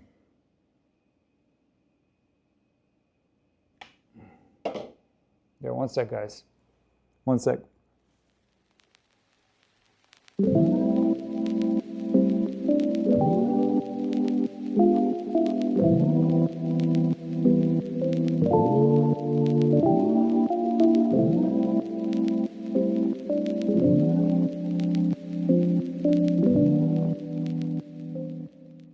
$40 love.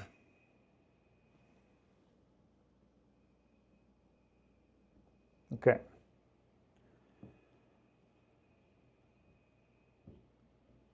Ooh.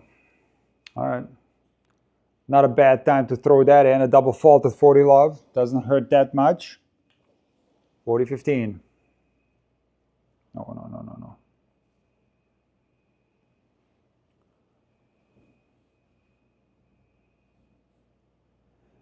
Cha. FA has been, it's very impressive what I see from him. Even if he loses, this is the right way to play Djokovic. You take him to the absolute limit. Super impressed by FA.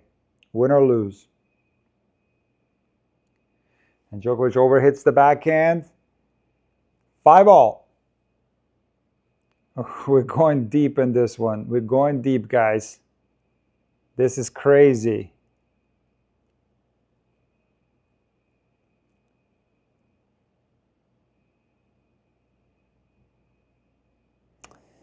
Which of the two will be more upset if they postpone the match till tomorrow?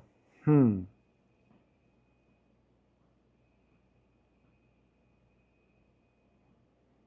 think FAA. I think he's going to be more upset.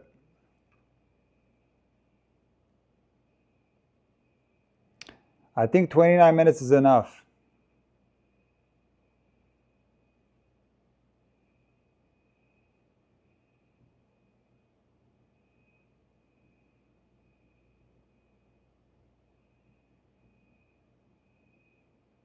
Nice serve from Novak there. 15 love.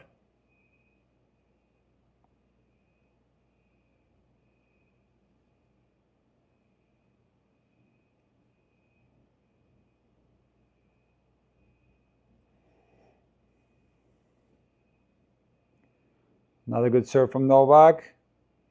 Inside out forehand winner, clean. Good footwork there. No signs of fatigue whatsoever on Novak. Look at the serve speed, has not dropped.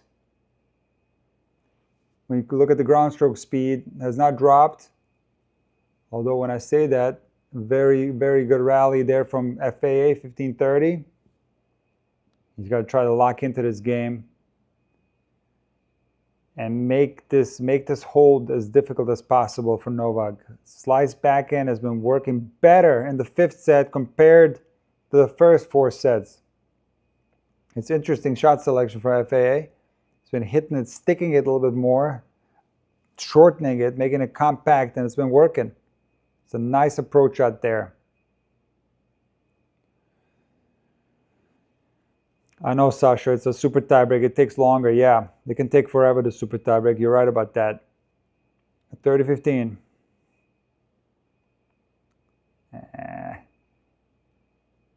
Oh, no, it was in. Looked long, that forehand, but it was in from FAA. Absolutely rips the forehand, hits it on the line. 30-all. Good return, too. Redirectory return. No, it was long. It was long. I had the score wrong there.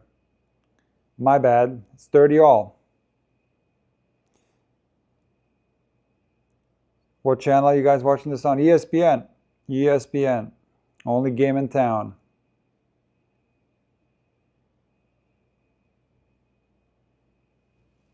Okay, no, I was right. The score was wrong on the freaking ESPN thing or Wimbledon feed. It was correct. That ball was out. It wasn't 30-all. It was 40-15. They put in the wrong score.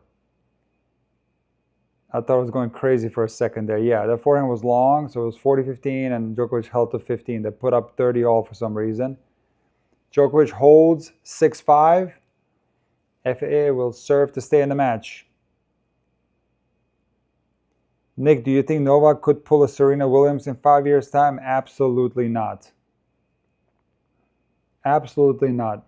Not in a million years. None of the big three, including Andy Murray, will ever come back 5 years later and play again. No, they're going to give it their all now, play until their body falls apart, literally, like in the case of Andy Murray, Rafa, and Federer, who was injured too. They'll play until they really can't play anymore, and then they call it quits. Djokovic is a little bit different. I think he's a very smart guy. He calculated exactly how long he can be competitive, and I think 2028 makes sense. He said he's going to play until the 2028 Olympics, and it makes sense. And I think he'll be competitive next year, 2027. He'll even be okay 2028. It's not that far away. And he'll retire in the top 20. He'll pull a Sampras. Not the Sampras. Sampras is like the greatest retirement in the history of tennis. But he'll retire playing really well and being competitive. That's my guess with Novak. And he's not going to come back, take 5 years off, come back. He's not going to be competitive. It's impossible to do that. I don't know why people didn't learn from Bjorn Borg. Like, you can't stop at that age for 5 years and then come back. It's like impossible.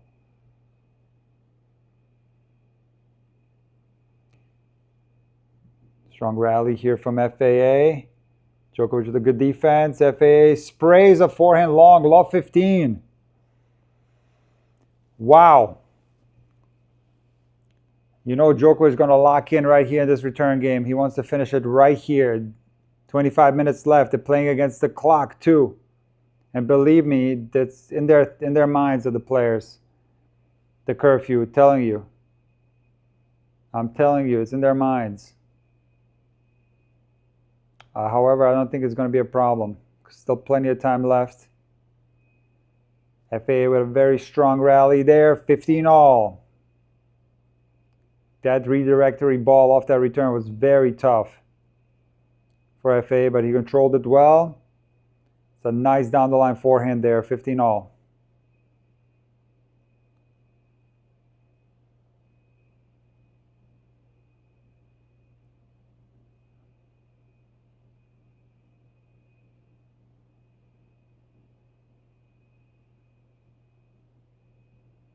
Incredible rally from Novak right here. He's locking in. Down the line forehand blast, 15-30. What a shot from Novak right there. Incredible. A little bit fortunate with that one backhand, but that slice was a setup. Low slice down the line and then forehand blast. Might have been a bad bounce too, because Felix was staring at the ground after he missed that slice. Novak 2 points away from the victory. 4 hours 59 minutes, guys. 4 hours 59 minutes.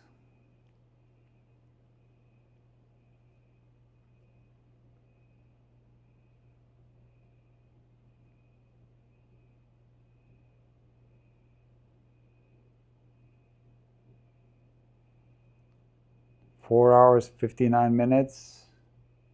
Still. Monster serve from FAA. Novak is mad because he had that serve on his racket. We're about to hit 5 hours, guys. We're about to hit 5 hours. We're still not at 5 hours. I think the clock got stuck. How long is this minute? There we go, 5 hours. We hit 5 hours, guys. We hit 5 hours. T blast from FAA on the line, ace. FAA is impressing me in this match. He's impressing me big time. Another Monster serve, and we're in a tie break. Guys, what's the math on the curfew? 21 minutes. It's set up perfectly so they can stop at 9 all and come back tomorrow.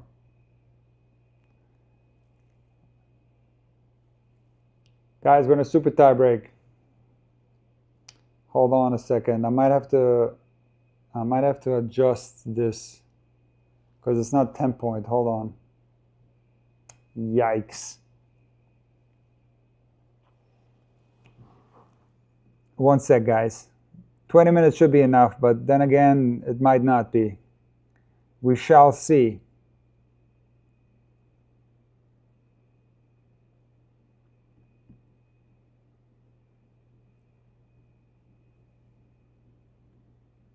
All right.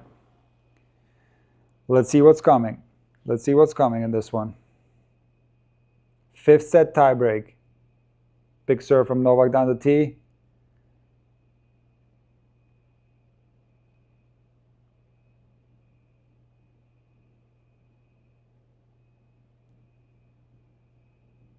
Drop shot from FAA. Novak cross-court ball, and he makes it. That drop shot was just a tad too high, too much air on it from FAA. It's just a tad too much air on that dropper.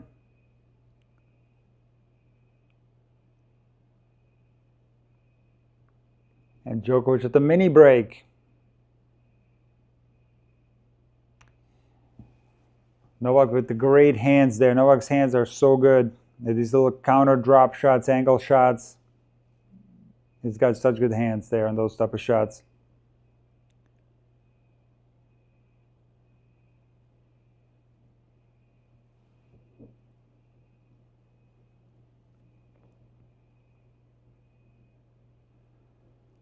It's a big serve though from FAA. Big serve. 1 all.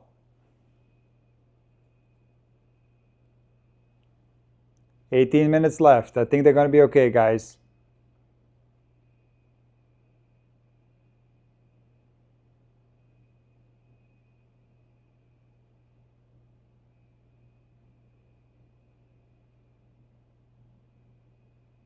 Second serve.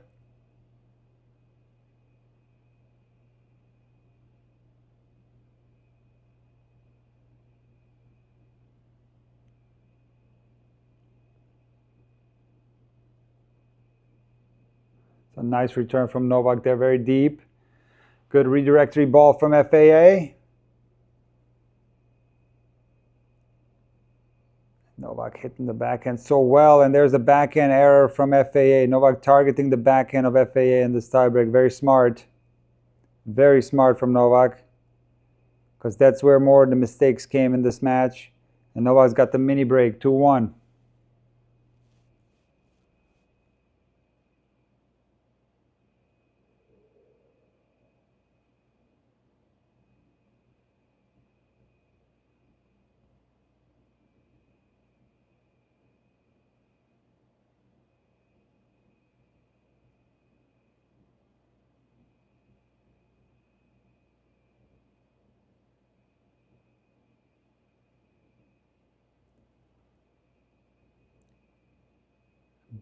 Monster serve from Novak. What a serve at 2-1. Right on the line, 119 mile an hour. Looked like a slice to me. A little bit of slice on there for safety, but the accuracy is through the roof. And the clutchness is through the roof from Novak. 3-1.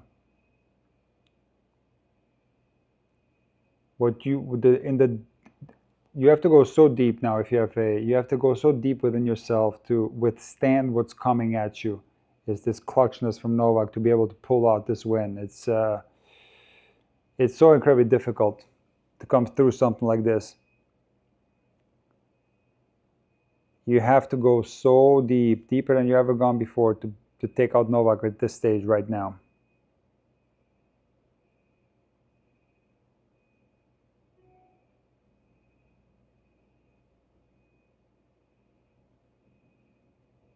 Second serve from Novak. And a rally, and FAA gets the mini break back, putting pressure on Novak.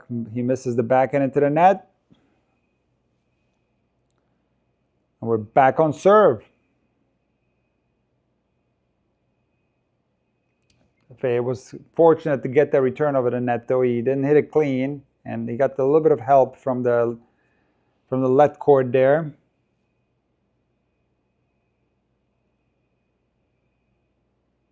"15 minutes left, guys. 15 minutes.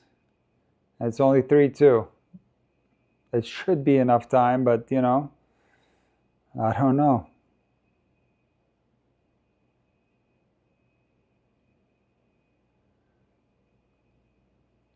FA's got to dig deep right here. Deliver some monster serves.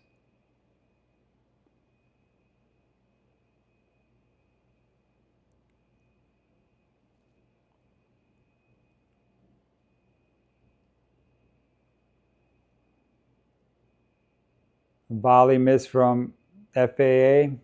That's tough. He also did not hit that forehand as hard as he should have hit it.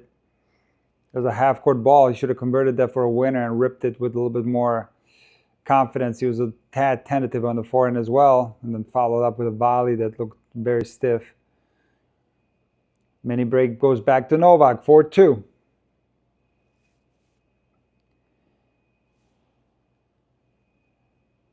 Also, too much body movement on that volley. It was just, yeah, it wasn't stable with it, you know?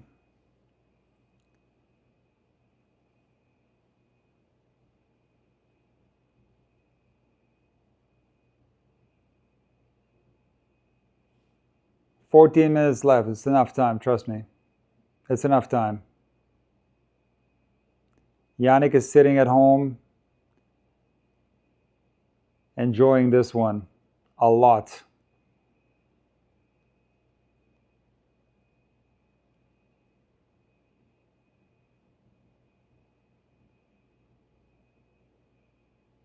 Fantastic serve from FAA out wide, right on the line.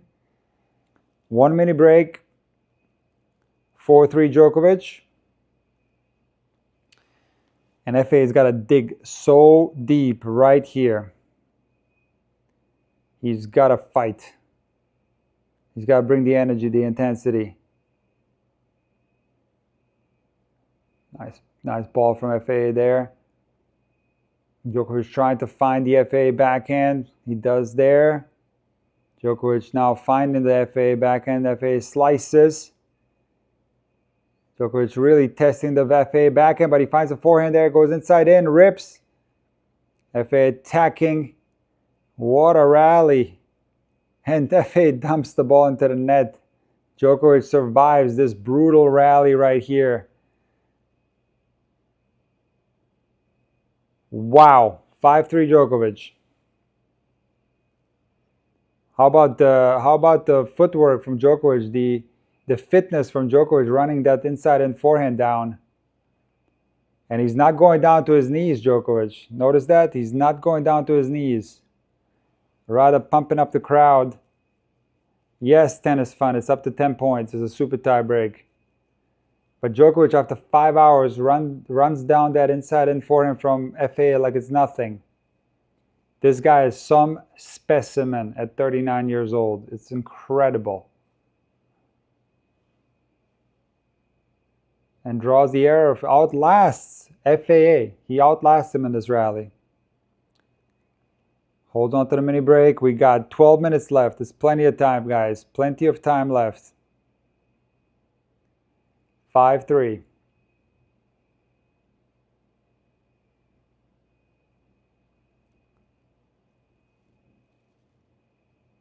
First serve goes long. Second serve to the FAA forehand, and who sprays the return long. That's an excellent second serve from Djokovic right there. Great placement. That's a forced error right there on the return of serve.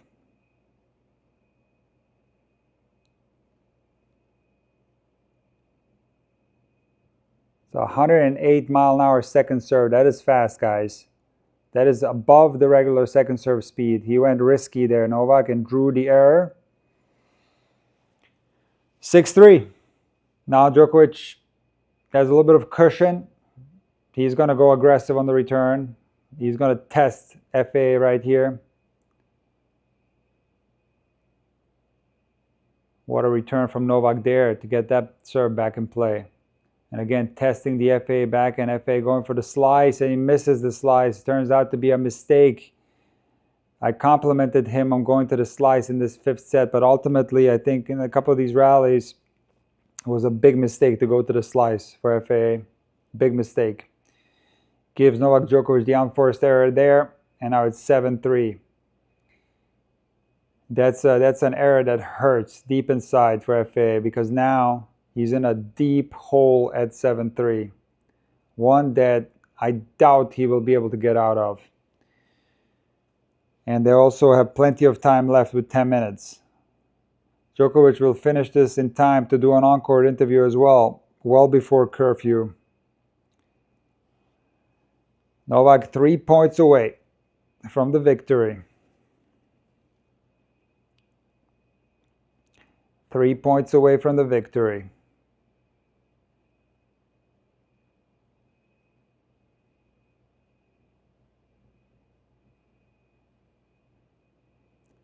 Monster serve from FAA there, 119 out wide, 7-4.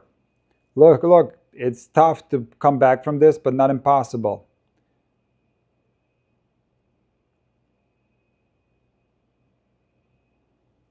We got 9 minutes left. Will Djokovic be able to serve clutch here like he has been all match? We'll find out. We will find out.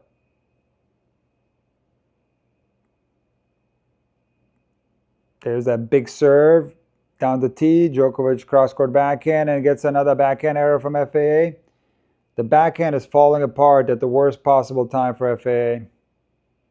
At the worst possible time. 8-4 Djokovic. In the fifth set, super tiebreak. He's missed a slice backhand. He's missed a backhand into the net. Generally, Novak has been targeting that backhand deep in this fifth set, directing a lot of balls there. And it's worked. It's worked. Simply, Djokovic has been more clutch than FAA when it came down to the most important points. Djokovic refusing to miss balls. The focus with Djokovic right now is off the charts. The intensity is off the charts. This guy is not missing anything. Spreading the ball nicely from side to side. Backhand cross court. FAA playing well in this rally. Moving Djokovic.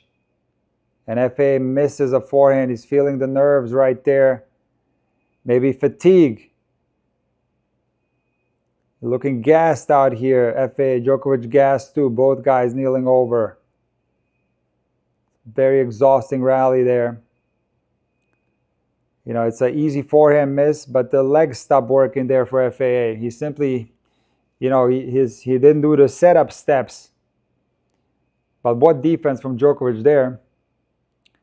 You know, getting tested like that deep into this fifth set. And he's doing good physically. He's all right. He's, you know, gasping for air there, but so is FAA. 9-4 Djokovic, match point. Do not see FAA coming back from this. Novak Djokovic kneeled over in the back, looking to get his air back. And we got 7 minutes left until the curfew kicks in. Plenty of time to get 1 point for Novak. 7 minutes is plenty of time.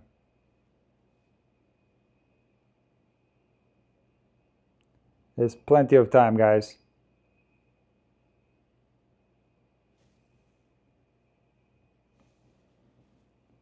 And there it is. Novak Djokovic beats Felix Auger-Aliassime 7-6 in the fifth. After 5 hours and 15 minutes. 5 minutes before curfew time. Can you believe it? It's just incredible. Again, that down-the-line forehand, a full blast down-the-line forehand from Novak. When he needs it, just like the serve, it helps him out. You know, when he wants to finish it, I'll never forget like these type of forehands that he was hitting against Alcaraz at the Olympics. You know, he goes hard with that forehand and he makes it. It's just too clutch. This guy is just too clutch. I am super proud of FAA, the way he performed here. This has been an incredible performance. He's dug deep. He went deep, but he's playing a guy that when it comes to the most important moments of the match, will refuse to miss. He'll refuse to miss. And you gotta dig so deep, even deeper than normal. Like you gotta go in this. I don't even know where to go. You have to go so deep where you don't recognize yourself anymore. You have to find something new. And that might not even be enough, because how do you beat a guy that refuses to miss? How do you beat a guy that will come up with big-time serves when he needs them, when he come up with big-time returns, big-time baseline shots? It's tough. It's Novak Djokovic, the GOAT.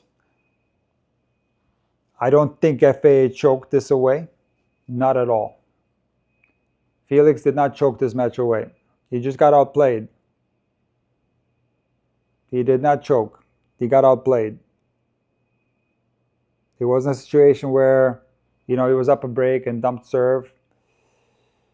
No, he just got outplayed. That's as simple as that. In fact, I think if you want to be really honest, if you've seen this whole match, we've been here for what is it? Probably 5.5 hours we've been here. If you want to know the truth, it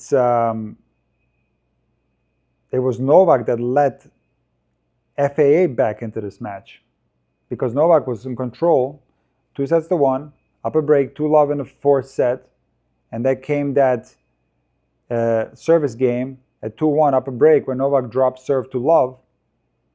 He missed that one forehand close to the net, and he led FAA back into this match. So it should have never been. I think this is going to be a detriment to Novak's chances to win this tournament. He could have finished this in 4 sets. That game was crucial for his chances to win this tournament, because I really doubt that he's going to beat Sinner. I doubt it. Of course, you know, you never want to doubt the GOAT. You know, a lot of people doubted him in Australia and he did it, but it's my personal pick that Sinner comes through. And I will be honest with you, even if Djokovic won in straight sets and was fresh, I still would have picked Sinner. I think Sinner will raise his game in the semis. But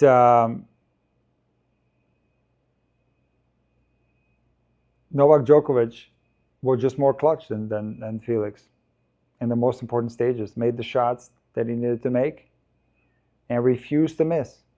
And when it came to, you know, putting this guy away and delivering the best shots at the most important time, Felix didn't have it. He just didn't have it. And Novak had it. And Felix made some mistakes, and Novak Djokovic didn't make mistakes. It's as simple as that. It's as simple as that, guys. But what a match to be a part of, huh? Insane.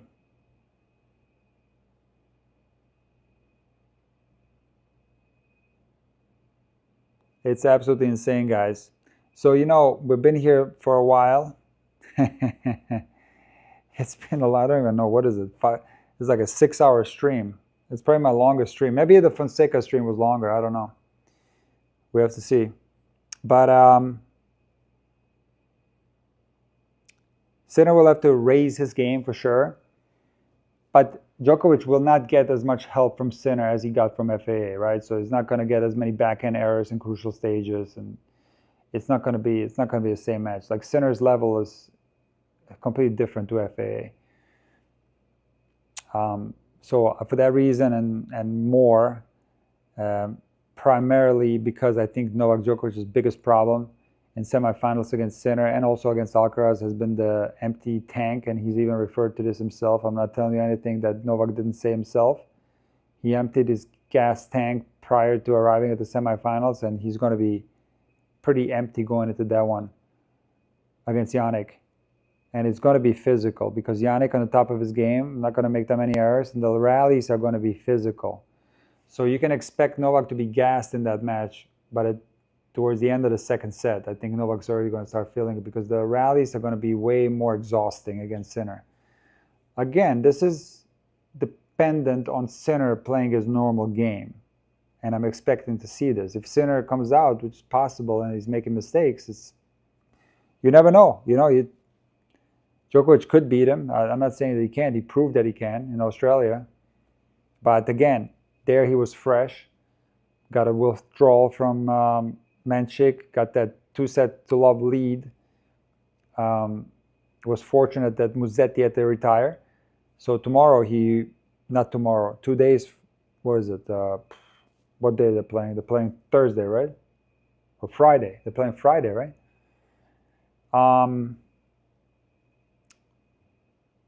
I don't think it's going to be possible. He does have 2 days to recover. That's true, but I don't think it's going to be possible for Novak. That's just my personal pick. Because again, I would have picked Sinner even if Novak was fresh. Now you add this to the mix. I don't see it happening. But certainly it's the match that we wanted. And it's going to be great. It's going to be a blast. So guys, I'm going to say good night. I'm going to see you for Fritz Zverev tomorrow. And please tune in later in my day 9. Is it day 9 or day 8? I don't even know. Day 9, I think. Day 9 wrap-up video where I'm going to discuss Coco Gauff. I'm going to discuss Sinner Djokovic even in more depth. And I'm going to talk about a couple other things as well. So catch me later. Subscribe to Intuitive Tennis. And I want to thank you guys for tuning into this live stream. And I'll see you on the next one. All right, guys? You take care.